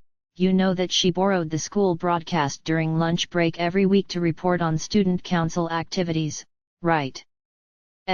Yes, if I'm not mistaken she did do that. That activity, I was the initiator. Really? The activity report that Masachika was referring to was something like the radio broadcast that Yuki did once a week during the lunch break. The talk will cover the activities that the student council has done over the past 2 weeks and the opinions of the students that have been sent to the complaint box, or commonly called the suggestion box. And it was well received by the students. One of the secrets of Yuki's popularity was her ability to speak very well, but another secret was that Yuki, who usually maintained Aja-sama's perfect and graceful demeanor, sometimes spoke out of turn only during these broadcasts. In fact, there are even stories that the broadcasting club members laughed bitterly at Yuki's activities because it attracted much more attention from the students than their usual noon broadcasts. Originally, Yuki was also a member of the General Affairs section just like me. So, in order to increase Yuki's name and popularity, I planned the broadcast and let Yuki do it. It then became a regular event, and then someone said, well then, how about we create a position for that instead of General Affairs, so other tasks such as writing publicity papers were also incorporated into it, and that's how the public relations position was created. In other words, the activities that Yuki-san is doing are officially recognized as part of the student council's work in the form of public relations activities. Well, more or less so. Although I don't have the right to say this, but that activity is very unfair. Even the student council president can only appear when there are certain events, but Yuki can talk as part of the student council every week, you know? It's only natural that there would be a difference in popularity between her and the other chairman candidates. After saying that with a wry smile, Masachika's expression changed and continued on. Well, there's no point in discussing that now. Back to the topic. Regarding the content of the speech, as I've already said, you can say whatever you want. Don't worry, I'll help fill in the missing parts later. Alright, I got it. I'll help you later. Yes. Then, that's right too. If you're aiming for a tie, you have to be the first to give a speech. For the person who goes first, the amount of applause is still unknown because it will be compared with the other party. Because of this standard, we can make good reasons even if the other party can make a difference. Humph. Masachika smiled wryly at Alya, who looked unhappy. Don't put on that sullen face. Well, although there are still other ways, even if you want to do it. For example, causing mental instability in Yuki and Ayano? But that kind of rough play is not in accordance with your principles, right? Indeed. Masachika shrugged his shoulders as he said, I knew it, to Elisa, who frowned when she heard such a choice. Well, it's a different story if the other party did it. They wouldn't have gone that far either. After all, it's not a debate. On the other hand, if it was a debate event, would you do it? Yes, if it's necessary. Masachika answered Elisa's question straightforwardly. She then looked at Elisa as if asking for her resolve. Do you hate that way? No, I know it's hard for me, but that kind of tactic is a necessary skill for student council members. I don't really hate it, really. In that case, thank goodness. After nodding, Masachika quirked the corner of his mouth. Well, don't worry, I won't use that kind of sneaky method. After all, the opponent isn't Mayumi. What do you mean? Ah, it's nothing, look, the food has come. Masachika was distracted when the food they ordered was placed on the table. As expected. He didn't have the heart to tell Elisa about some of the people Nano had almost brainwashed in the past. To avoid Elisa's suspicious gaze, Masachika picked up his drink and lifted it lightly. Then, in honor of my birthday? Cheers! Cheers! They clinked glasses with mixed expressions on their faces, took a sip of the drink, and immediately tasted the food they ordered. The plate contained stir-fried vegetables and 2 pieces of meat, which they seemed to be able to taste with 3 different types of salt. For now, Masachika is trying to eat beef with a red salt called wine salt. This is pretty tasty. Yes, it's quite good. The food tasted even better than he expected, so Masachika immediately forgot about the discussion for a moment and enjoyed the meal to the fullest. This salt is delicious, where can I buy it? As Masachika thought about the strange type of salt he had never tried before, Elisa asked in a small voice. The rumors about Mayumi-san, is that you're doing? For a moment, he was confused by what Elisa was talking about, but he soon realized. Masachika then shrugged his shoulders while frowning slightly. Oh, you mean that? No, that rumor was the result of Mayumi's own thoughts and was deliberately spread. I also met with her to discuss something, but I was never told that she would use that method. I see. The rumor, which Nano had deliberately spread throughout the school, had become a topic of conversation during the exam period, and was currently divided into 2 opinions regarding the debate. Sayaka Nano's partner lost by cheating, and no, we'll never know what would have happened if they had continued the debate. Well, but as a result, the gossip that tried to bring Taniyama down has died down. And at the same time, the outcome of the debate has become vague, as expected. Elisa didn't respond to Masachika's words at all and just stared blankly at her plate. It seemed like she was worried about something else, and then Masachika instantly noticed that something. Now at school, there were some who criticized Nano's tactics of infiltrating provocateurs during the debate event. The fact that she herself revealed it and coupled with Nano's usual character, most students just commented "What the heck are you doing?" in a disappointed tone. But the fact that there were some students who booed her also had a point. Ah, just so you know, you don't have to worry about Mayumi, okay? Seriously. It's her own doing, and she has a steel mentality that doesn't care at all about what others say about her. Masachika told Elisa, who looked worried. Then, after thinking a bit, she slowly said. Sorry. I probably could have thought of a better way. It's because I left everything to Mayumi, that the situation ended up like this. If only I could guess what she was planning, and figure it out together, maybe. No need, I'm already fine. Elisa interrupted Masachika's speech with a shake of her head. In the end, I did nothing and could do nothing. I have no right to say anything about the outcome. When he said that in a slightly lonely tone, Alya laughed with a gentle expression. Therefore. Thank you very much, Q's-kun. You're already eager to assist me. Her thin smile that was so fragile made Masachika feel uncomfortable. Ah, no need to worry. And barely speaking again, she looked away and went back to eating her food.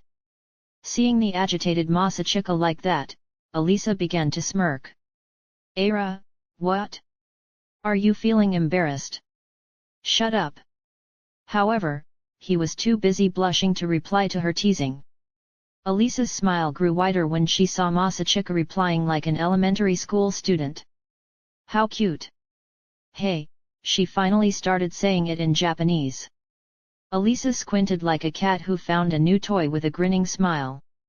She then picked up a piece of meat with chopsticks, rubbed it with seasoning salt and served it to Masachika. Then, this is a form of thanks. AAN. Unexpectedly, the AAN event came up again. Unlike the family restaurant, this restaurant had no dividers between the tables, so Masachika could clearly see the gazes directed at them coming from all over the place. But Alya seemed to ignore it completely and was still sticking out her chopsticks. Oh wow, this girl really gets carried away. She will attack at any given chance if she thinks that the other person is embarrassed. Did you forget that last time you couldn't use a spoon because of that? Masachika's gaze narrowed as he recalled the last time Alya tried to use a spoon but couldn't do it. Then, he decided to make a little counterattack to his partner who was getting too carried away, and ate the meat that was served. Masachika devoured the meat that was thrust into his mouth with chopsticks without hesitation. Then, while looking straight at Alya as if glaring at her, he chewed it, and swallowed it while letting out a provocative laugh. Thanks, it tastes good. I see. However, Alya also replied with a casual smile, and continued eating normally with those chopsticks. What? She didn't blush at all. Although her cheeks looked a little flushed, her easy smile was still evident. Instead, it was Masachika herself who felt uneasy as he watched the chopsticks his lips had touched being brought into Alya's mouth. It's not good. I don't know why, but I feel like I'm being dragged into an amazing situation. Masachika tried to stare at his plate to calm herself down, but there was hardly any food left. He finished it in just a few mouthfuls, and when he looked in front of him, Alya had also just finished eating. Thank you for the food. Thank you for the food. Then it's time to give gifts. As a smiling Alya took out a wrapped box from her bag, Masachika remembered that they were celebrating his birthday. Here, please accept this. Oh, seriously?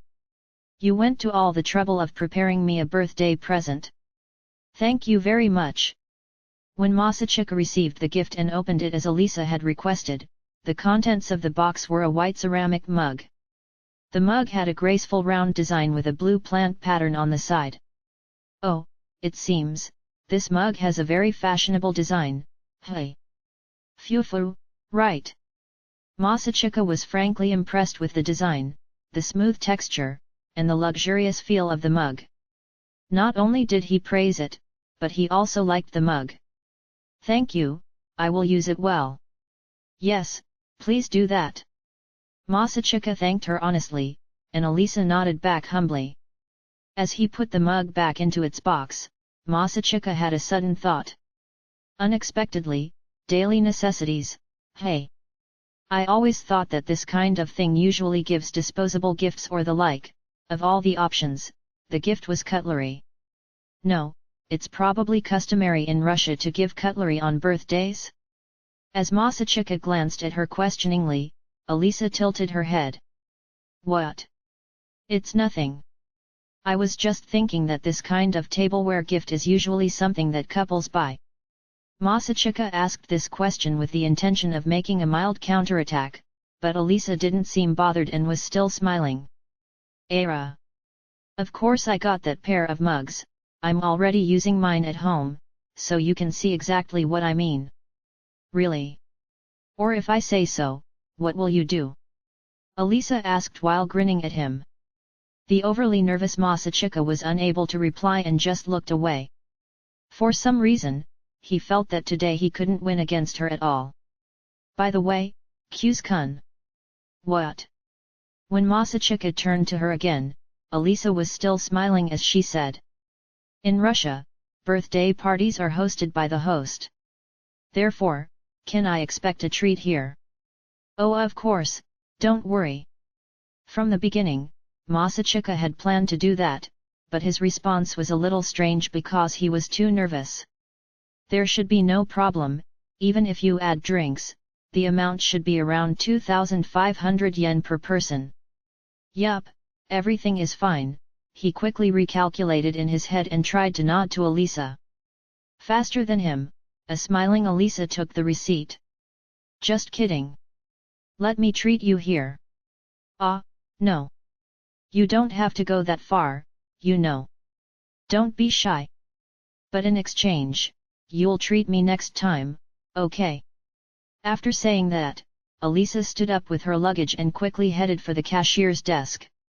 And by the time Masachika hurriedly put away the gifts and chased after her, she had already paid for them. Thank you very much, please stop by again. The two of them left the restaurant after making their payment. He was really forced to match Alisa's pace. It's no use. I can't beat Alya today. The tempo was completely under her control, and Masachika looked up at the sky with a resigned look. Then, Alisa approached him with some concern about Masachika's attitude. Are you really that worried about the payment? Ah, I see. Then Alisa turned around and smiled. The smile that graced his face was so beautiful that it naturally made those who saw it smile too. However, Masachika felt a bad feeling running down his spine. By the way, when celebrating a birthday, you definitely need a cake, right? Well, maybe, yes. Alisa's smile widened as Masachika nodded, and she looked at the surrounding area. Seeing her smile, Alisa's previous words came back to Masachika's mind. Don't be shy. But in exchange, you'll treat me next time, okay? Masachika's bad premonitions grew more and more intense, and turned into reality. Kyu's-kun, they say there's a really good cake shop nearby. She set me up. Masachika gritted his teeth inwardly as he realized that he was completely tricked. However, it wouldn't be considered a man if he backed down now. So, Masachika at least wanted to be manly and put on a beautiful smile. Then, how about we go there? This time, I'll treat you.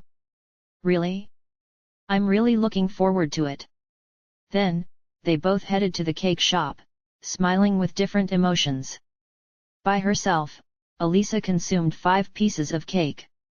For Masachika, the overall expense, including drinks, exceeded 3,000 yen. Chapter 5, in many ways, it looks enchanting. I didn't think that everyone would gather here. Chisaki looked around the student council room with a wry smile. From the entrance, there was Tuya, the student council president, sitting at the far end of the long table. To the right were Maria, Alisa, and Masachika. On the left side of the long table were Chisaki, Yuki, and Ayano. All of this year's student council members were gathered in one room. What they are doing in the student council room after school? Of course, not for student council activities, but rather waiting their turn for the parent-teacher meeting. After getting their exam sheets back in the morning, they were now waiting for the start of the parent-teacher meeting in their respective classes. Meetings are held in each class in 30-minute increments, and depending on the number of students, meetings can start right after the lunch break or even in the afternoon. Therefore, there are many students who use the club room or library to pass the time until their turn comes.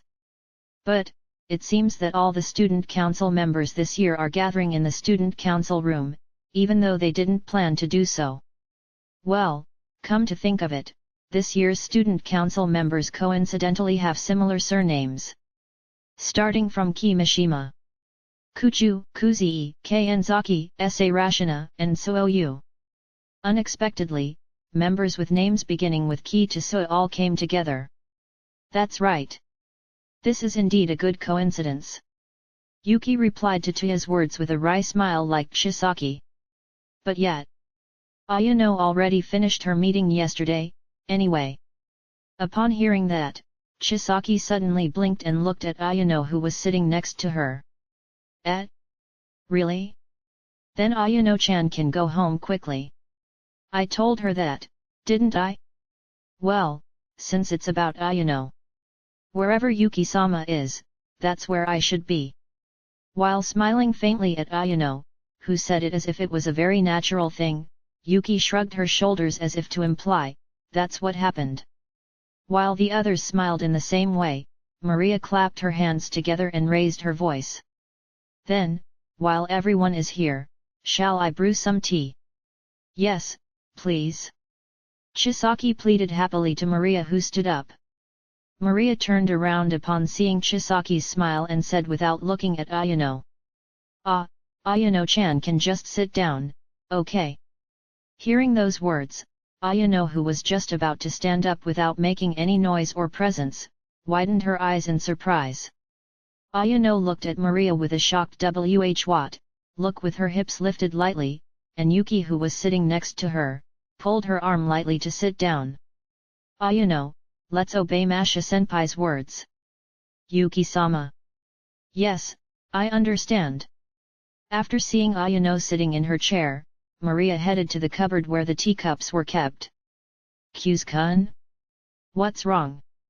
No, it's nothing. When Masachika looked at Maria's back, Elisa, who was sitting next to him, asked while tilting her head. However, Masachika shook her head and turned to face forward, then suddenly remembered the question she wanted to ask Tuya. By the way, Chairman, I only discussed it a little with Alya yesterday, but how about the talk about changing the summer uniform? Is it possible to make it happen next year?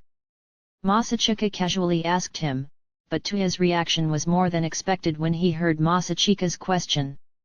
With a grinning smile and without fear, he opened his mouth with an expression as if to imply I'm glad you asked that.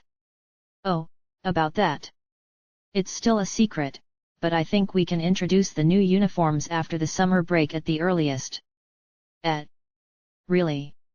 Yes, I plan to make a surprise announcement at the closing ceremony later. Well, that's almost a given. Wow, that's really good news. I like this uniform too, but wearing it this season makes me feel hot. Yuki clapped her hands together happily in response to Tuya's words. After smiling happily at his junior's reaction, Tuya lowered his eyebrows in a slightly apologetic manner. Well, there's still a lot of work to be done. I'll need you all to help out a little during the summer break. Just that much is fine. The chairman has already taken care of the important parts, so we will help you as much as we can. Thanks, but yet, the reason why this plan works is thanks to Chisaki, you know.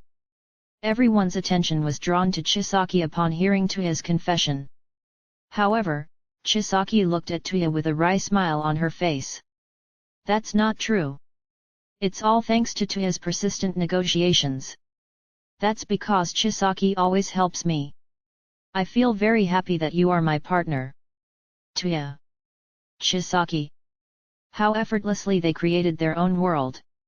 Masachika stared at the lovers who began to stare at each other with a gentle gaze. Then, he turned to Yuki and shrugged his shoulders as if to say here they go again, but Yuki turned to Ayano and began to stare at her with a passionate gaze. Ayano. Yuki, the same. What's going on here? Masachika blinked his eyes as the Yuri atmosphere between them abruptly awoke. When Yuki glanced at him for a code, Masachika decided to go along with the atmosphere. After scratching his head and exhaling to calm down, he turned to Elisa in the sweetest mood he could muster. Alya. What? I won't do it. What a jerk. As soon as he turned to Elisa with a gentle expression, Elisa immediately rejected him and Masachika was hit by a mental attack, then collapsed on the table with a cry of Guha. Then, Yuki turned to Elisa with a slightly provocative smile. Ara, it seems like the bond between the pair there isn't that strong, hey. Mew. Cooperation between pairs is the most important thing in an election campaign. Under such circumstances, can you really beat us? Right, Ayano. As she said that, Yuki smiled mysteriously while running her finger down Ayano's cheek. Perhaps because she was amused, Ayano closed one eye and shivered slightly. Lily flowers were blooming behind the two of them, and Masachika unconsciously got a little excited. Kyu's-kun. You are so easily provoked, hey. Masachika put on a surprised expression to Elisa, who was looking at him with a challenging gaze without any hint of a sweet atmosphere. However, Elisa did not look away, and somehow they ended up looking at each other. Then, when looking at Elisa's face up close in the light, Masachika was once again amazed by her beautiful face. Looking at her again from this close distance, she really doesn't look like a real person. I still can't believe that we are of the same race. I mean, her eyelashes are so long. The look in her eyes really draw me in. Her skin is also amazingly smooth. Is this what it means to have clear skin without any blemishes? Does she really not wear any makeup? I don't know why her skin is a bit flushed, but, isn't she getting closer? Masachika felt a tiny ache in his partly paralyzed brain, but Maria's voice swiftly brought him back to reality. Okay, sorry for keeping you waiting. What's going on? A staring contest. When she heard Maria's voice and said something out of line, Elisa hurriedly turned her face away. At the same time, Masachika also blinked and turned to Maria. When she caught Masachika's stare, she momentarily hesitated before continuing to serve tea to everyone as if nothing had happened. The tea accompaniment snacks were consumed the other day, so today there is only tea. Really? Yes. Since it's summer vacation soon, I spent it all. Oh, I see, because we can't keep it all during the summer vacation, anyway. But well, since Masha's tea tastes good, this is enough. Phew, thank you. Smiling at Chisaki's words, Maria also served tea in front of Elisa and Masachika. Here, please. Thank you. Thank you very much. However, while doing so, Maria seemed to slightly avoid Masachika's gaze. When she went to serve tea to Yuki and Ayano, Masachika was even more convinced that it wasn't just his imagination. As expected, she's avoiding me a bit. Is the hypnosis incident from last time still affecting her? After the hypnosis incident the week before, Masachika immediately apologized to Elisa again the next day and was immediately forgiven.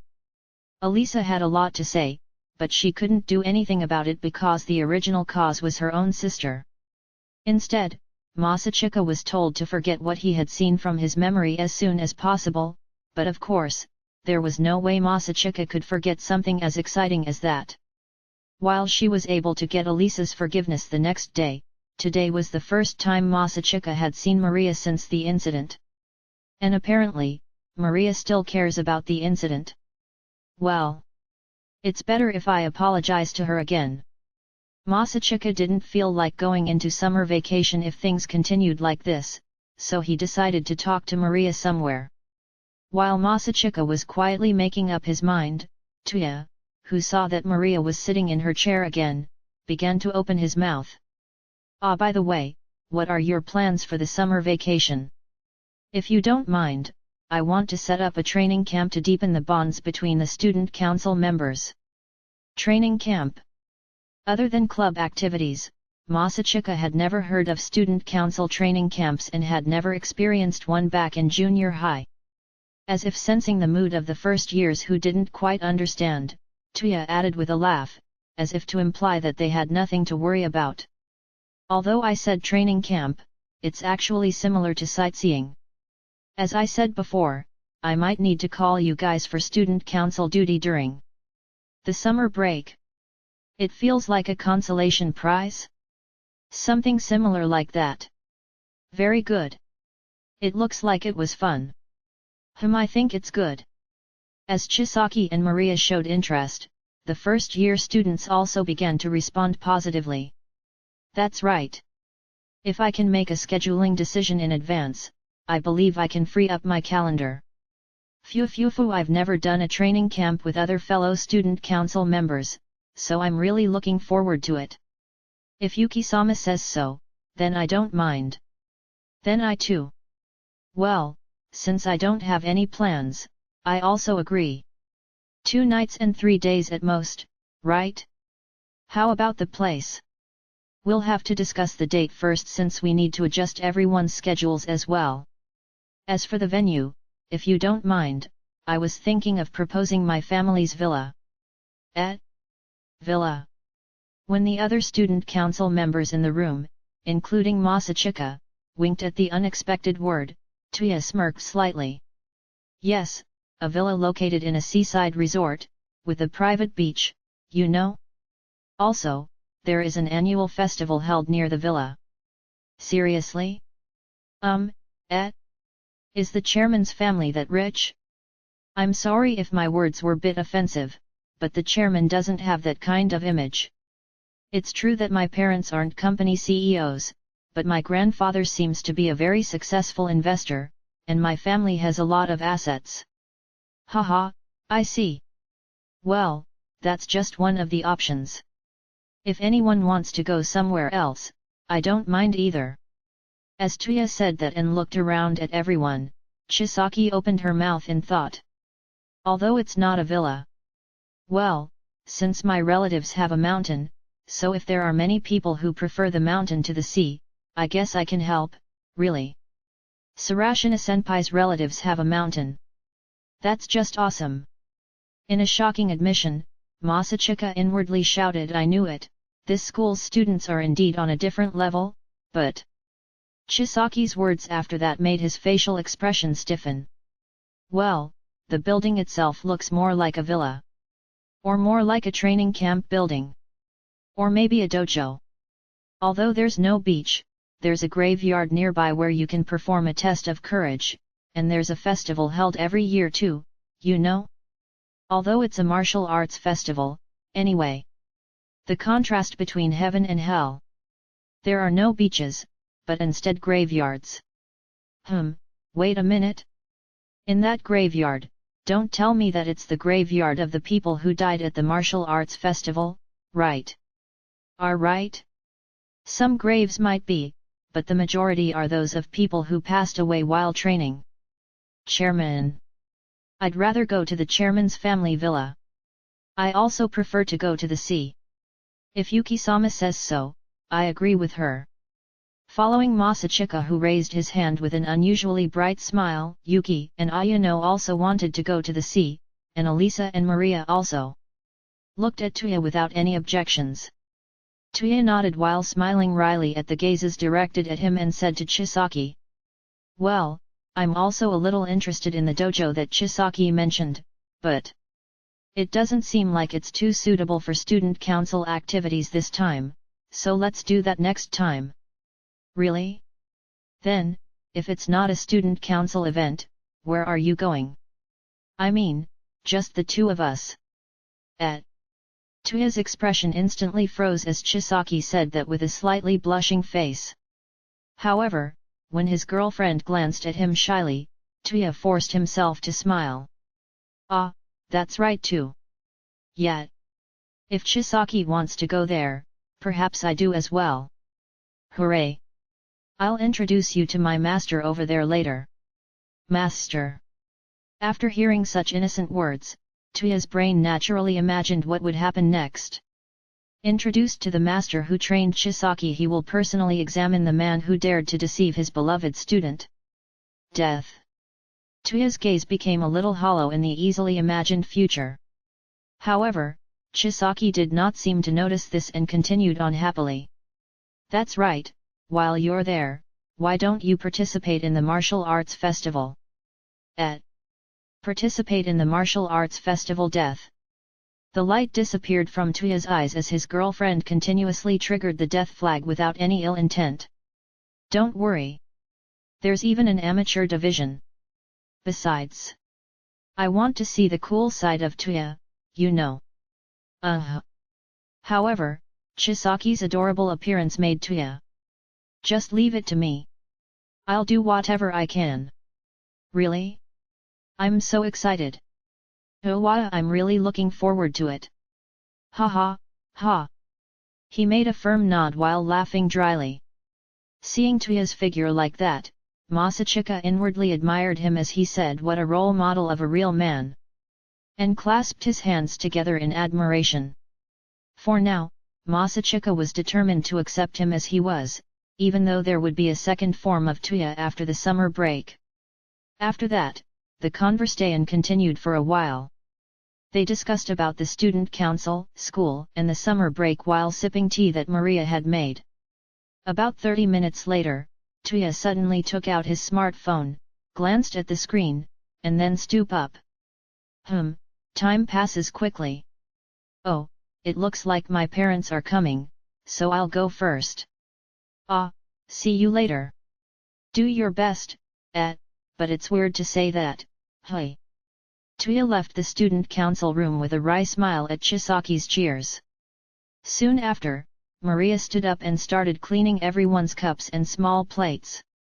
In that case, I'll clean things up first since my turn is coming up. Let me help. Now. With that thought, Masachika immediately stood up and picked up Ayano's cup in front of her and Elisa's cup next to it. While gesturing to Ayano and Yuki with his gaze, Masachika piled up small plates in his hands. Then, as he turned to Maria with the stack of plates, Maria, who was holding the tray in her hands, turned her gaze away for a moment and then smiled. Yes? Then, please. Yes, leave it to me. Masachika placed the plate on the tray Maria was holding and took the tray from her. Then, they both left the student council room together. The student council room has an electric kettle and a small fridge, but unfortunately there is no sink there. Although it is a little inconvenient, they must use a sink from another club room when they need to wash the dishes. They typically take it from the culinary club room, but on occasion they will also take it from the science club room. It was a last resort though, because the sinks in the science club room weren't as hygienic. Fortunately, the culinary club room was empty today, so they decided to borrow the sink there. As the two of them washed the dishes side by side, Masachika quietly glanced at Maria. At first glance Maria was still acting as usual, but on closer inspection, she looked rather awkward. So, that's how it is. Masachika let out a small sigh in his heart, and as he was about to turn away from her, his hand accidentally nudged Maria's hand. Maria quickly withdrew her hand as if it had been kicked, and the plate she was holding made a clattering sound. Sorry. It's okay, really. I'm sorry. Was it because of the static electricity? I thought it was possible that static electricity could occur while washing dishes in the summer, but Masachika didn't deny it and said, it could be. As he nodded. Then, when he quietly looked at Maria again, Maria's ears reddened slightly, and put a smile on her face, as if she was trying to cover something up. Masha-san. What? That cup, I washed it already. Era? Really? Then Maria looked at the cup in her hand. While doing tsukamai silently. No, even if you saw it you wouldn't recognize it. Masachika tilted his head and wondered if this was her natural reaction or if she was feeling nervous. However, judging from the fact that the incident seemed to have been going on for some time, Masachika decided to talk to Maria as they both finished washing the dishes and wiped their hands. Masha-san. Yes. Once again, I'm really sorry about the hypnosis incident the other day. It's fine, okay? After all, I was the one who started it first. When Masachika lowered his head, Maria looked a little panicked and told him to raise it. However, as soon as her gaze met Masachika's, her cheeks began to blush and she hurriedly averted her eyes. Well, I wasn't able to ask at the time, but, what did I do, to Q-kun while I was hypnotized?" She then asked while glancing shyly at Masachika's face. Masachika was subconsciously moved by Maria's unusual attitude, as it was inversely proportional to her mannerisms, which always exuded an aura of maturity. He unconsciously swallowed his saliva and immediately turned his attention away. As he recalled the events of that time, Masachika almost squirmed as the embarrassment returned to him, but he managed to hold it in and speak honestly. Alya and I were hugged, then Masha-san started stroking my head." Masachika gritted his teeth as he felt embarrassed to tell the truth. However, Maria blinked her eyes slowly and asked with a relieved expression. Is that all?" "Yes, that's it." In reality, his face was half buried in Maria's plump breasts. But that was only part of the cuddling. More precisely, he touched Maria's smooth thighs hidden under her skirt, but on second thought, he felt that his fingers touched a rather awkward place, but it was just what Masachika did to Maria, and not what Maria did to Masachika. Therefore, he did not bother to tell her the truth. Manliness? The word did not exist in Masachika's life dictionary. "I see, thank goodness then." Maria patted her chest with a look of relief, unaware of Masachika's devious thoughts. The innocent expression on her face made Masachika's feelings of guilt increase even more. Is it all right?" "Well, if it's just to that extent, it's fine." "Ah." And then, Maria seemed to think of something and quickly clung to her own body as if to protect herself from something. Did you see it?" See what?" Masachika couldn't help but turn his gaze to Maria's somewhat angry expression and accusing gaze. If he had to say whether he saw it or not, he did. No, Masachika actually turned his face away as she began to take off her uniform, but what Chisaki did was so shocking that he inadvertently followed her movements with his gaze. As a result, everything became clearly visible before his eyes. Maria's extremely sexy appearance, with her skirt undone and 2 buttons exposed. However, since Elisa's figure next to him was almost naked, he remembered that part more than her, but he also remembered that Maria was also fair-skinned. Masachika wondered how to explain that fact, but Maria would know if he didn't deny it immediately. Maria's lips twitched slightly in anger and looked at Masachika with a frown. "Q-kun no eki?" Yes. I'm really sorry. I didn't see it on purpose." Masachika bowed his body obediently, while inwardly surprised. It turns out that Masha-san can also get angry at this kind of thing. No, actually, he had thought that Maria would forgive him while smiling gently and saying it's okay. So, it was a little surprising to see her react like a normal girl, and at the same time there was a bit of a moral pleasure at having done something that offended the school Madonna. Ku. Ze. Ku. N. At. Yes. Mao, are you sure you regret what you did? Yes, I already regret it. Maria glared at him with raised eyebrows. However, the petite-faced Maria's angry gaze did not frighten him at all. Instead, "Thank you so much for the rare expression, it's really cute." Masha-san, who usually has the aura of Oni-san, is now acting childish. Honestly, it's the best mo-gap ever. If she raises her index finger and gives a warning, "Not allowed," I'm convinced that I will be doing dogza while yelling, "Thank you very much. Thank you very much. Moo. You must not have regretted it yet." As Masachika continued to think of stupid things, Maria puffed up her cheeks and quickly put both hands on Masachika's cheeks. She then pinched both of Masachika's cheeks with her fingers and started tugging on them sideways. "What are you doing?" "Punishment." Maria looked at Masachika while furrowing her brows and pulling Masachika's cheeks in various directions. But it didn't really hurt. Compared to Elisa's relentless slapping, this punishment was amusing in many ways. In fact, it was more like a reward. Perhaps satisfied, Maria removed her fingers from Masachika's cheeks and held them with both hands again.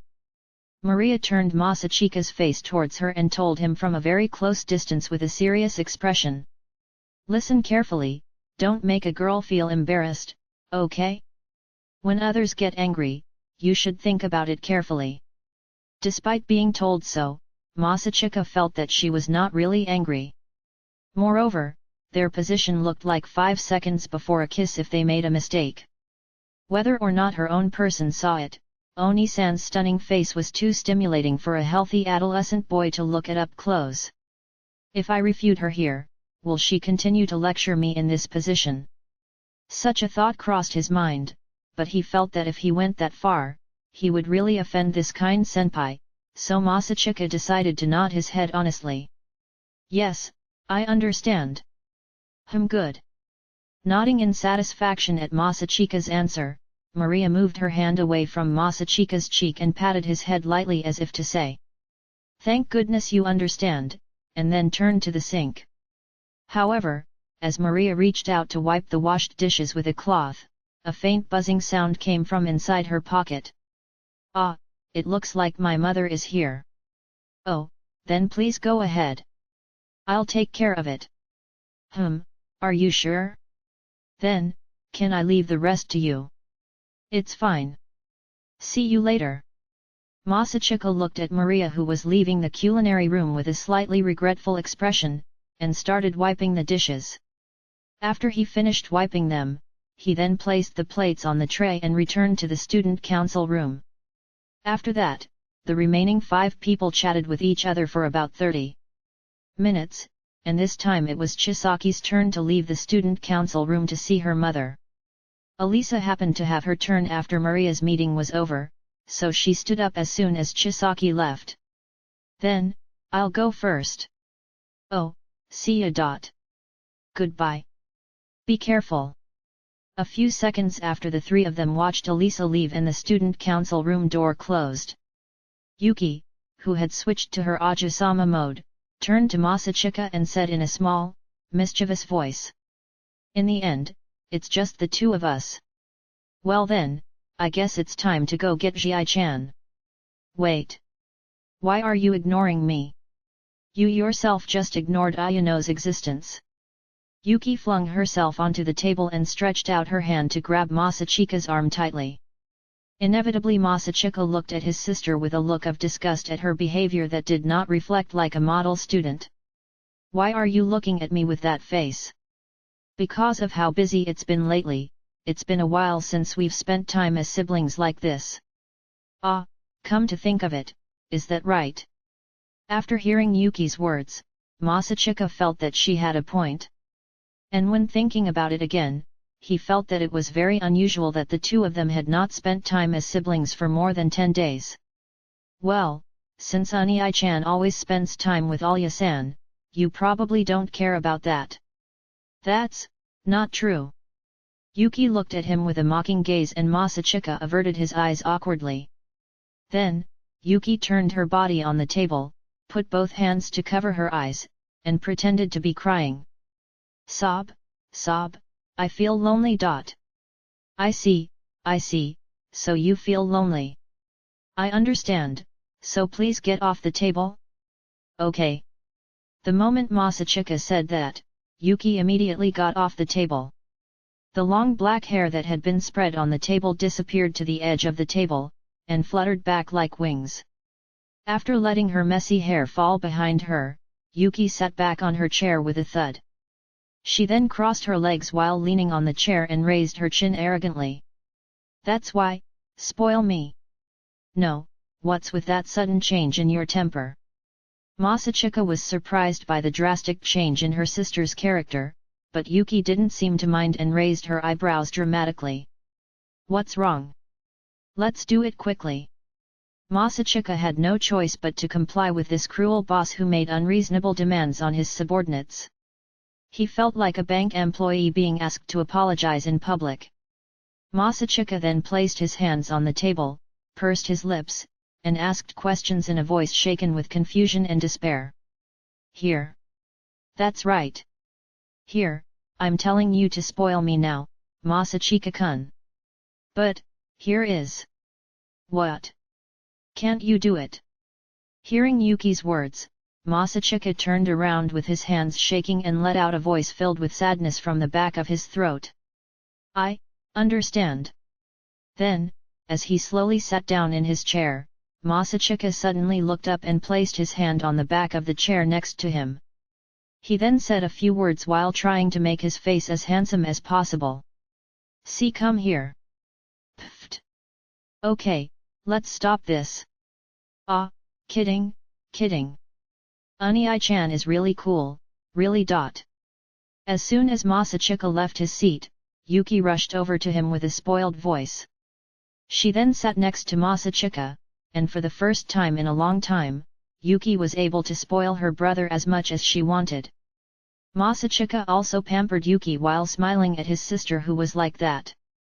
Ayano had long since blended into the air. Then, about 15 minutes of Masachika's efforts to get Yuki in a good mood.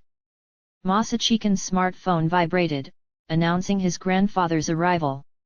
Oh, it looks like Ji-chan has come. Alright, goodbye. Yes, I'll go first. By the way, where did Ayano go? Masachika looked around the student council room for her childhood friend who had disappeared without her noticing. However, Ayano's whereabouts were nowhere to be found. Maybe because she's sensitive to the atmosphere, she blends into the air and is watching outside. No, I don't think I have the right to say anything because I didn't notice it myself. Masachika shook his head and gently opened the door of the student council room.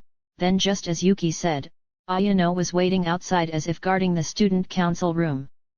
No, actually, she was guarding to protect Yuki's true nature, so maybe term bodyguard is the right word. I don't know why, I'm sorry. What do you mean? Masachika was very sorry for forgetting her existence, even though he himself had said don't ignore Ayano's existence, to Yuki. But Ayano didn't seem to understand Masachika's feelings and tilted her head with a flat expression. As Masachika patted Ayano's head in appreciation and apology, she closed one eye as if amused. Well then. I'll be going first. Goodbye. Have a safe trip, Masachika-sama. In an indescribable mood, Masachika said goodbye to them, picked up his luggage, and started walking towards the main gate where his grandfather was waiting.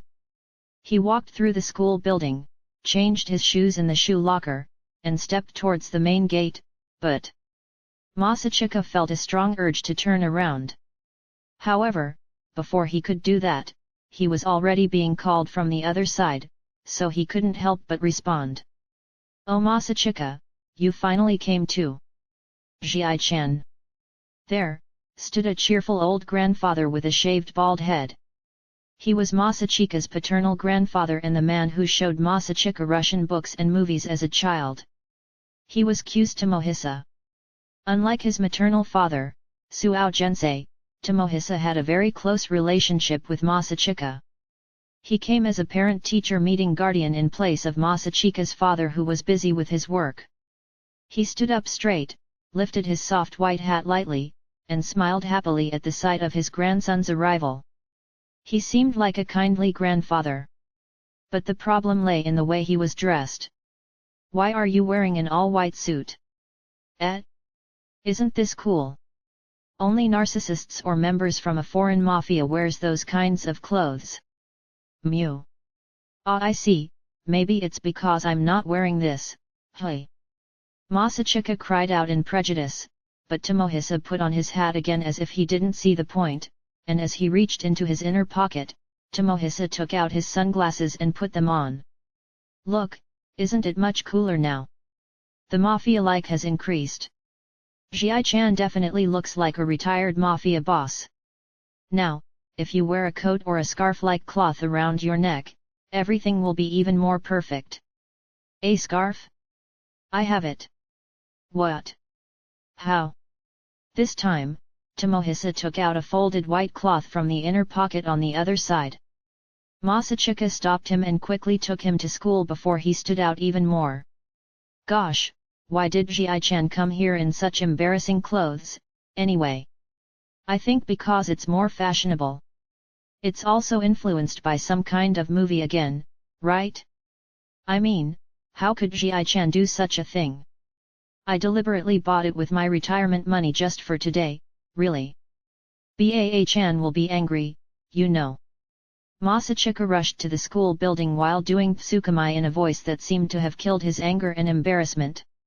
To be honest, he didn't want others to see him with his grandfather. After changing his shoes at the shoe locker and his grandfather putting on slippers for visitors, Masachika headed straight to her classroom. Masachika, it looks like there's still more time, and I want to take a look around the school. Firmly rejected. Why? Is being with Ji-chan so embarrassing for you? Yes, it's embarrassing. Mew, then let me go alone. I have a feeling that Ji-chan will be arrested as a suspicious person, so please stop. Masachika tried to calm his grandfather, who was agitated despite his old age, managed to get him to sit on a chair set up outside the classroom. Then, the topic of conversation turned to Masachika's father. Famu, but, is Kyutara still busy? Well, I heard that he will be working at the British Embassy starting this year, so, I'm sure that he's very busy right now. Masachika's father, Kyutara, is a diplomat who worked at the Ministry of Foreign Affairs. But starting this year, he was assigned to a diplomatic mission overseas.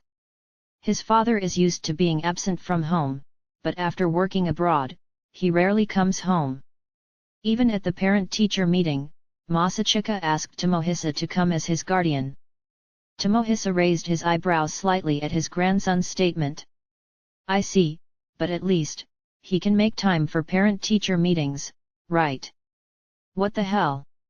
It took more than half a day just to get here. Is that so? Masachika is indeed a good boy.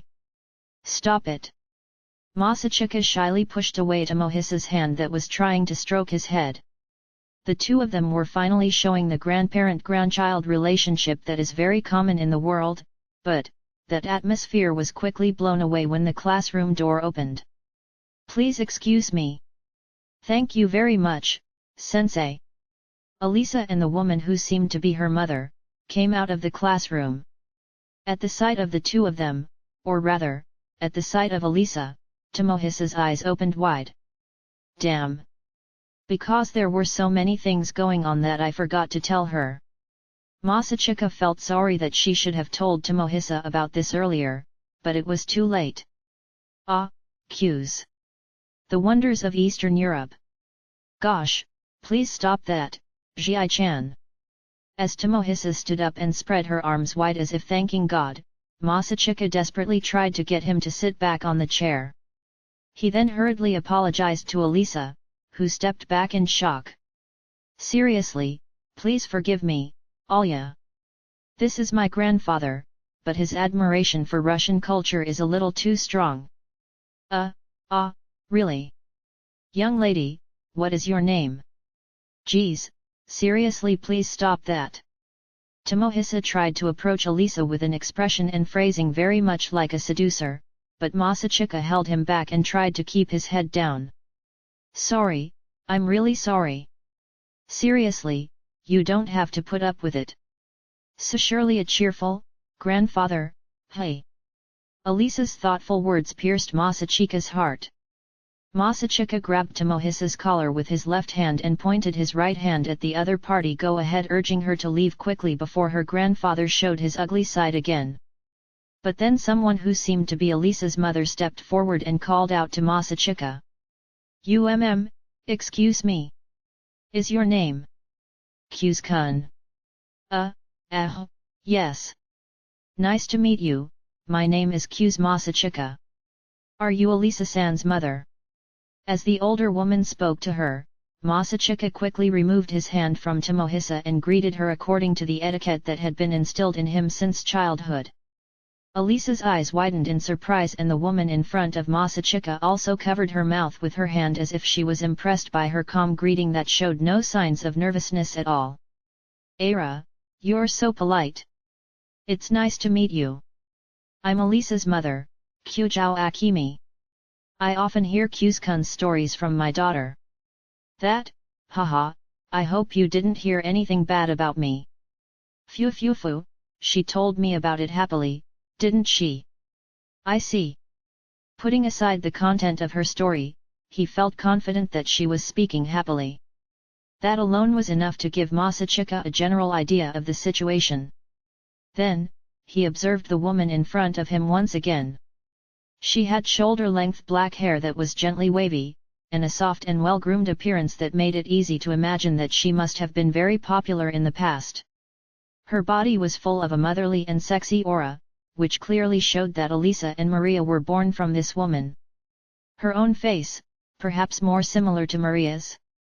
If you remove the foreigner aspect from Masha-san's face, she might look like this? No, it's not her face, but the atmosphere that's more similar.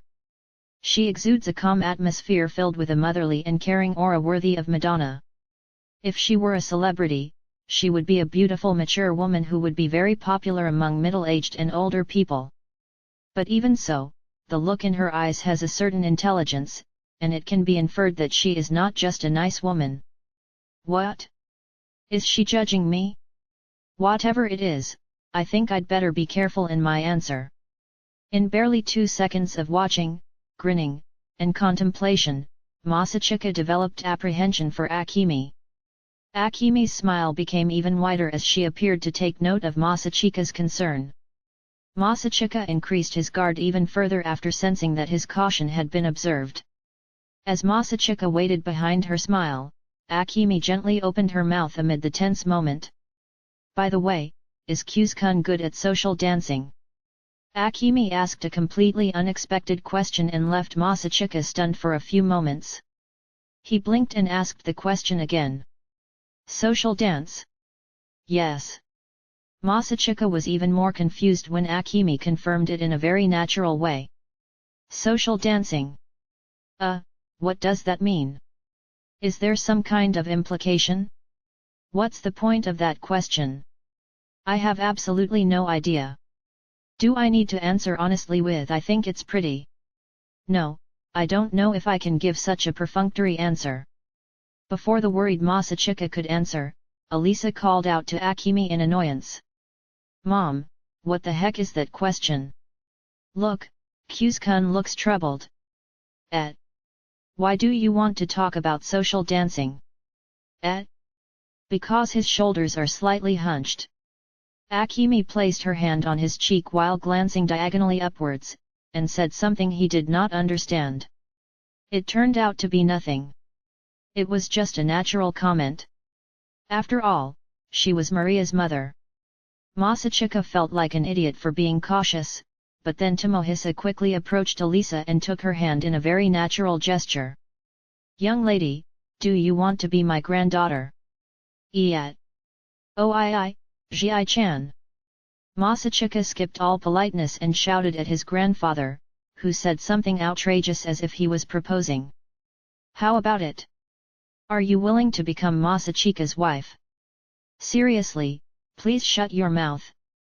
He covered his grandfather's mouth with his hand from behind, forcing Tomohisa to keep quiet, and pulled him away from Elisa with all his strength. In that case, since my turn has come, I'd like to excuse myself first. Yes. All right. See you again. After ending the conversation forcefully, Masachika said goodbye to Elisa and Akemi. Masachika finally let go of Tomohisa's hand as they both walked away. So? What do you think, Masachika? Do you have any intentions of marrying her? I told you to be quiet. So? Does Alya-chan want to be Kyuskun's wife? Mom, please be quiet. At the same time Masachika was looking at his grandfather, he overheard a conversation between a mother and her daughter from a short distance away, and Masachika silently showed his sympathy to Elisa, saying, "We're both having a hard time, hey." Then, as he regained his composure and turned his gaze to the classroom, he saw his homeroom teacher smiling stiffly, and Masachika looked up resignedly. Of course the commotion will be heard. Then, if you'll excuse me. Excuse me. After all of that's happened, Masachika and Tomohisa somehow managed to finish the parent-teacher meeting and left the classroom. Perhaps it was because the schedule was a little late, but the parents and the next student had not yet arrived outside the classroom, so Masachika and Tomohisa headed straight for the stairs. So, regarding the girl named Elisa-san earlier. Let's not talk about that story anymore. Masachika was relieved to have successfully completed the parent-teacher meeting while ignoring Tomohisa's ramblings. And as it turned out, that was a mistake. Originally, Masachika should have been more careful. However, Masachika's mind was completely muddled after his grandfather's outburst. As a result, they ended up bumping into each other in the hallway in front of the entrance. At the sight of that figure, Masachika felt that the blood in his entire body seemed to be drained. The other party also saw Masachika, widened their eyes for a moment, and then quickly looked away. "Oh, Yumi-san. Long time no see." "Yes, it's been a long time since I've seen you too. Father-in-law." Either because he was divorced and hesitant to call him his father-in-law, or maybe he was worried about the relationship between them, who were supposed to be strangers to the outside world, or maybe because of both. However, Tomohisa approached her without worry and spoke to Yumi kindly. "I'm glad to see you're doing well. Yuki seems to be doing well too, hey?" "Yes, Aji-sama. Aji-sama himself is somehow wearing something really extraordinary, hey?" Very cool, isn't it?" "Phew, that's right. That's right, isn't it? But somehow Masachika just doesn't like this outfit." He laughed happily at her granddaughter's high praise, then Tomohisa said as he looked at Yuki and Yumi in turn. "Are you on good terms with your mother?" "Yes, of course, right? Oka-sama." Yes." Yumi smiled a little stiffly at her daughter who smiled gracefully yet innocently at her. Masachika looked at her figure with cold eyes. "Liar, your smile looks so fake. If you guys are really close, you should be showing off Yuki more. She can't even show her true expression to her own daughter, what kind of mother is that? Why, for the sake of this person, Yuki had to." Gritting his teeth, Masachika desperately tried to suppress the disgust that seemed to want to burn his lungs. However, just the sight of his mother made him recall memories of the past that had been locked away in his subconsciousness, and a sickening mess of emotions rose from the bottom of his stomach. Every time he took a breath to calm down, he felt a chill run through his body, and on the other hand, he felt a sweat-soaked heat on the surface of his skin. Even so, Masachika did not look away from Yumi, as if looking away would be his defeat. However, Yumi stubbornly refused to look at Masachika. She neither said a word nor looked at the face of her son whom she hadn't seen in a long time. "I knew it." At that moment, the fire that had settled inside Masachika and the heat that caressed the surface of his skin disappeared in an instant. Whether it was disappointment or resignation that came over him. Either way, it no longer had anything to do with Masachika. Everything was no longer important. "Ji-chan, it's time for us to go. It's not good to stop in the middle of the road like this." As he said this in an emotionless voice, Tomohisa showed attention to his surroundings and nodded lightly. "Oh, I see. I'll see you two later then." "Yes, I will come to visit during the summer holidays." Excuse me." For a moment, Yumi opened her mouth and tried to say something, but in the end, not a single word came out. Yumi lowered her head slightly and walked towards the stairs with Yuki. Without looking over his shoulder, Masachika quickly changed his shoes. Tomohisa also changed from sandals to shoes without saying anything else. It feels hot again when I'm outside." As they walked out of the front door, Tomohisa's face twitched in the bright sunlight and Masachika looked at him dumbfounded. "It's because Ji-chan wears clothes like that. But well, I can't just come wearing a polo shirt, can I? I would rather have you wear that type of clothing." "Why? Didn't Yuki say it was cool?" "No, it was obviously just a pep talk. He had a disgruntled expression when Masachika said that with a dry laugh, then Tomohisa looked up at the sky and said. But Yuki is starting to look more and more like Yumi-san. Although she's not tall enough, anyway. Ah? Tomohisa asked with a wry smile as Masachika gave a dazed reply. What? Do you still hate Yumi-san? Masachika responded to Tomohisa's blunt question with silence. Tomohisa stroked his chin thoughtfully at the obvious response from his grandson. How strange. I thought Yumi-san and Masachika were very similar. Similar? You're joking. Masachika lightly laughed it off as an unfunny joke, but Tomohisa nodded without looking upset. It is indeed similar. Your appearance looks like Kyutaro when he was young, but in the inside you are very similar to Yumi-san. On the other hand, although Yuki looks like Yumi-san, her personality is more like Kyutaro. Well, both you and Yuki, it's just the eyes that don't look like your parents. Who do you know you inherited those eyes from? I don't know.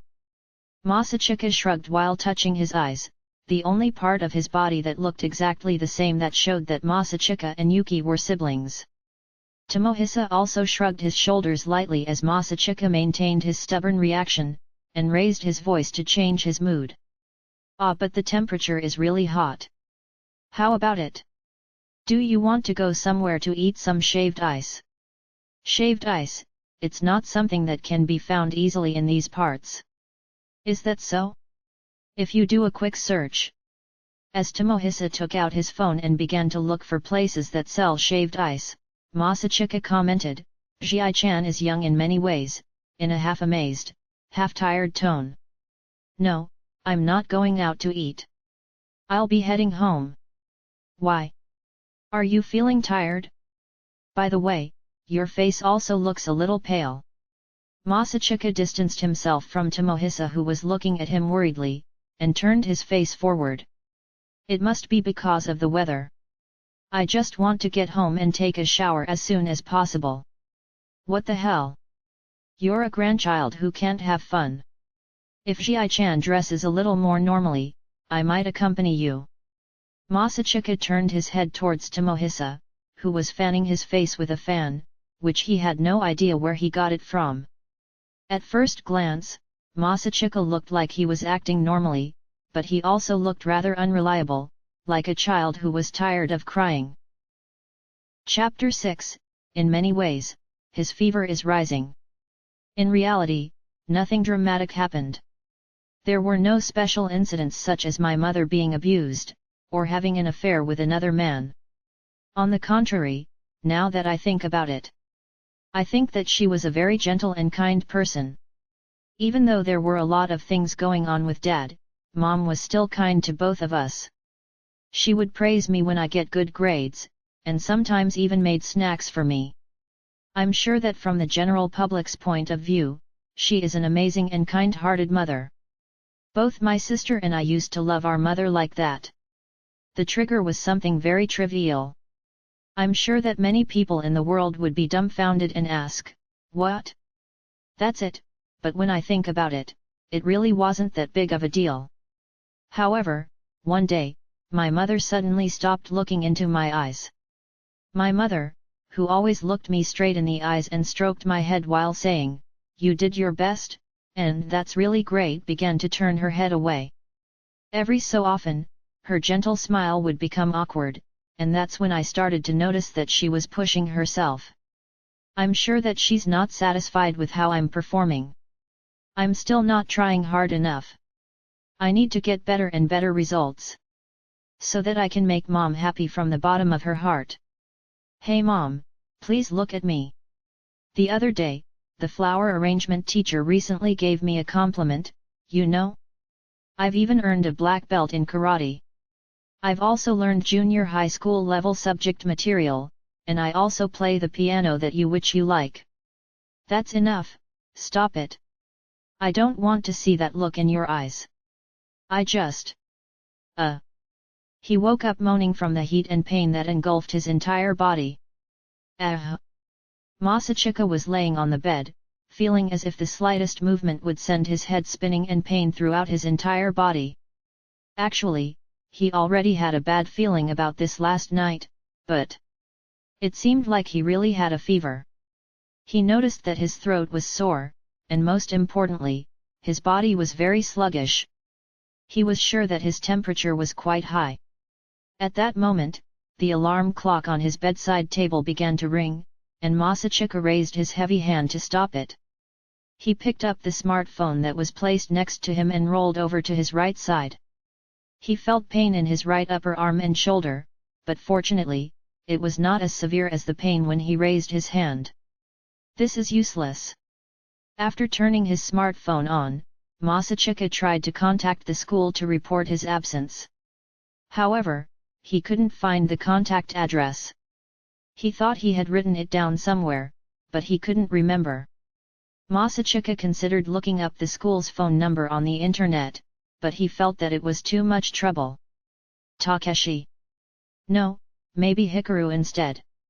Masachika decided to ask one of his two best friends to deliver the message to his homeroom teacher, and chose Hikaru based on his trustworthiness. The illusion of Takeshi protesting "Why him?" popped into his head, but he didn't care. He didn't have time to worry about that. Hello, Masachika. Oh, sorry Hikaru, I seem to have a fever. Are you okay? Well, it looks like I'm going to be absent for today. Can you tell that to our homeroom teacher later? Sigh, okay. I got it. How about we go visit you after school? You're home alone right now, aren't you? No need, I've already asked someone for help. Thank you for worrying about me. I see, then, get well soon. Yes. After finishing the call with Hikaru, Masachika mustered up his strength and sent a message to Yuki. Sorry, I seem to have caught a fever. Can you ask Ayano to bring me some medicine? After struggling to type the message and send it, Masachika dropped his phone and laid on his back again. Ha! At the very least, he wanted to drink a glass of water, but even getting out of bed was too much for him. Fortunately, he still felt sleepy, so he decided to go back to sleep. For some reason, I feel like I just had a bad dream, probably because he saw his mother yesterday after not seeing her for so long. Masachika felt that he was dreamt of the past that he usually never remembers. Or rather, lately there is something that seems to remind me a lot of the past. His memories of being Suou Masachika were something he did not want to remember. They were unpleasant, sad, and painful memories. When he remembered them, he felt uneasy in his heart as he thought about them. No, quite the opposite, maybe it's because I'm not trying to remember it, hey. Masachika never really remembered the details of the past. Every time he tried to remember, he would stop himself. Yet, Masachika was convinced that the memories of the past were not always painful. But, inevitably, he still remembered it. Recollections of the breakup with that girl and the breakup with his mother. He placed all the previous memories together and locked them away so he wouldn't associate them with each other.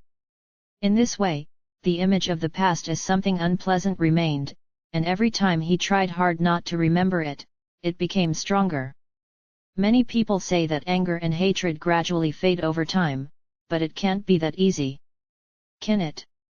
The current Masachika has a strong impression of the sadness and pain of that time, even though his memories of that time have somewhat faded. What exactly was so sad and painful about that time is no longer clear. Even now, when he tries to remember the past, he experiences strong resistance. Masachika just wanted to look away and didn't want to touch the memories of the past. Never mind. Masachika forced himself to stop thinking, because now was not the time to think about that. Why would he make himself more depressed when he himself is not feeling well? He just happened to meet her yesterday, and he had no plans or intentions of dealing with her again in the future. The past was no longer worth remembering. Masachika did not need to remember the time when he was Suou Masachika. That's what he told himself, and then Masachika fell back asleep. Ding dong. Masachika woke up to the sound of the intercom. In a semi-conscious state, he wondered if Yuki or Ayano had come, but he soon noticed something was off. Yuki has the key to this apartment room unit. Whether it was Yuki or Ayano, they could be entered without ringing the doorbell. Besides, if I'm not mistaken, the sound he heard just now was not the sound of the front doorbell, but the sound of the apartment entrance. Even if they ring the doorbell to announce their arrival, they don't have to bother ringing the intercom at the entrance of the apartment. What the hell, did he send the medicine via parcel delivery? Masachika tried to get up from his bed with a sluggish body, but his body already felt tired after turning over for a while. The thought of using the machine to answer crossed his mind, but at that moment, the apartment entrance bell rang again. Yes, just a moment. Partly because he thought it was time to get up, Masachika tried to get out of bed with all his might. Frowning at the dizziness in his head with each step, Masachika opened the door to his room and headed for the intercom machine. Then, at the sight of the figure on the intercom screen, Masachika widened his eyes in surprise. Hey! Her shiny silver hair and blue eyes were caught by the intercom camera. Her appearance was so neat that it seemed like a lie.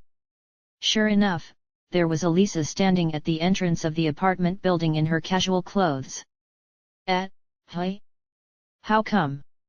Masachika never told Elisa his home address. Of course, he never invited Elisa to his home either. Such questions popped into his mind, but for the time being, Masachika pressed the answer button first because the call would be disconnected if he didn't answer quickly. Alya. Kyu's-kun? Are you okay? Did you perhaps hear something from Yuki? Yes. Yuki-san asked me to bring you some medicine because she said that you were sick with a fever. Oh, I see, for now, I'll open the door. Yes. She pressed the unlock button and watched Elisa enter the house. After that, Masachika returned to his room and picked up the smartphone lying on the bed. Then, when he turned on her smartphone, Masachika saw Yuki's message displayed on the screen and immediately threw his smartphone back onto the bed. Oi, what's wrong? You're about to be taken care of by a beautiful silver-haired girl, right? You should feel happy. That's the message written on the screen along with a grinning face icon. At least tell me first beforehand. Masachika laid down on the bed again while shouting his frustrations at Yuki. Although he wanted to lie down and rest, Masachika knew that he should at least wash his hands before Elisa arrived, so he gathered his strength and headed for the bathroom. Then, just as he finished relieving himself and washing his hands, the front door bell rang and Masachika headed for the front door while holding on to the wall. He was wearing his pajamas, and his hair was disheveled because he hadn't had time to tidy it up.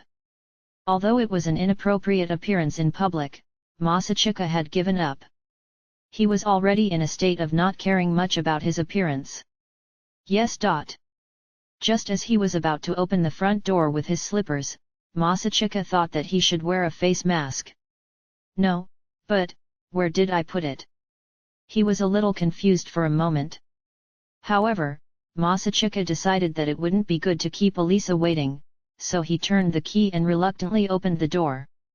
Immediately, the sweltering heat and the buzzing of cicadas rushed in. Alya? Thank you so much, hey? For going to all the trouble of coming here. As if using the door as a shield, he peeked slightly through the crack. To be honest, keeping the door in this half-open state was very difficult for Masachika's current state, but he had to endure it. However, Elisa's face still showed her surprise and she averted her eyes slightly. Yeah, that's fine. But it looks like you're in worse shape than I thought, hey. Did you just think, it turns out that even fools can catch a cold, right? Of course not. When Masachika tried to make a joke out of his situation, Elisa sighed slightly and glanced at the bag of groceries in her hand. Do you mind if I come in for a moment? No, I just need to get my medicine. Yuki-san has asked me to take care of you, you know. She wants me to take care of you.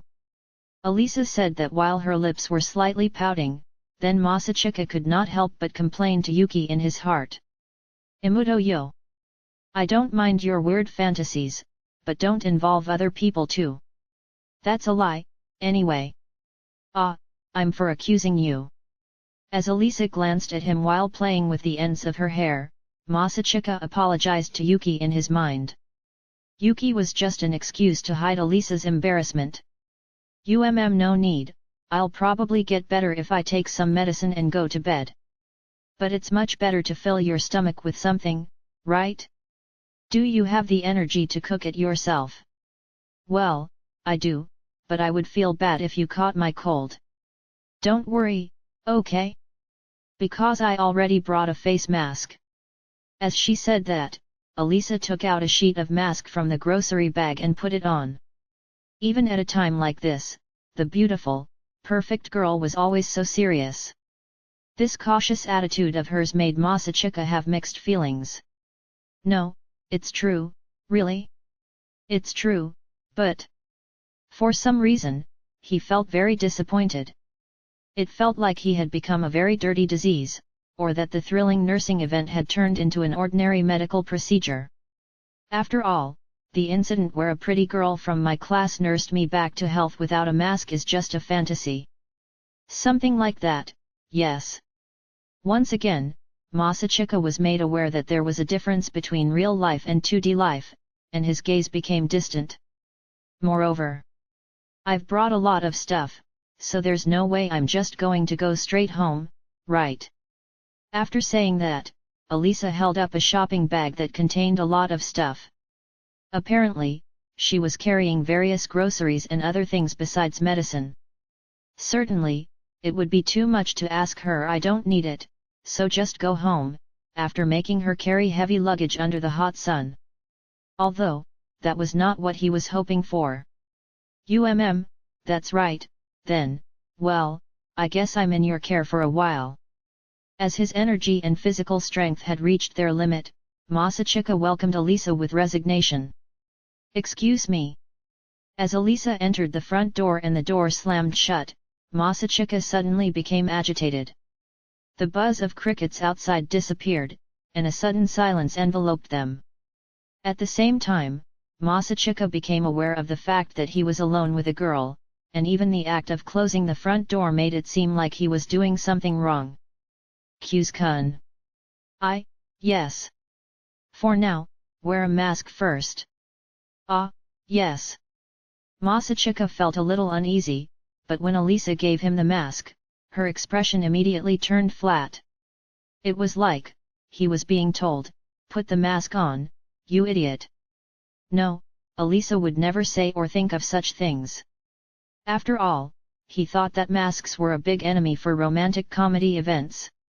Well, I can't even kiss if I'm wearing a mask. First of all, not being able to see half of her face is pretty fatal in a romantic comedy event.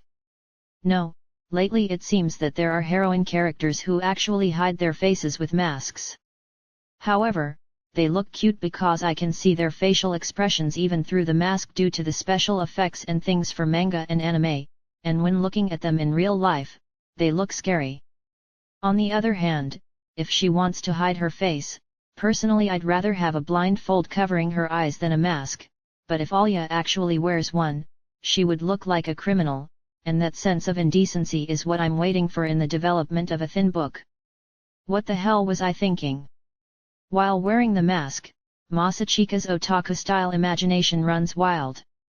Alisa looks worried when she sees Masachika staggering around with a slightly dazed look. Kyuskun? Are you okay? So there you have it, an immoral feeling with a scent of criminality. That's what makes a heroine who wears an eye patch look so attractive. Looks like you're not okay, hey. I think so too. Feeling awkward with Alisa's pitying gaze, Masachika led the way to the living room before he could say anything more outlandish. Over there is the restroom, and that, well, please don't go in there. My room is over there, and this one is the living room. You can leave your luggage around here. Well, if you feel thirsty, you can take the water and barley tea in the fridge and use the glass cup. Any questions? Well. I'll ask when I think of something, but it's better if you should lie down as soon as possible. I was also intending to do that. Even standing up like this was difficult for him, so Masachika obeyed Elisa's words and returned to his own room. As he collapsed on the bed and picked up his smartphone to place it next to his pillow, his smartphone vibrated and a message from Yuki was displayed on the screen. Don't imagine Alya wearing an eye patch, okay? What are you? A psychic? Masachika instinctively shouted at the time and content of the message, which made him think that Yuki was reading his mind. Then, his smartphone vibrated again and a new message was displayed. I am not a psychic. It's all thanks to the power of love. Don't you feel embarrassed for saying that yourself? Don't you feel embarrassed babbling incoherently to yourself in front of your smartphone? Whose fault is it? You really are reading my mind, aren't you? Masachika unconsciously retaliated with all his might and coughed from the pain in his throat. Your throat hurts, right? Don't push yourself, okay? I mean, isn't the term psychic too old-fashioned?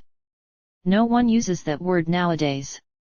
Masachika no longer had the energy to perform tsukumai and slammed his smartphone down roughly onto his pillow. At this moment, he pretended not to see the ouch. By smartphone. Message displayed on the screen. Although they weren't twins, the younger sister was too good at reading her older brother's mind. When I recover, I will make sure that this room has no surveillance cameras or listening devices. While quietly deciding that, Masachika lay limply on the bed. Kyu's-kun? Can I come in? Yes. After looking around the room for a moment and making sure that there wasn't anything he didn't want people to see, Masachika began to respond. It's okay. I don't hide erotic books under the bed like in shounen manga, or hidden picture frames like in shoujo manga. If you look around in the cupboards of this house, you might find something that shows that Masachika was once a member of the Suou family. However, there is no such thing in a place where you can see it normally. It's only natural that Masachika himself would keep such things out of sight. Excuse me. Elisa walked into the room with a slight hesitation, with her hand carrying an unfamiliar water bottle. Elisa seemed to be having trouble where to look as she thrust the bottle at Masachika nervously. Here, black tea mixed with honey. If you don't mind, please drink it. Oh, thanks, sorry, that desk drawer, or maybe a shelf. If you pull on it, it will turn into a small table. Just as Masachika had said, Elisa took out the wheeled shelf on Masachika's study table and moved it to the bedside to place the bottle. Then, do you want to eat something? If you have the energy to eat, that is. Ah, yes. I mean, you don't have to be so nervous. I'm not nervous at all, really. It's just that I'm a little uneasy. True to her word, Elisa muttered, it smells like a boy in here, as her gaze wandered restlessly. Don't whisper while you say that. And don't look shy when you say it. Masachika also felt uneasy when Elisa's gaze glanced here and there while playing with the ends of her hair and looked increasingly uncomfortable. Like in a romantic comedy scene, Elisa opened her mouth shyly. Then, which would you prefer, porridge or borscht? What are those two choices? Masachika instinctively shouted tsukumai at such an extreme choice. Then, Elisa spoke with a slightly annoyed expression. That's really good for your body, isn't it? Borscht. It's easy to eat even if your body is weak because the vegetables are boiled until soft, the garlic and onions will boost your immunity, and it can help a little bit with digestion, so it's very good for your stomach or intestines. Ah, I see. Next time, avoid saying something similar like the grannies from the rural area do. It seemed a bit harsh to say that to a young girl, but Elisa seemed to be speechless and silent. Perhaps it was really something her Russian grandmother had said. So, which one do you want? Then, I'll go with borscht instead. I see. Then, if you want to wait about 4 hours. So I have to wait. No, do I have to wait? Masachika reflexively replied about what he thought was a joke. However, Alya lowered her eyebrows as if she didn't mean to make a joke. But borscht has a lot of ingredients. I could probably save time by using a pressure cooker, but that's a bad idea. No, I don't know that kind of long-winded process. If that's the case, I'd prefer porridge instead. Ah, it may seem rude to say that, but I'm really sorry for troubling you so much. It was getting harder and harder to speak, so Masachika lowered his tone and laid back on the bed. All right, I understand. Then, I'll make some porridge. I'll be borrowing the kitchen. Yes. He replied with a nod of her head and looked at Alya's back. Then as she opened the door, Alya took out her smartphone and started typing something with her eyebrows raised. At the sight of her finger movements, Masachika stared off into the distance. Gosh, you just figured out how to make porridge, hey? Masachika's languid tsukomi echoed in the room where Alya had left. Whereas you can just cook the rice with water or broth and add salt. Where is the element of guilt? Masachika was remarking that to himself in private. I see. So I need to season it with salt and not sugar. That's right, it's not kasha after all. It turns out that there is plenty of room for error. By the way, kasha is a Russian porridge made with oatmeal and horse grain * instead of rice, milk instead of broth, and sugar instead of salt. Tien, horse oats, buckwheat or buckwheat, Phagopyrum esculentum, are plants whose seeds can be processed into flour. It's a good thing she checked it first. Otherwise, conversations like, hey? You placed the sugar instead of salt. I didn't do that, I think. Would have happened between them. If I use packaged rice. Can I put it all in the pot? Oh, I have to heat it up in the microwave first. While holding her smartphone in her hand, Alya put the packaged rice she bought into the microwave. How many liters of water are required when you say, then add water? Anyway. While complaining about the vague descriptions, Alya looked at some recipes and filled a pot with water. Oh, the rice is already warm, ouch, it's hot. Hot. She was first shocked by the heat of the packaged rice, and then shocked by the heat of the billowing steam when she opened the lid. Somehow she managed to grab the end of the packet and bring it to the top of the pot, but in her haste to avoid the heat, she immediately tilted the packet and the thick rice fell into the water violently, splashing water everywhere. Moreover, since the packet was tilted towards her, the water splashed towards her stomach. Water splattered on the kitchen table and her clothes were too wet to cover. Alya stared at the scene as if she was frozen, but, she suddenly raised her face slowly and wiped her clothes and the kitchen table with her handkerchief. It's okay, everything is safe if I wear an apron. She took out an apron from her bag, quickly put it on, and continued cooking as if nothing had happened. If asked what was safe, the answer was probably safe for Alya's dignity. Perhaps. As long as no one found out, then there was no problem. Approximately how much water was spilled? Alya was a little worried about the amount of water in the pot, but she still managed to manage the amount of water and placed the pot on the stove. She covered the pot and waited for the rice to boil. Waiting. Is this all? Somehow it feels like I'm forgetting something. As soon as there was nothing else to do, Alya became anxious for no apparent reason. Somehow she opened the lid and stirred the contents, then repeatedly checked the recipe to see if there were any flaws. Wait for it to thicken, for how long exactly? There's no easier way to describe it, like letting the water evaporate completely. And so, while complaining constantly, she somehow managed to make porridge. I guess this is enough. She decided that she would let Masachika adjust the saltiness of the porridge himself, serve it on a plate, and finish it off with a sprinkling of green onions, which took 5 minutes to cut. With a spoon and a bottle of salt, Alya headed to Masachika's room. A dent. While commenting to herself and tilting her head as she looked at the slightly dented area under the doorknob, Elisa called out to him before entering the room. "Kyuus-kun? I brought you some porridge." "Oh, thank you." Masachika laid limply on the bed. His voice sounded a little hoarse, and he had a dazed look in his eyes as he stared at Elisa. Seeing Masachika's weakened and uncharacteristic appearance, Elisa thought, "I want to pet him." A maternal instinct arose in her. But then, she immediately shattered that thought. She stomped it to pieces and threw it out of the space limit in her brain. Meanwhile, Masachika slowly raised his right hand and gave a thumbs up. "For wearing an apron, thank you very much.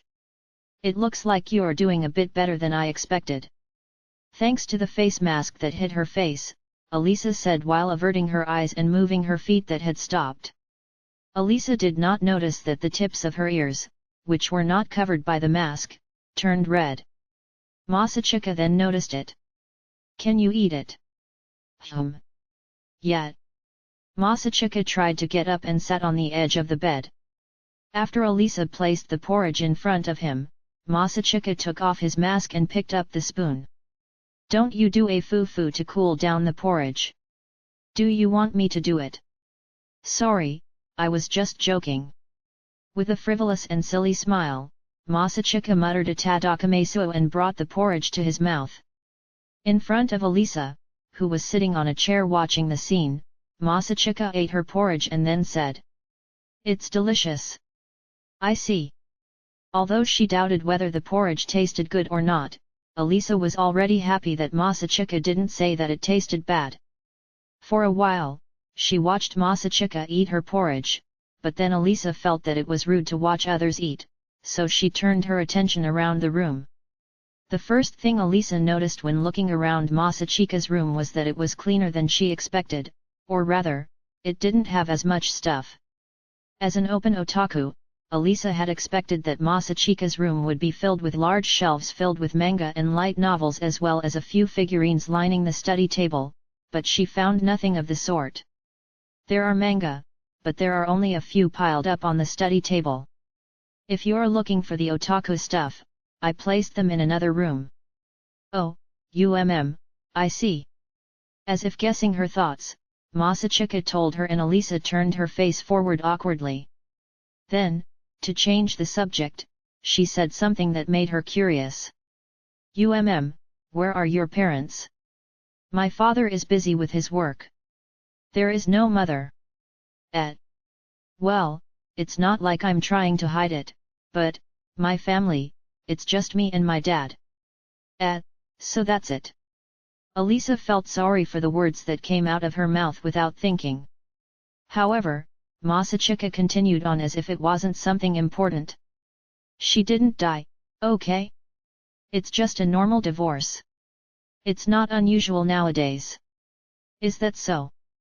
He was probably feeling a little tired due to his feverish illness. However, when Masachika talked about his mother in such a troublesome way, Elisa felt a little sad. Elisa now understood why his grandfather had come to the parent-teacher meeting yesterday and felt a little disappointed with her own stupidity. At the same time, she realized that she didn't know much about Masachika. "By the way, I didn't even know Kyuus-kun's birthday until recently." The two of them had been sitting next to each other for over a year now, but she didn't even know that. And Elisa was even more disappointed that she was unaware of it until she was told. The fact that he did not hide it meant that the information.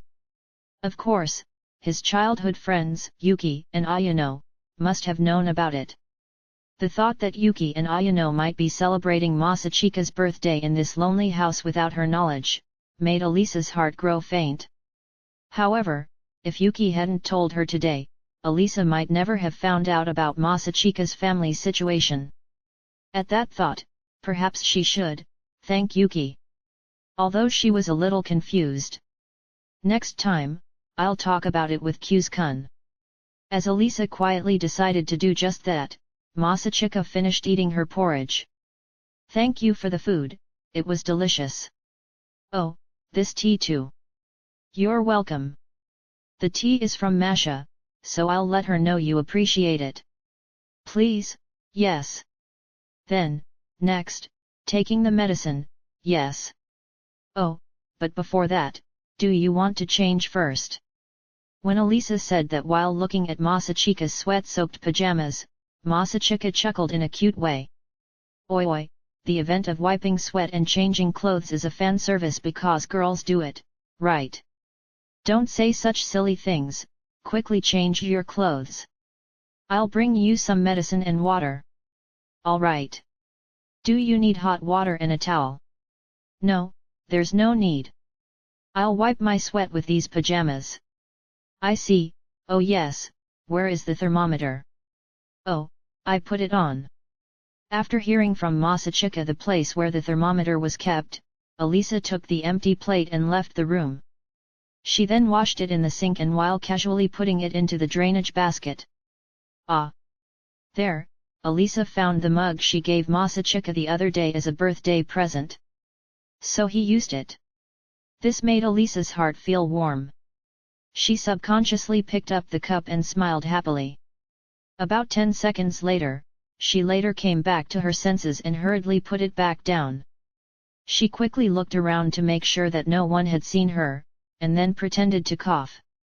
After calming down, she returned to Masachika's room with water, medicine, and other items. Can I come in? Yes. When she entered the room, Masachika, who had changed into his new pajamas, was sitting on her bed and waiting. Alisa couldn't find the pajamas he took off, but perhaps Masachika was too embarrassed to have his dirty pajamas seen, he hid them somewhere. Okay, here's the medicine and the fever-reducing compress plaster. Then, here's the thermometer. Thank you. Masachika slipped the thermometer under his arm and took the medicine with water. A few minutes pasted, the thermometer made a sound.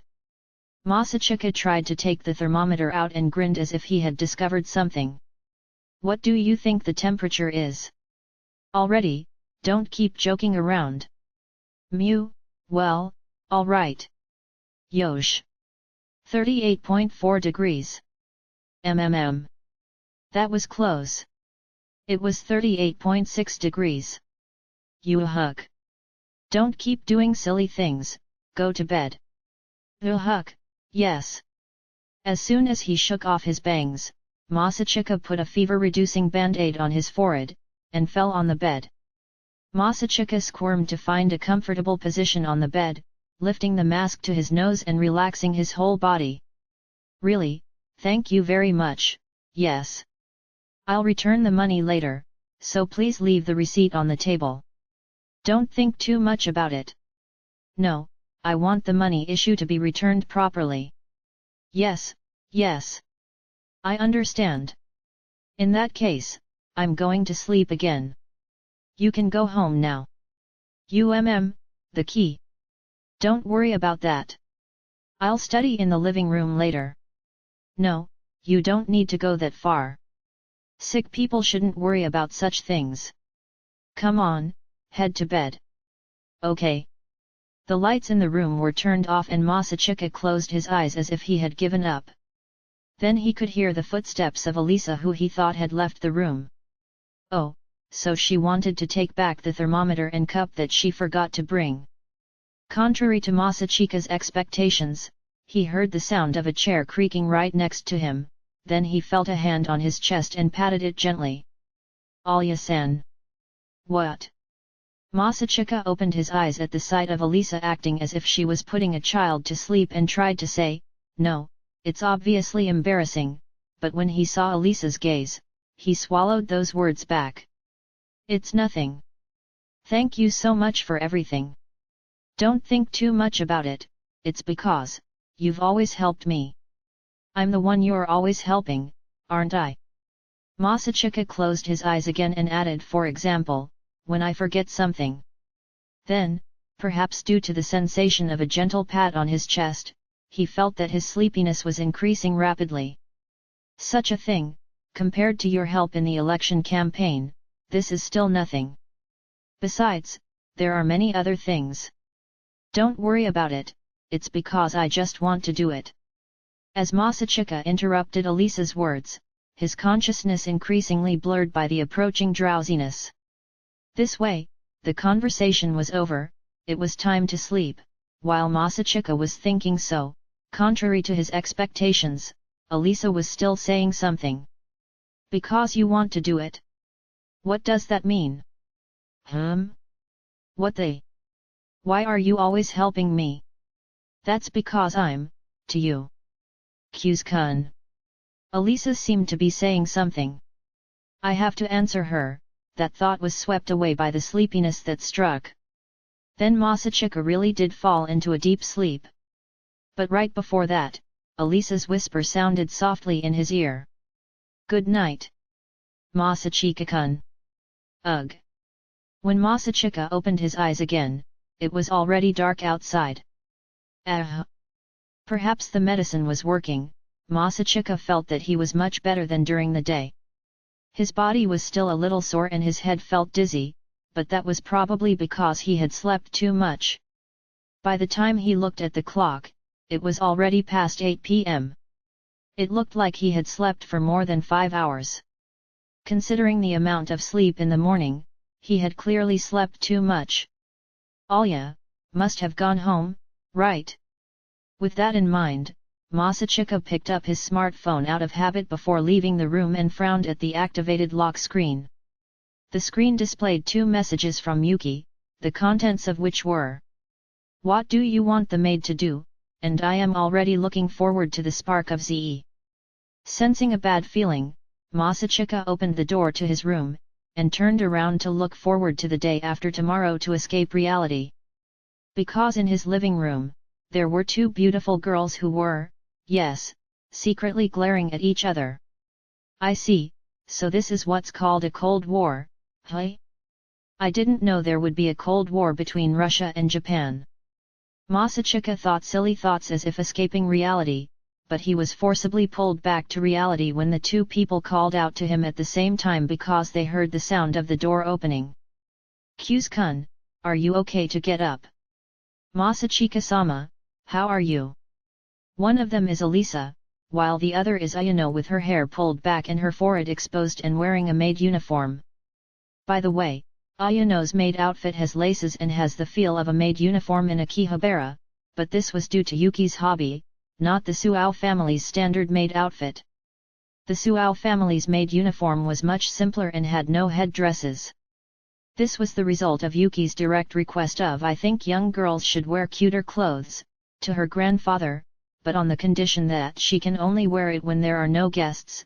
The maid uniform was made by Yuki herself.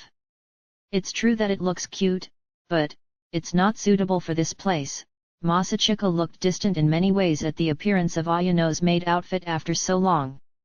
Meanwhile, Ayano, who was sitting across from Alisa, stood up quickly and silently, then with a skillful movement, she easily slipped under Masachika's arm. Please, you can lean on my shoulder.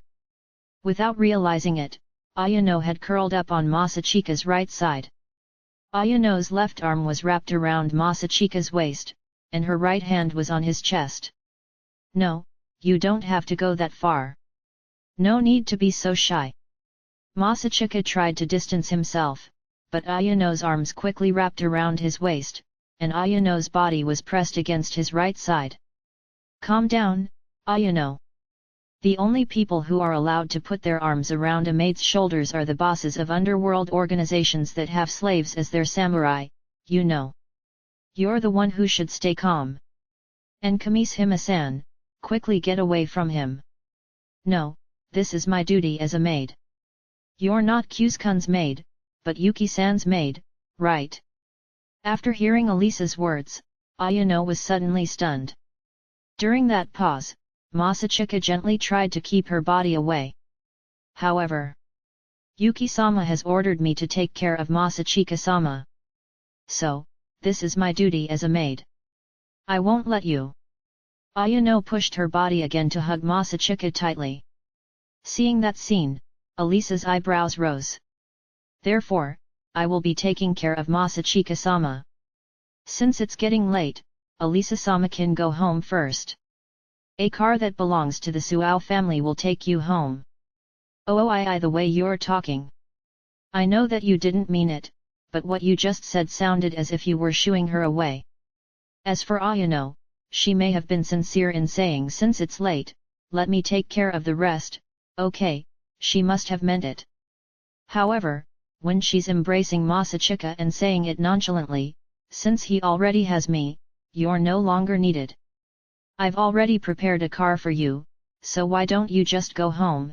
It can be inferred that she was trying to say something like that. In fact, Alisa raised her eyebrows at Ayano's words and simply stared at Ayano. However, Ayano did not budge and returned her gaze with a flat expression. She's not offended, hey. Normally, if you don't have an ulterior motive, you would tilt your head as if you don't understand why someone is glaring at you. Could this possibly be a Shiraba one? What's going to happen? Doubts arose inside Masachika, and at the same time, Yuki's message. I am already looking forward to Ze's spark resurfaced in his mind. Even though it said spark but it gave him goosebumps, Masachika wondered if it was because he had a fever or something else. Besides, isn't Alisa-sama busy preparing for tomorrow's activities? Alisa's eyebrows twitched at Ayano's words. But Masachika had no idea what they were talking about. Tomorrow? Did something happen? It's nothing. It's just a school activity.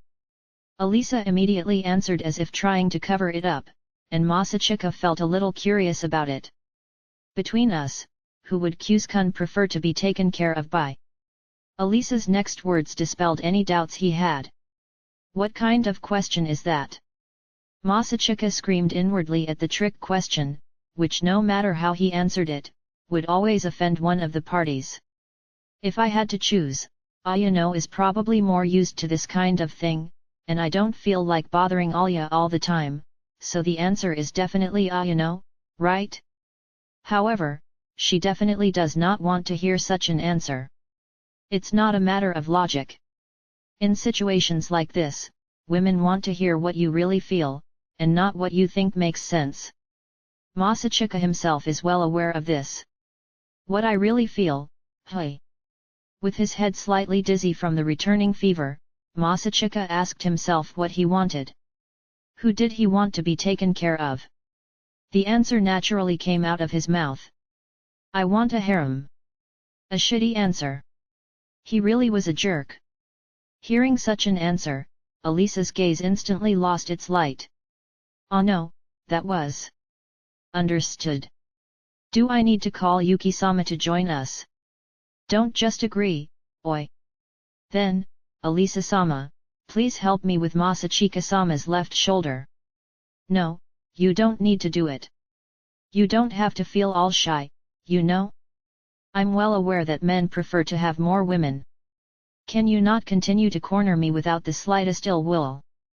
Masachika shouted at Ayano, who was looking at him with clear eyes that were different from Alisa's. Soon after, Alisa's long sigh reached his ears, and Masachika moved his body away from Ayano. If you can scream that loudly, I think you're doing a little better. Ah, Alya-san. I'm going home first. Oh, there's borscht in the kitchen, so you can have that for dinner. Borscht? Oh, so this smell is from that dish, hey? Masachika looked around at the familiar scent that spread in the living room. Nodding silently in affirmation, Alisa packed up her luggage and turned to leave the living room. Ayano? Can you move away a bit because I'm having trouble walking? Understood. He managed to get Ayano to move away and Masachika followed Alisa.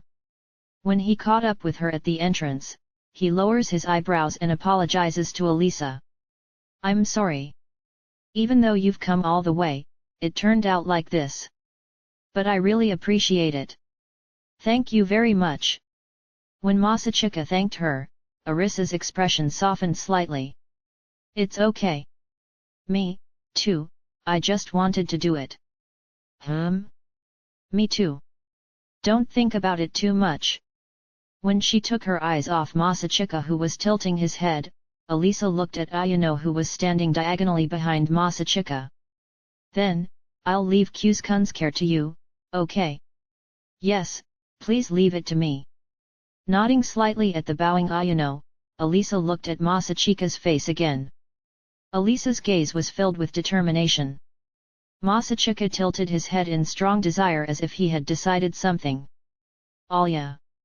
Then Kyus-kun, see you soon. Oh, yes, see you soon. However, Elisa did not respond to Masachika's call for questions. Elisa turned around and pushed the front door open, and walked out. Masachika looked away with an inexplicable feeling, but his worries were cut short when Ayano stepped out from behind him and closed the front door. Are you okay? As I thought, do you need me to support you? No, there's no need. As Masachika stood there in a daze, Ayano closed the distance again, and Masachika retreated. I mean, just now it felt like my foot hit something. Is there something in your pocket? Masachika said so while stroking his sore thigh. Then, Ayano stopped moving, then tilted her head slowly and blinked as if she had just noticed something. Oh, that. Anyway. Then, she suddenly grabbed the skirt of her maid uniform and lifted it straight up without showing the slightest hesitation. Wait, what are you doing? In front of Masachika, Ayano's knees wrapped in white, open knee socks, as well as her smooth thighs could be seen, clearly. What the hell was that? Masachika's face turned serious when he saw the objects wrapped around Ayano's thigh. However, naturally her expression turned serious. Because there were two black ribbons wrapped around each of Ayano's thighs and an object that looked like a silver pen was inserted into them. This is a weapon. What the hell is that? In front of Masachika, who was shouting and screaming, Ayano swung her right arm to flutter her skirt. The skirt fluttered vividly, showing off an area of absolute attractiveness that appeared to be visible yet wasn't at the same time. Ayano raised her right hand in front of Masachika, who could not help but be dumbfounded at the sight that no boy could resist. This is a weapon. No, I told you what it is. There were 3 metal mechanical pencils with pointed tips between Ayano's fingers. It was true that if she stabbed them in someone's neck with all her might, they would be enough to kill someone. Why would such an object be kept in under her skirt? Yuki-sama said, that this is good. Yes, I know. Yuki-sama said that the maid uniform is a combat outfit, so I should be ready for battle at all times. I see. What is it that she's trying to fight? Resignedly, Masachika returned to the living room without commenting further. Do you have an appetite? Just now Elisa-sama said that she prepared borscht for you. Ah, then I'll eat it. Understood. Please wait a moment. As he sat in the chair, Masachika took his temperature and waited, then a pleasant scent wafted into his nose. Sorry for keeping you waiting. Do you still have a fever? Oh. 37.4 degrees. Well, I'm doing much better than before. Thank goodness. I've reheated it, please enjoy. Thank you. When Masachika looked at the plate with the spoon in his hand, he saw a deep red soup that looked like borscht. Apparently, it was made simply by boiling vegetables without meat, perhaps out of consideration for the state of the sick. Then, itadakimasu. As soon as he tasted the soup, the strong sour taste immediately stimulated his tongue. However, the sweetness of the vegetables soon spread and he felt that his tongue, which had been dulled by the fever, recovered quickly. Delicious! His appetite increased right away. Masachika scooped up the next vegetable. All the vegetables were well cooked and melted in his mouth without chewing. The cabbage and onions tasted sweet, and the grain ingredients barely smelled of soil. When I was a kid, I ate this dish at Ji-chan's house. I didn't like the smell of the soil. Ji-chan just laughed and said that he liked it, but I definitely prefer this one. He ate it with gusto, and before he knew it, Masachika had finished it all. There's still some borscht left in the pot. Would you like some more? Then, can you get it for me? He finished the rest of his meal. Masachika was a little surprised, as he didn't think he could eat that much by himself. Thanks for the food.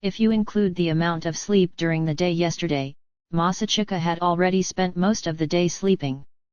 On the contrary, until now, his body still felt sluggish.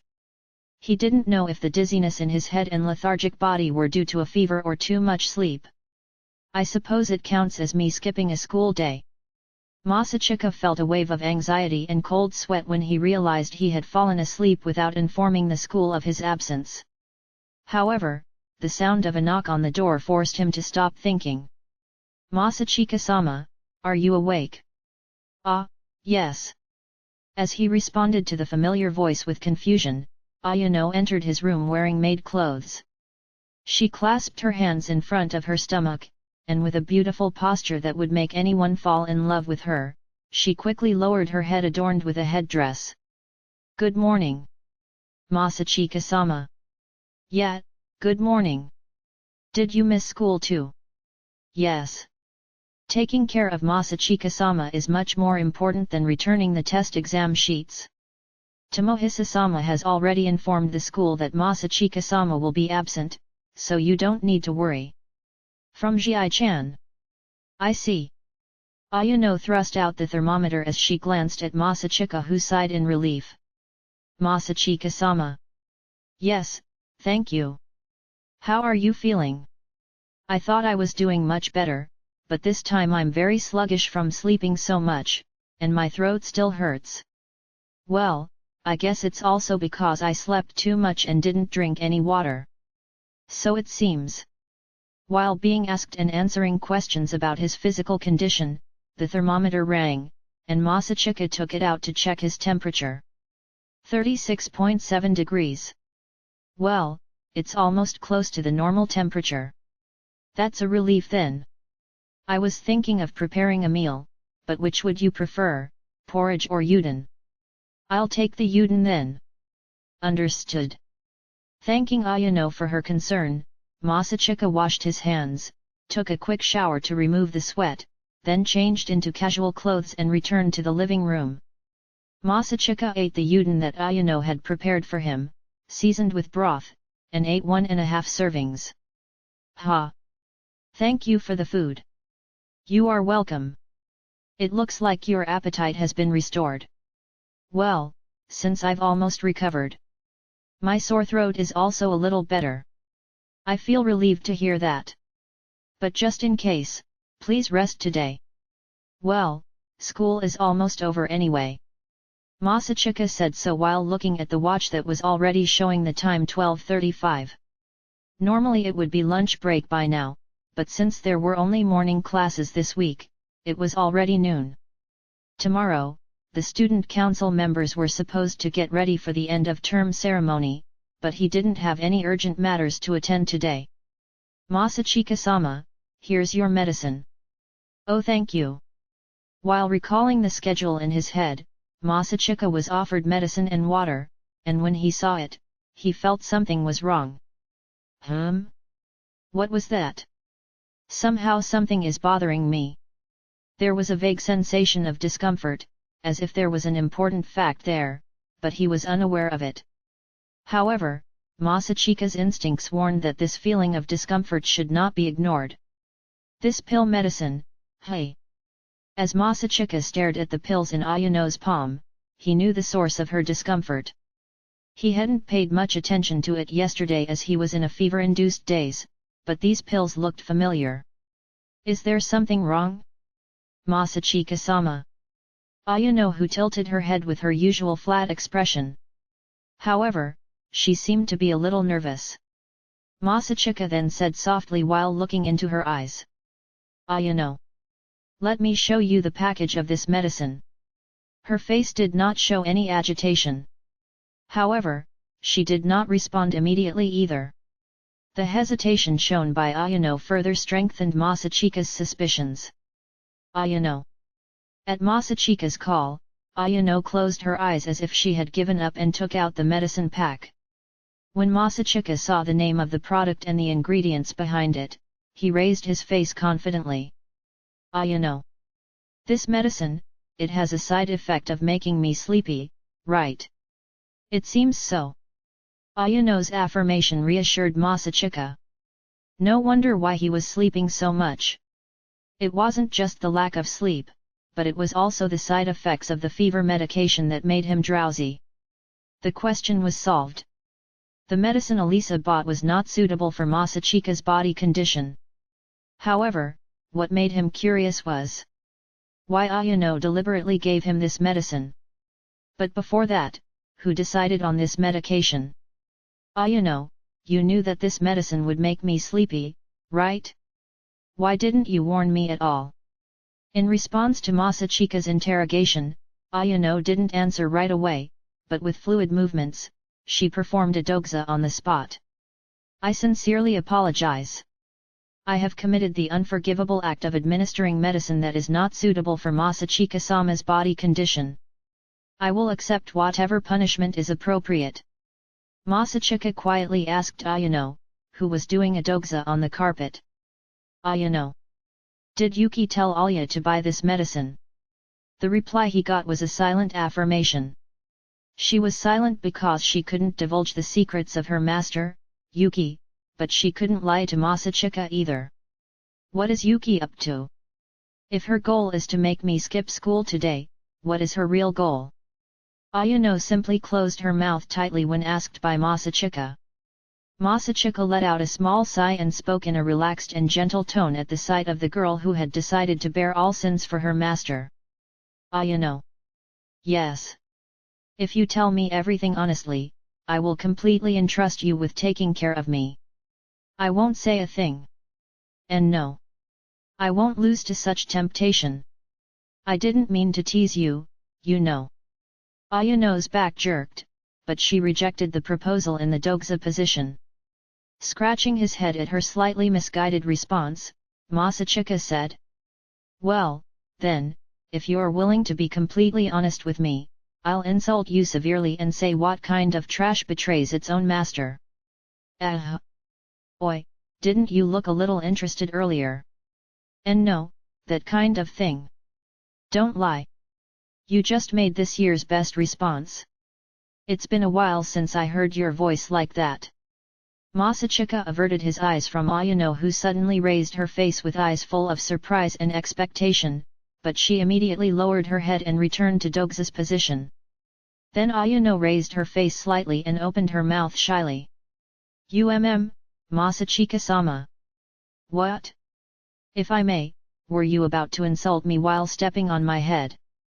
Do you want to be stepped on? No, I'm just asking if that's the case because of our current position. I saw Masachika-sama's bare feet right in front of me, so I thought that's what it would be. Don't beat around the bush. Answer my question. Do you want to be stepped on? Not going to respond.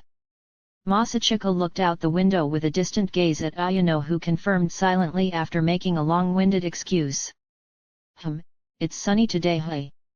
The weather is quite amazing. He said it half jokingly and half confirming his suspicions of Ayano's nature, but the reaction was beyond his expectations. Apparently, his childhood friend was not just a regular but a super A silent, voiceless, and expressionless made combined, that makes 5M1. Ha! Masachika sighed and cupped his forehead as if his head was aching, then stood up and headed for his room. I'm heading to school. Don't worry, there's no way I'm going to blame you, so hurry up and get up. No, you can't do that. There should be a punishment for the sins I've committed. Then, clean the house up thoroughly while I'm at school. That will be your punishment. Yes. Understood. Ayano finally stood up and gave Masachika a worried look. Do you really want to go to school that bad? It's better if you rest first. My fever has gone down, so there's no problem. Would you be willing to take a car ride? It's faster to walk compared to riding a car. But in the sweltering heat when you're sick, even more so. And when asked by Masachika, Ayano's gaze flicked back and forth, and then she opened her mouth as if struggling to say something. In any case, around this time. I think it's too late. What are you talking about? Driven by impatience thanks to Ayano's unpleasant words, Masachika makes his preparations as quickly as possible and heads to school after struggling to escape Ayano's restraints. Under the hot sun, he pushed his aching body and ran. By the time Masachika arrived at school, it was already 1 o'clock in the afternoon. The people coming out of the main gate were probably students who had finished lunch at the school cafeteria. As the students leaving the school area looked at him suspiciously, Masachika ran towards the school building in the opposite direction to them. "Alya, Yuki, where are they?" Gasping as he changed his shoes, Masachika pondered where he should go and decided to go to class first, then to the student council room. Swallowing the sticky substance stuck in his throat, Masachika walked quickly to his classroom. Then, he heard 3 male disciples walking from the front and chatting excitedly about something. I knew that Suou-san was really good. Although I knew that, she speaks at a higher level. Even though Alya had also done her best, but yet, the difference between them were huge. When I watched the debate last time, I thought that Kyujou-san was pretty good too, but as it turned out, it seemed like she had no ability to improvise at all. At the debate the other day, I guess she just spoke according to the script. Hey. You have a point. That's what it looks like. As Masachika passed by 3 students who were chatting without paying attention to his presence, he sensed that his bad feeling was growing. What are they talking about? Speaking skills? Perhaps, a debate. No, how could they have a debate on this day? He didn't have enough information to find the answer. However, despite the lack of details, Masachika was able to deduce that Yuki had done something that resulted in the ranking between her and Elisa. Damn it, I was caught off guard. I thought that nothing would happen before the end of term closing ceremony. I didn't expect that she would arrange something at a time like this. Masachika looked into his classroom while gnashing his teeth at his own carelessness. And there, she found Elisa sitting alone in her seat. Alya. As he opened the classroom door, Elisa, who was staring at the top of her desk, looked up slightly and her eyes widened as she noticed Masachika's presence. "Kyu's-kun? Why are you here? I heard from Ayano that Yuki seems to have prepared something." "I see, is your body okay?" "My fever is gone, so there's no problem." "But more importantly, what happened?" When Masachika sat in his chair facing Elisa, she bit her lip and bowed her head. "I'm sorry. Alya. I messed up. After all the help you've given me, I just..." "Calm down first. You can slowly explain it to me, what really happened." Elisa let out a voice full of regret as she clutched her hands tightly in her lap. After Masachika gently calmed her down, Elisa slowly began to tell him what had happened. It all started before homeroom class yesterday morning. Elisa was called by Yuki, who came to visit her in class 1B, and she faced Yuki in the student council room. "Alya-san, I know that this is too sudden, but can you go to Masachika-kun's house today to deliver medicine?" Elisa was confused by Yuki's sudden request. However, Yuki didn't pay much attention to her and continued to put her hand on her cheek as if she was in trouble. "Actually, Masachika-kun has a fever and can't seem to move." Really? Yes. Normally, I'd like to visit him myself, but unfortunately I have something to do, therefore, I wonder if I could ask Alya-san, as her partner in the election campaign, to help me." "I see, well, I don't mind, really." While feeling a little uncomfortable at the thought of being asked by Yuki to take care of Masachika, but if she refused here and in case Yuki said, "In that case, let me do it," then it would be too much for her, so Elisa decided to agree to her request. Then, as if she knew that Elisa would accept it, Yuki took out a piece of note from her pocket. "Thank goodness. In that case, this is the fever medicine Masachika-kun always uses and his home address is written here, so please help, okay?" "Yes." Feeling bothered once again by the information about Masachika that she didn't know, Elisa accepted the note. "Then, I'll go see him after school." Elisa was about to return to her class again after saying that, but Yuki stopped her. "Ah, please wait a moment. Actually, I still have other business with Alya-san." "What? If Alya-san doesn't mind, would you be willing to appear as a guest on the school broadcast tomorrow afternoon?" When Elisa was confused, Yuki intertwined her fingers and smiled. "You know that I'm part of the Student Council's public relations and I use the school noon broadcast every week to report on Student Council activities, right? While we're at it, tomorrow I'll be talking about the debate of the previous week. Therefore, I would like to ask Alya-san, who was involved in the event, to attend as a guest in tomorrow's broadcast." Tomorrow? Yes. Wouldn't this be a good opportunity for Alya-san to impress more students with your victory in the debate the other day? Just like in sports, the winner usually gets interviewed, right?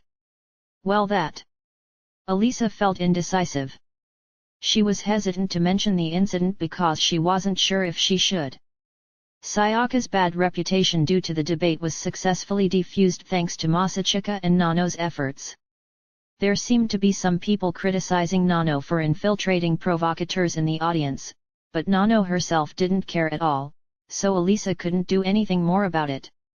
Even though Kyuskun and Mayami-san have taken great pains to control the situation. Am I allowed to bring it up again later?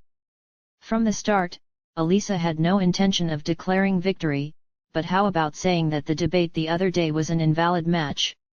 Isn't that exactly what Masachika was talking about? The pity and helping hand of the winner is an act of trampling on the last pride of the loser. That's right.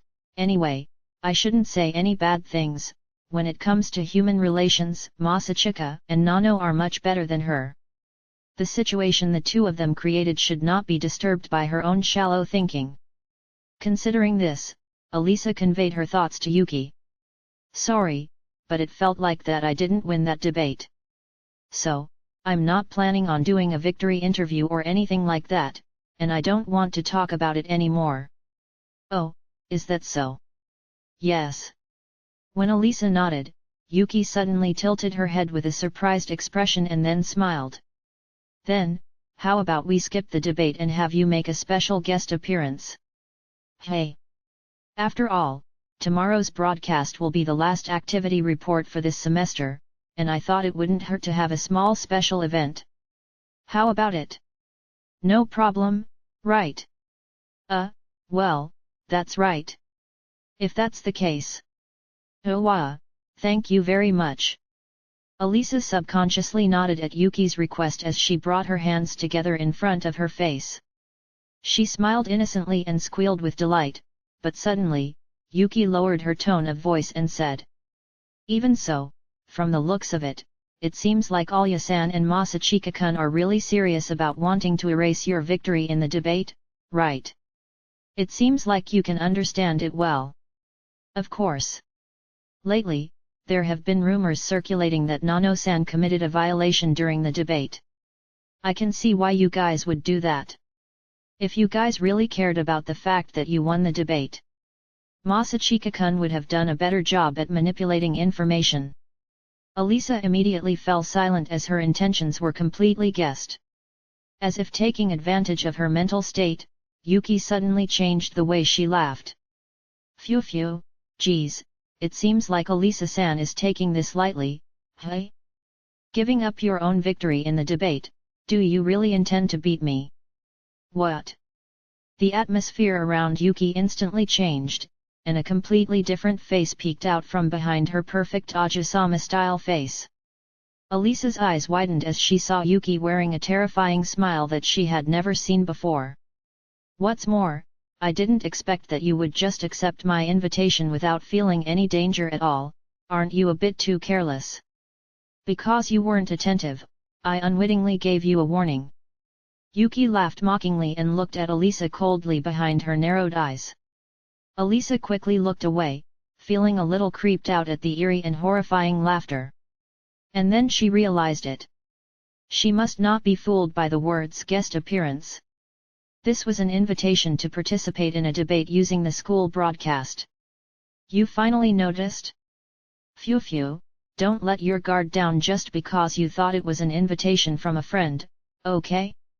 It's an invitation from an opposing candidate in the election campaign, with Masachika-kun on leave due to his fever. You should be more cautious when approached. Don't tell me, you were targeting him on purpose. Yes, I thought of taking this opportunity to make the harshest possible attack on Alisa-san, since you don't have any reliable advisors. Yuki said something degrading, but her smile remained unaltered. Alisa was more than a little taken aback to see her friend from a different perspective, but she was still able to react negatively to Yuki's remarks. In other words, if I'm alone, you can do whatever you want. Well, I didn't have to bother you with this warning, but if Alisa-san was by herself, I wouldn't have to be shocked, and besides. After a short pause, Yuki looked at Alisa with a mocking gaze. You wouldn't make excuses if you were confronted with a challenge and lost, would you? It seems like I've been underestimated, hey. Era, even though you've been played by me for a while, you still dare to say that. After hearing Yuki's insulting words, Alisa completely changed her way of thinking. The person in front of her now was not a friend who worked with her in the student council. She was an enemy that had to be defeated in the election campaign. Perhaps sensing the change in Alisa's thought process, Yuki finally said with a grinning smile on her mouth, without bothering to hide it. Oh, of course, you can count on Masachika-kun, you know? You can ask his opinion when you deliver the medicine for him today. She was aware that she was being provoked. However, Alisa's pride did not allow her to rely on Masachika after being told this. I don't need it. I won't burden Kyu's-kun who is resting due to illness. Era, are you sure? You don't have to hold back, you know. Her words and the look in her eyes clearly meant, you can't do anything alone, so hurry up and cry to Masachika. After hearing her words, Alisa gasped and provoked her back. Phew, Yuki-san alone, are you going to be okay without Kyu's-kun's help? The intent behind Alisa's words implied, you also rely on Kyu's-kun, don't you? But Yuki did not waver at all. Yes, of course. I hope that Alisa-san can properly live up to the expectations worthy of the nickname Loner Princess, okay? Ugh. I definitely won't lose. Yuki just smiled casually at Alisa who was glaring at her with obvious fighting spirit. Phew, I'm really looking forward to tomorrow. Thus, the face-to-face competition between the two beautiful girls of the same age was suddenly held. After that, Alisa prepared for her battle against Yuki. She checked the contents of the suggestion box in advance in order to predict which suggestion would be taken. In addition, while grooming, she remembers as much as possible about Yuki's past activities, and carefully simulates what kind of conversation will take place. And after school today. After taking all the countermeasures she could in one day, Alisa entered the broadcast room. Excuse me. When she knocked and entered the broadcast room, Yuki was already inside waiting for her. Good afternoon, Alya-san. You came early. Please take care of me. Yes, please take care of me as well. Alisa sat next to Yuki without relaxing her fighting spirit, although her eyebrows were raised slightly when Yuki called her by her usual nickname.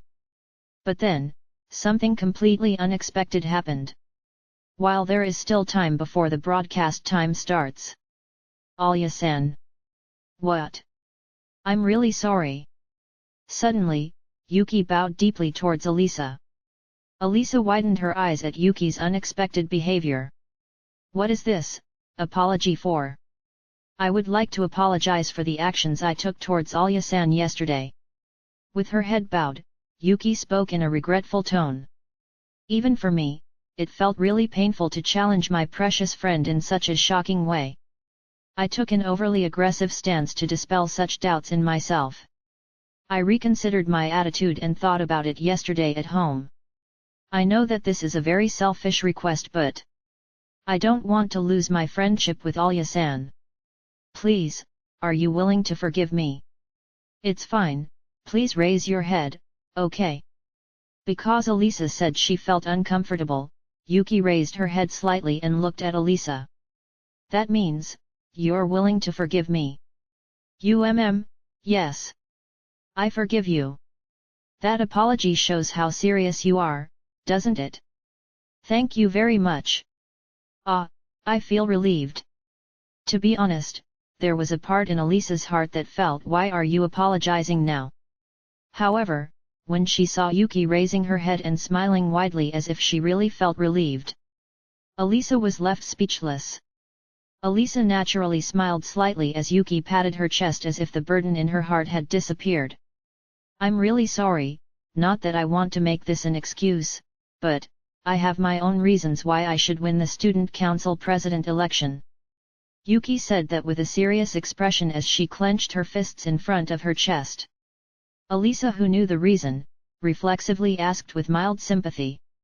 Is it because your family told you to become student council president? That's what Yuki told me when she had just joined the student council. At that time, Elisa said, well, everyone's situation at home is different. It must be hard to be under such pressure from your family. Well, there's that reason too, but... After letting her gaze wander as if she was not sure what to say, Yuki looked straight at Elisa and said, I have an older brother. Elisa was shocked by Yuki's unexpected confession, who used to claim that she was an only child. Avoiding Elisa's wide-eyed gaze, Yuki spoke softly with eyes that seemed to be looking somewhere far away. My brother is much more talented than me, both my parents and grandfather have high hopes for him. If it were my brother, I'm sure that he would be a good heir to the Suou family. I have a lot of respect for him as well. Did that gentle gaze remind her of their precious past? Yuki spoke of her brother with a gentle expression, but suddenly her gentle expression instantly changed. But, he's already gone. Elisa was really surprised by the change in Yuki's expression and her words. Yuki said that her brother was gone, that means. That's why, I can't lose. Yuki spoke while looking straight into the eyes of the silent Elisa. Her words pierced Elisa's heart. In order to replace my brother who is no longer around, I must fulfill my family's expectations, because that is the mission that was assigned to me. She proudly declared that with a voice that conveyed a strong sense of mission and willpower. Yuki then suddenly relaxed her expression. However, everyone has their own circumstances, so there's no point in saying that. Sorry for telling you something like this. Yuki lowered her eyebrows and laughed, as if she said something unnecessary, then lowered her head again. Why yes, I don't mind. When Elisa answered with eyes trembling with anxiety, Yuki lifted her head with a fragile smile and spoke cheerfully to change her mood. Oh! It's time. Alya-san, are you ready? Yes. Let alone preparation, what Elisa had in mind at the moment was not about that. Elisa then half-consciously turned to the microphone, unable to think of what she was going to do. Then, Yuki asked her a question. By the way, what about Alya-san? The words interrupted Elisa's anxiety. Why does Alya SAS want to be student council president? Hearing that question, Elisa's mind went blank. In the past, Masachika had asked her the same question. Elisa answered immediately without hesitation. She said that she wanted to be the student council president because it was her wish. However, after she heard about Yuki's situation, Elisa felt that her motives seemed very trivial compared to her. Gosh, it's about time, hey. Then, let's get started, Alya-san. Yes. After reflexively answering, Elisa vaguely recalled in the corner of her mind what she was going to do. But by the time she remembered it, the microphone button had already been turned on and the broadcast started. Hello everyone. It's time for the bi-weekly report on student council activities. Today, I, Suou Yuki, as the Public Relations Department will report on the student council activities for the past 2 weeks. Now, since today is the last broadcast of the semester, I've invited a wonderful guest. Could you please say hello to the listeners?" While listening to Yuki's fluent narration, it was now her turn to speak. As she turned to Yuki next to her, Alisa quickly moved to get closer to the microphone, but the greeting she had prepared flew out of her head, literally. "Ah, I'm Kyujou Alisa. I serve as the treasurer of the student council. Well, thank you for your time today." As a result, the sentence that came out of her mouth was the most awkward greeting she had ever heard. After saying that, Alisa felt that her back became hot with embarrassment. Ara, it seems Alya-san is feeling a little nervous. Don't worry. Not many people will be listening to this broadcast today. Although I shouldn't have the right to say that, right? Yuki quickly helped her, and Alisa could feel that not only her back, but her cheeks were also hot. I have to be firm. I will definitely defeat Yuki-san. How can I show my face if the person I'm trying to beat is aiding my negligence? Yes, Alisa was trying desperately to scold herself. The fighting spirit she had to face Yuki a few minutes ago had completely disappeared. Back then, why?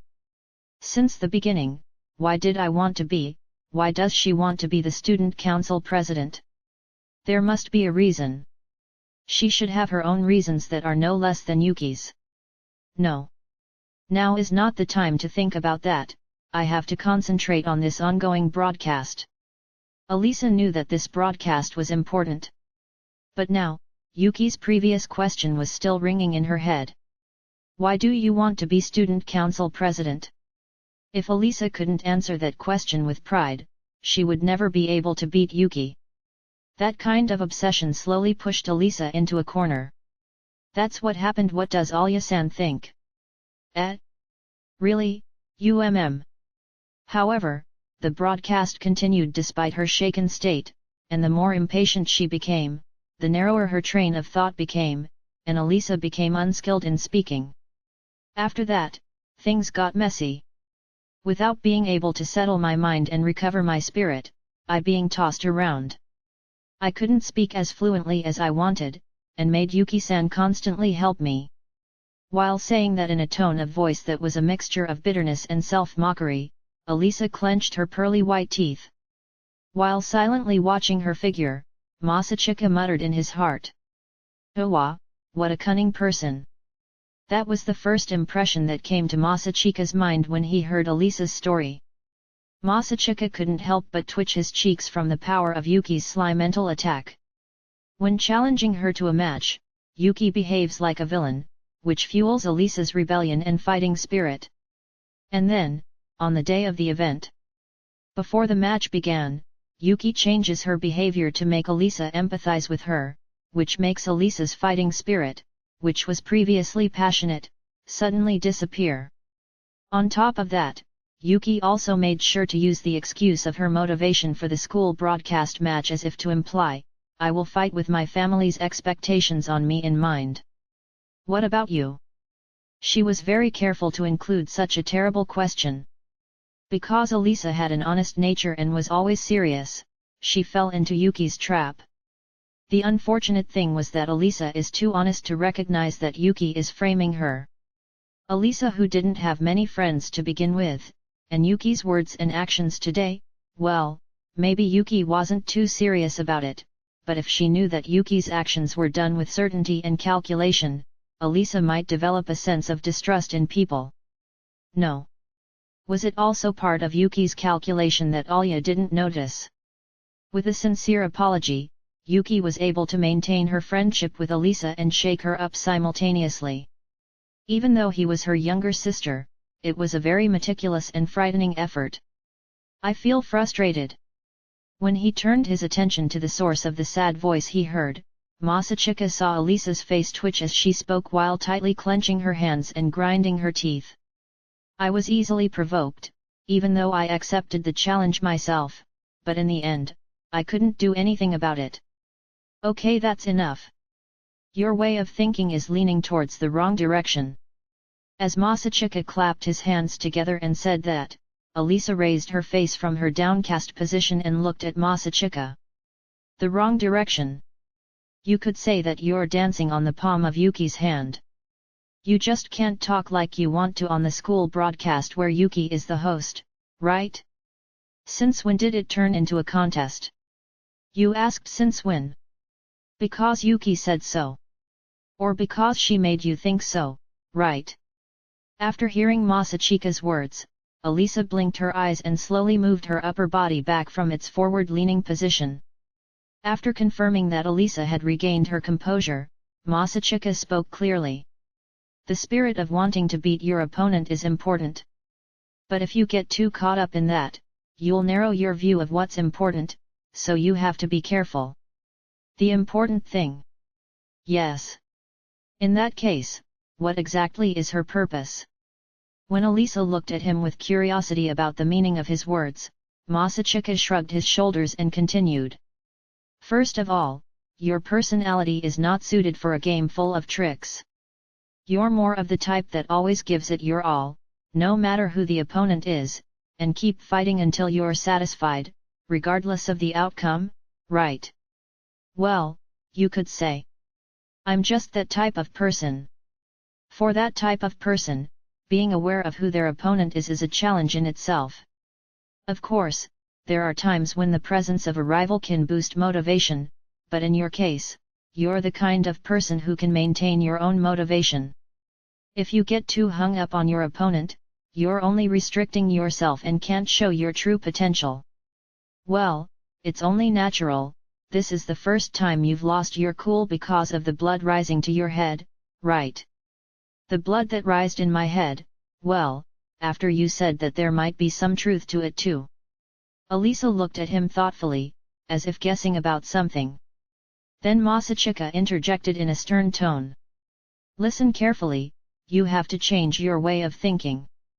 Yuki's goal is not to gain an advantage over you in today's school broadcast. Her real goal is to discourage you so much that you won't be able to give your all at the end of term ceremony. That's the truth, isn't it? If she was deliberately aiming for you during the school broadcast, there must have been other times that were more effective, since today there are only classes in the morning and few students listen to it during the lunch break. That's because she's aiming for the time when Kyuskun isn't around. That may be true.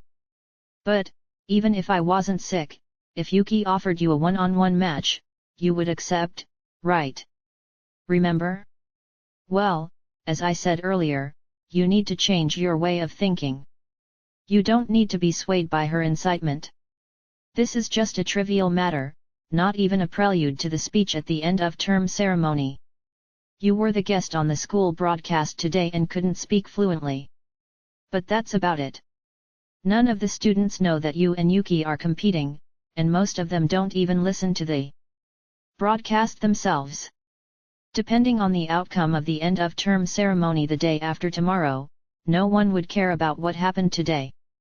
Masachika spoke earnestly while looking Alisa straight in the eye.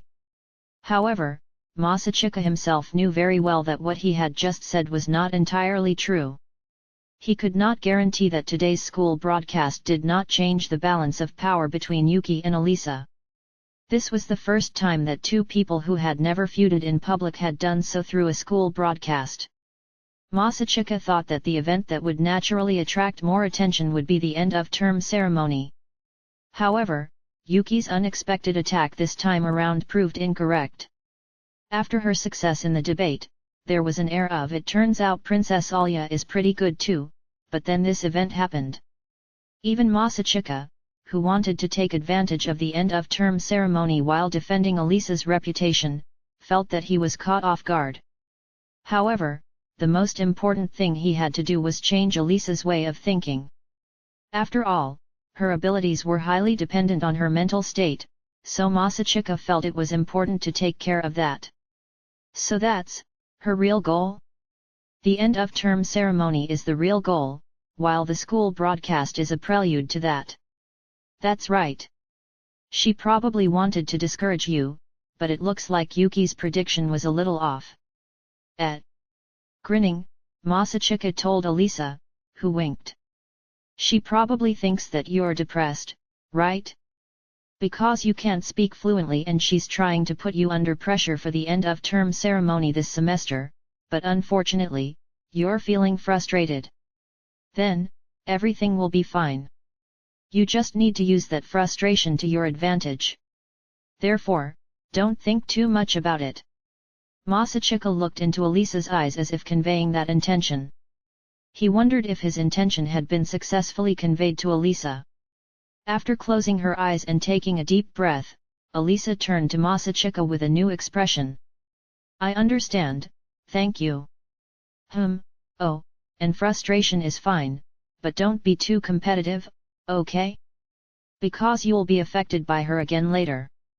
That's right, in other words, I should forget about this incident and do my best on my own, right? Yup, that's what I meant. Well, somehow, I'll try my best. And one more thing, I'd like to apologize, for taking it all on myself. After saying that, Elisa bowed her head. Masachika felt uneasy because of the rare experience of Elisa bowing her head to apologize. No, that's just. Well, it's my fault too for falling ill at such an important time, and I'd like to apologize about that too. It can't be helped, you had a fever. But, none of this would have happened if I hadn't lowered my guard.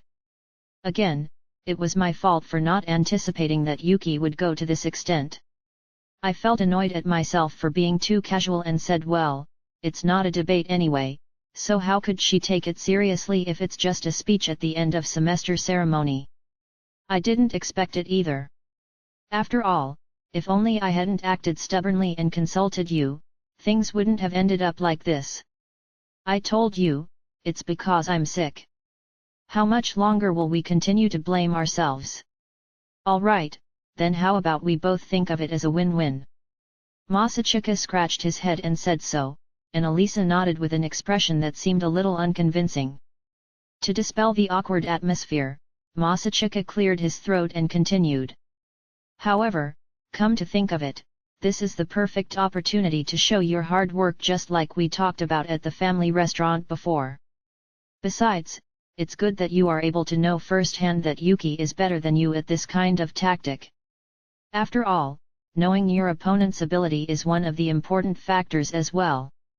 Well, to be honest, I didn't expect that Yuki-san would use tactics like this, so I thought that it could be a good experience for me to be aware of that aspect from now on. Elisa said so, half the words to herself. Masachika asked Elisa with some concern. Are you feeling disappointed? When you found out that she did a surprise attack like this? I asked if you felt disappointed with Yuki. When asked by Masachika, Elisa shook her head after blinking slowly. Not really, I don't feel disappointed at all. Although it was a bit surprising, but Yuki-san challenged me directly. If I blame Yuki-san for losing, that's called holding a grudge, right? I see. I'm glad to hear that. Masachika was relieved to find that the friendship between Elisa and Yuki had not broken up. At the same time, she felt curious about. As expected, she didn't notice Yuki's attempt to shake her mentally. Apparently, Elisa believed Yuki's excuse that she was too aggressive to break her doubts, and didn't realize that it was all just a carefully calculated charade by Yuki to shake Elisa's heart. She seemed to think that Yuki was challenging her to a debate and her words and actions were mentally shaking her. No, you misunderstood, okay? Everything has been carefully calculated, you know? But, how can I tell her? If he told her everything, it might ruin the friendship between Elisa and Yuki. On the other hand, if he did not explain how Yuki did it, he would not be able to warn Elisa. As Masachika pondered what to do, Elisa tilted her head. Kyu's-kun? What's wrong? Oh, no. It's nothing. Seeing the innocent expression on Elisa's face, Masachika decided to keep quiet. She had always been good at this kind of tactic. If Elisa wasn't good at it, Masachika could support her shortcomings. Although you said it was nothing. So, why are you laughing so? Masachika blinked as he heard Elisa's words. Then, he touched his own face and realized that he was laughing. That's right, why, hey. Why are you asking me? In front of a confused Elisa, Masachika wondered why he was making that face, and then, he realized. Oh, am I feeling excited? Because Yuki and Ayano really managed to outsmart me. Previously, Yuki had said, I'm really looking forward to the battle between siblings for the position of student council president, and apparently Masachika felt the same way. I see. Cuckoo, it's nothing, I just think that Yuki really stabbed us from an unexpected place. As soon as he noticed, Masachika's smile turned into a vicious-looking sly smile. I'm not sure what this sensation is. Even I was a little taken aback by my own level of excitement. Neither Yuki nor Ayano seemed to have changed much yesterday. However, in reality, she was hiding the sword behind her usual demeanor, while looking for an opening.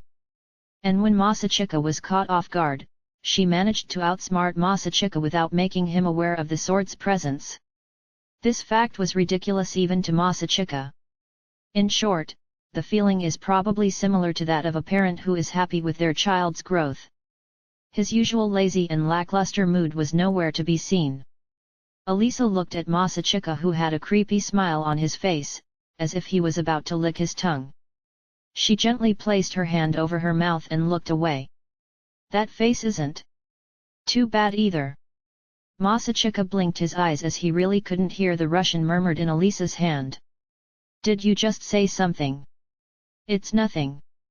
I just said, you're putting on a bad face. Do I look that bad? Yes. Elisa nodded, but her cheeks, which could not be hidden by her hands, were slightly flushed. Masachika was a little confused by the imbalance between her words and facial expression. Why? Perhaps, she likes bad boys? Is it because the more polite a girl is, the more she is attracted to bad boys? At first glance, the image of Elisa being cheated on by a mean-faced boy came to mind, and Masachika was annoyed. Masachika knew that the word mean-faced rogue, which was generally not used in a positive sense, was treated as if it were a beautiful thing in a work specifically for women. Alya. What? The only cool thing about young masters in the Yakuza is that they only exist in two-dimensional characters. Don't try to get involved with them in the real world, okay? You occasionally say some strange things. What the hell are you talking about? No, because you were blushing earlier. I thought that you liked bad boys. What are you talking about? How could I like them? And also, I'm not blushing. It's just that Kyu's-kun's face is a little bad, it looks so silly. Isn't that really cruel? So that's what it was, but she does look like she's covering her mouth and trying to hold back her laughter. No, I'm pretty sure she said something embarrassing while mumbling in Russian. Regardless of whether she really meant it or not. Or perhaps she is embarrassed by the fact that she said something embarrassing. Well, whatever.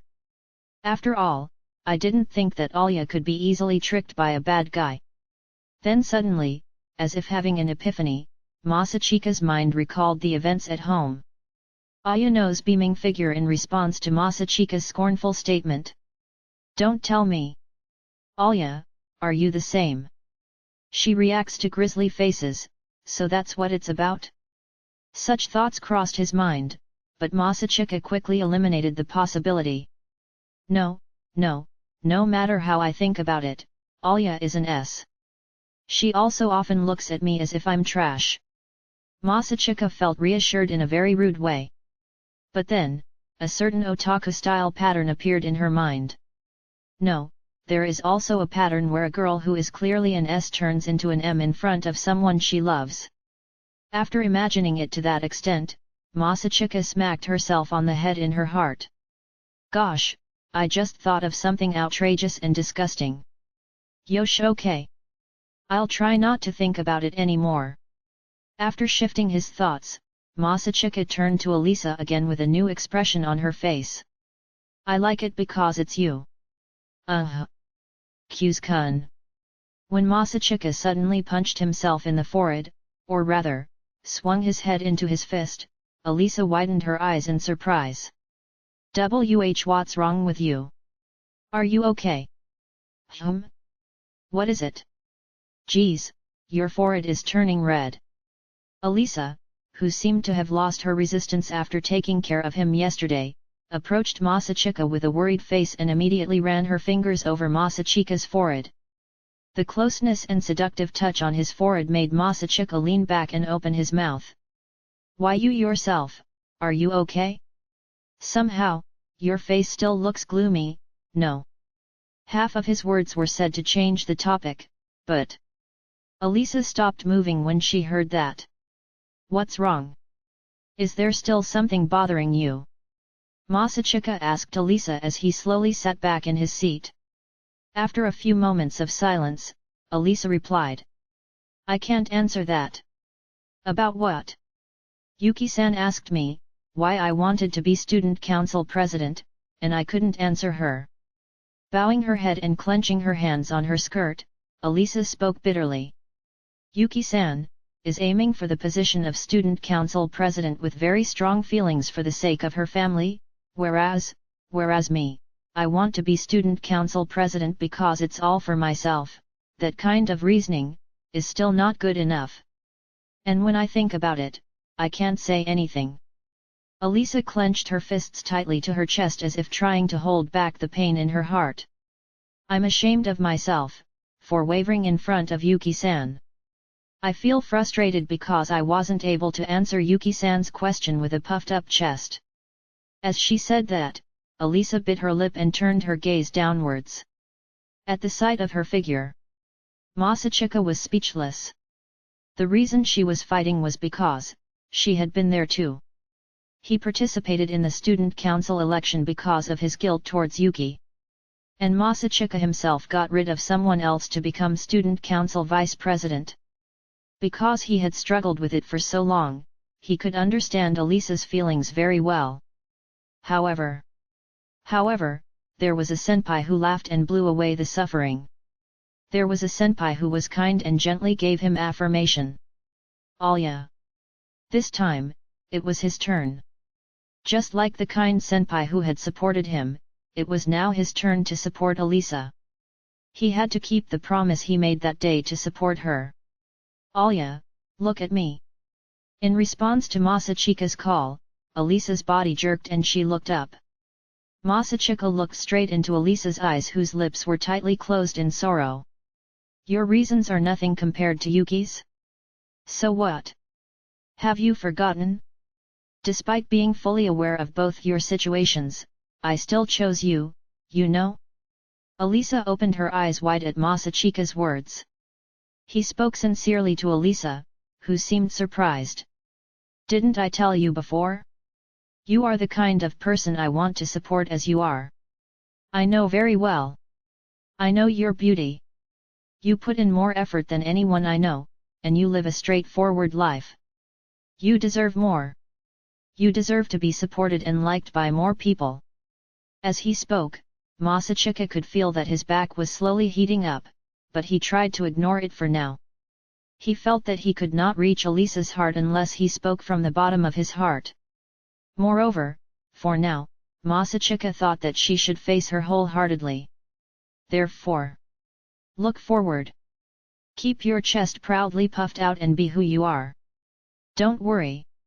Your charm as a girl is in no way inferior to Yuki. I can guarantee that. After saying that much, Masachika felt that sweat was running down his back. He felt like writhing and banging his head against the table right now, but Masachika tried to hold it in and continued to stare into Alisa's eyes. Then, Alisa slowly blinked her wide-open eyes, then, put her hand over her mouth and started laughing. Phew, somehow it feels like a love confession, hey! Shut up! Don't say that! I swear that I'll never say it again. Masachika cried out unbearably when told bluntly about what he had been feeling all along. Ah, I'm hot. I think my fever has returned. As expected, I can't do anything that I wouldn't normally do with a fever like this. Phew, right? If you have a fever, what can you do, right? Alya laughed and walked over to Masachika, who was fanning himself by grabbing his uniform while looking the other way. Then, she placed her hand on Masachika's cheek, who turned away from her, and turned him towards her. Alya then pressed her own forehead against Masachika's, whose eyes widened. It seems to be true. Is your fever still not completely cured? Close enough for the tips of their noses to almost touch was Alya's face while she had her eyes closed. As if they were about to kiss, the unrealistic sight left Masachika wide-eyed and confused. It was a very long few seconds where he even hesitated to breathe. Finally, Alya quickly raised her face and smiled gently at Masachika. Thank you, thanks to you, I was able to overcome my doubts. Oh. That's good then. Somehow, he could not look directly at Alya's face, and Masachika averted his gaze and replied with a few words. Smiling again at Masachika, Alya said in a clear voice. That's right. Compared to the others, it can't be helped. After all, I am me. That's right. Yuki is Yuki, and you are you. That's right. Upon seeing that his partner had regained his usual composure, Masachika breathed a sigh of relief. Even though Yuki-san is carrying out her late brother's will, I don't have to be afraid of fighting her. Masachika froze after hearing the unexpected words that entered his ears. Her late brother's will? Her dead brother's will? I. Imudo yo. So this brother of yours, me, is dead. Hey-ah!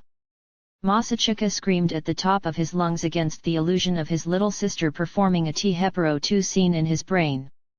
A completely different kind of sweat gushed out all over.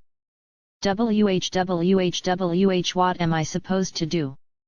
Somehow, even more so than usual, Yuki made the previous arrangements too heavy, but should I change this given her childhood friend's position? However, there is a chance that Alya and Yuki's friendship could crack. No, but even so, Masachika was having an inner war about a difficult problem that suddenly appeared. After struggling for a few seconds, he reluctantly called Alya. Alya. However, at that moment, the classroom door had opened. Masachika and Alya looked in that direction simultaneously. Yahoo! Excuse me. Nano opened the door with a casual voice and entered the classroom. Behind her, Sayaka struggled to bend down and walk in. Masachika and Alya both widened their eyes at the sudden and unexpected visitor. I thought she was still in the classroom. Hey, Kyuzeki? Aren't you absent today? Well, I just came here too. Is that so? Then it's really a coincidence. But Nano said that regardless of their reactions, and sat down with a thud on Hikaru's chair in front of Masachika. By straddling the chair. Nano, that's not polite, you know. It's okay. There's no one else anyway. Without listening to Sayaka's warning, Nano rested her cheek on the back of the chair lazily, looking as unmotivated as ever. In front of Masachika. With her legs spread as wide as possible. Because of her behavior, for better or worse, I don't think they can consider her an idol. From Masachika's point of view, it's no surprise that Nano was named the prettiest girl of her generation in terms of looks and fame. However, the reason why this is not the case may be because people feel that Nano is more familiar to them compared to Alya and Yuki. If Alya and Yuki are flowers that cannot be reached, then Nano is more like a big flower that blooms on the ground. Even though he meant insectivorous flowers, Masachika took that to heart, raised his guard a little, and inquired about their needs. So? What business did you come here for? It's not me who has business, but Sayaka, anyway. Taniyama. As Masachika turned his head towards Sayaka, who was standing diagonally behind Nano, Sayaka's eyebrows twitched for a moment and then she exhaled for a long time. Then, she straightened her posture with a sincere expression. Although it's too late to say this. Q-san and Q-jiao-san. I apologize for the inconvenience I caused you both. I'm sorry for the rudeness I've done to you. I truly am sorry. Then, she bowed deeply towards the two of them. Seeing that, Nano also bowed slightly while sitting on her chair. I'm sorry too. It's also my fault for not stopping Sayaka when I knew she was out of control. I know it's a little late, but will you accept my apology? Of course, I won't ask for your forgiveness for free. Nano put her hands together in front of her face, closed one eye and apologized. Sayaka was still standing and continued to bow her head. Seeing their apology, Masachika looked back at Elisa. I have no right to make that decision. Everything is up to Alya. I don't mind if you apologize for those harsh words. As for Mayami-san, you didn't do anything that needed any apology. But I guess it's only natural to apologize for infiltrating provocateurs at the debate yesterday, right? Masachika waved his hand at Nano, who was leaning her head with both hands. That's part of the strategy.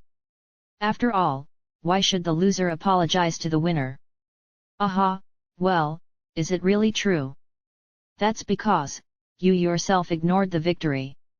Lifting her head, Sayaka stared at Masachika. It seemed that she had learned that Masachika had asked Nano to quell Sayaka's bad rumors, and Masachika just shrugged casually. I only did it because Alya said that it bothered her. Besides, it was Mayumi who actually moved, so we have no right to comment on the matter. That meant that rather than receiving thanks for taking care of Sayaka's bad gossip, Masachika received no criticism for bringing Nano's reputation into disrepute. If she had something to say, Sayaka could say it directly to her partner, Nano. After understanding the meaning behind Masachika's words, Sayaka then turned her attention to Elisa. Still, that doesn't change the fact that you guys care about me, does it? That's why during today's noon broadcast, you didn't mention the incident at the debate. That means you meant it, right? In response to Sayaka's gaze, Elisa looked straight into her eyes. In fact, if the voting during the debate had continued, I don't know who would have won. I just don't want to declare victory when there is no clear winner. Hearing Elisa's reply, Sayaka looked back into Elisa's eyes as if trying to figure out her true intentions. But finally, she closed her eyes and nodded with a faint smile. I see. You have a lot of self-esteem, hey. After muttering that, Sayaka turned around and headed for the door at the front of the classroom. She placed her hand on the door and paused there for a moment. But, I also have my pride. Based on her words and body language, Masachika knew that Sayaka intended to do something. Wait a minute, Taniyama. What are you planning to do? When asked that, Sayaka looked at Masachika and replied. I won't bend the facts to protect my honor. Therefore, you want to make a statement of defeat and not victory?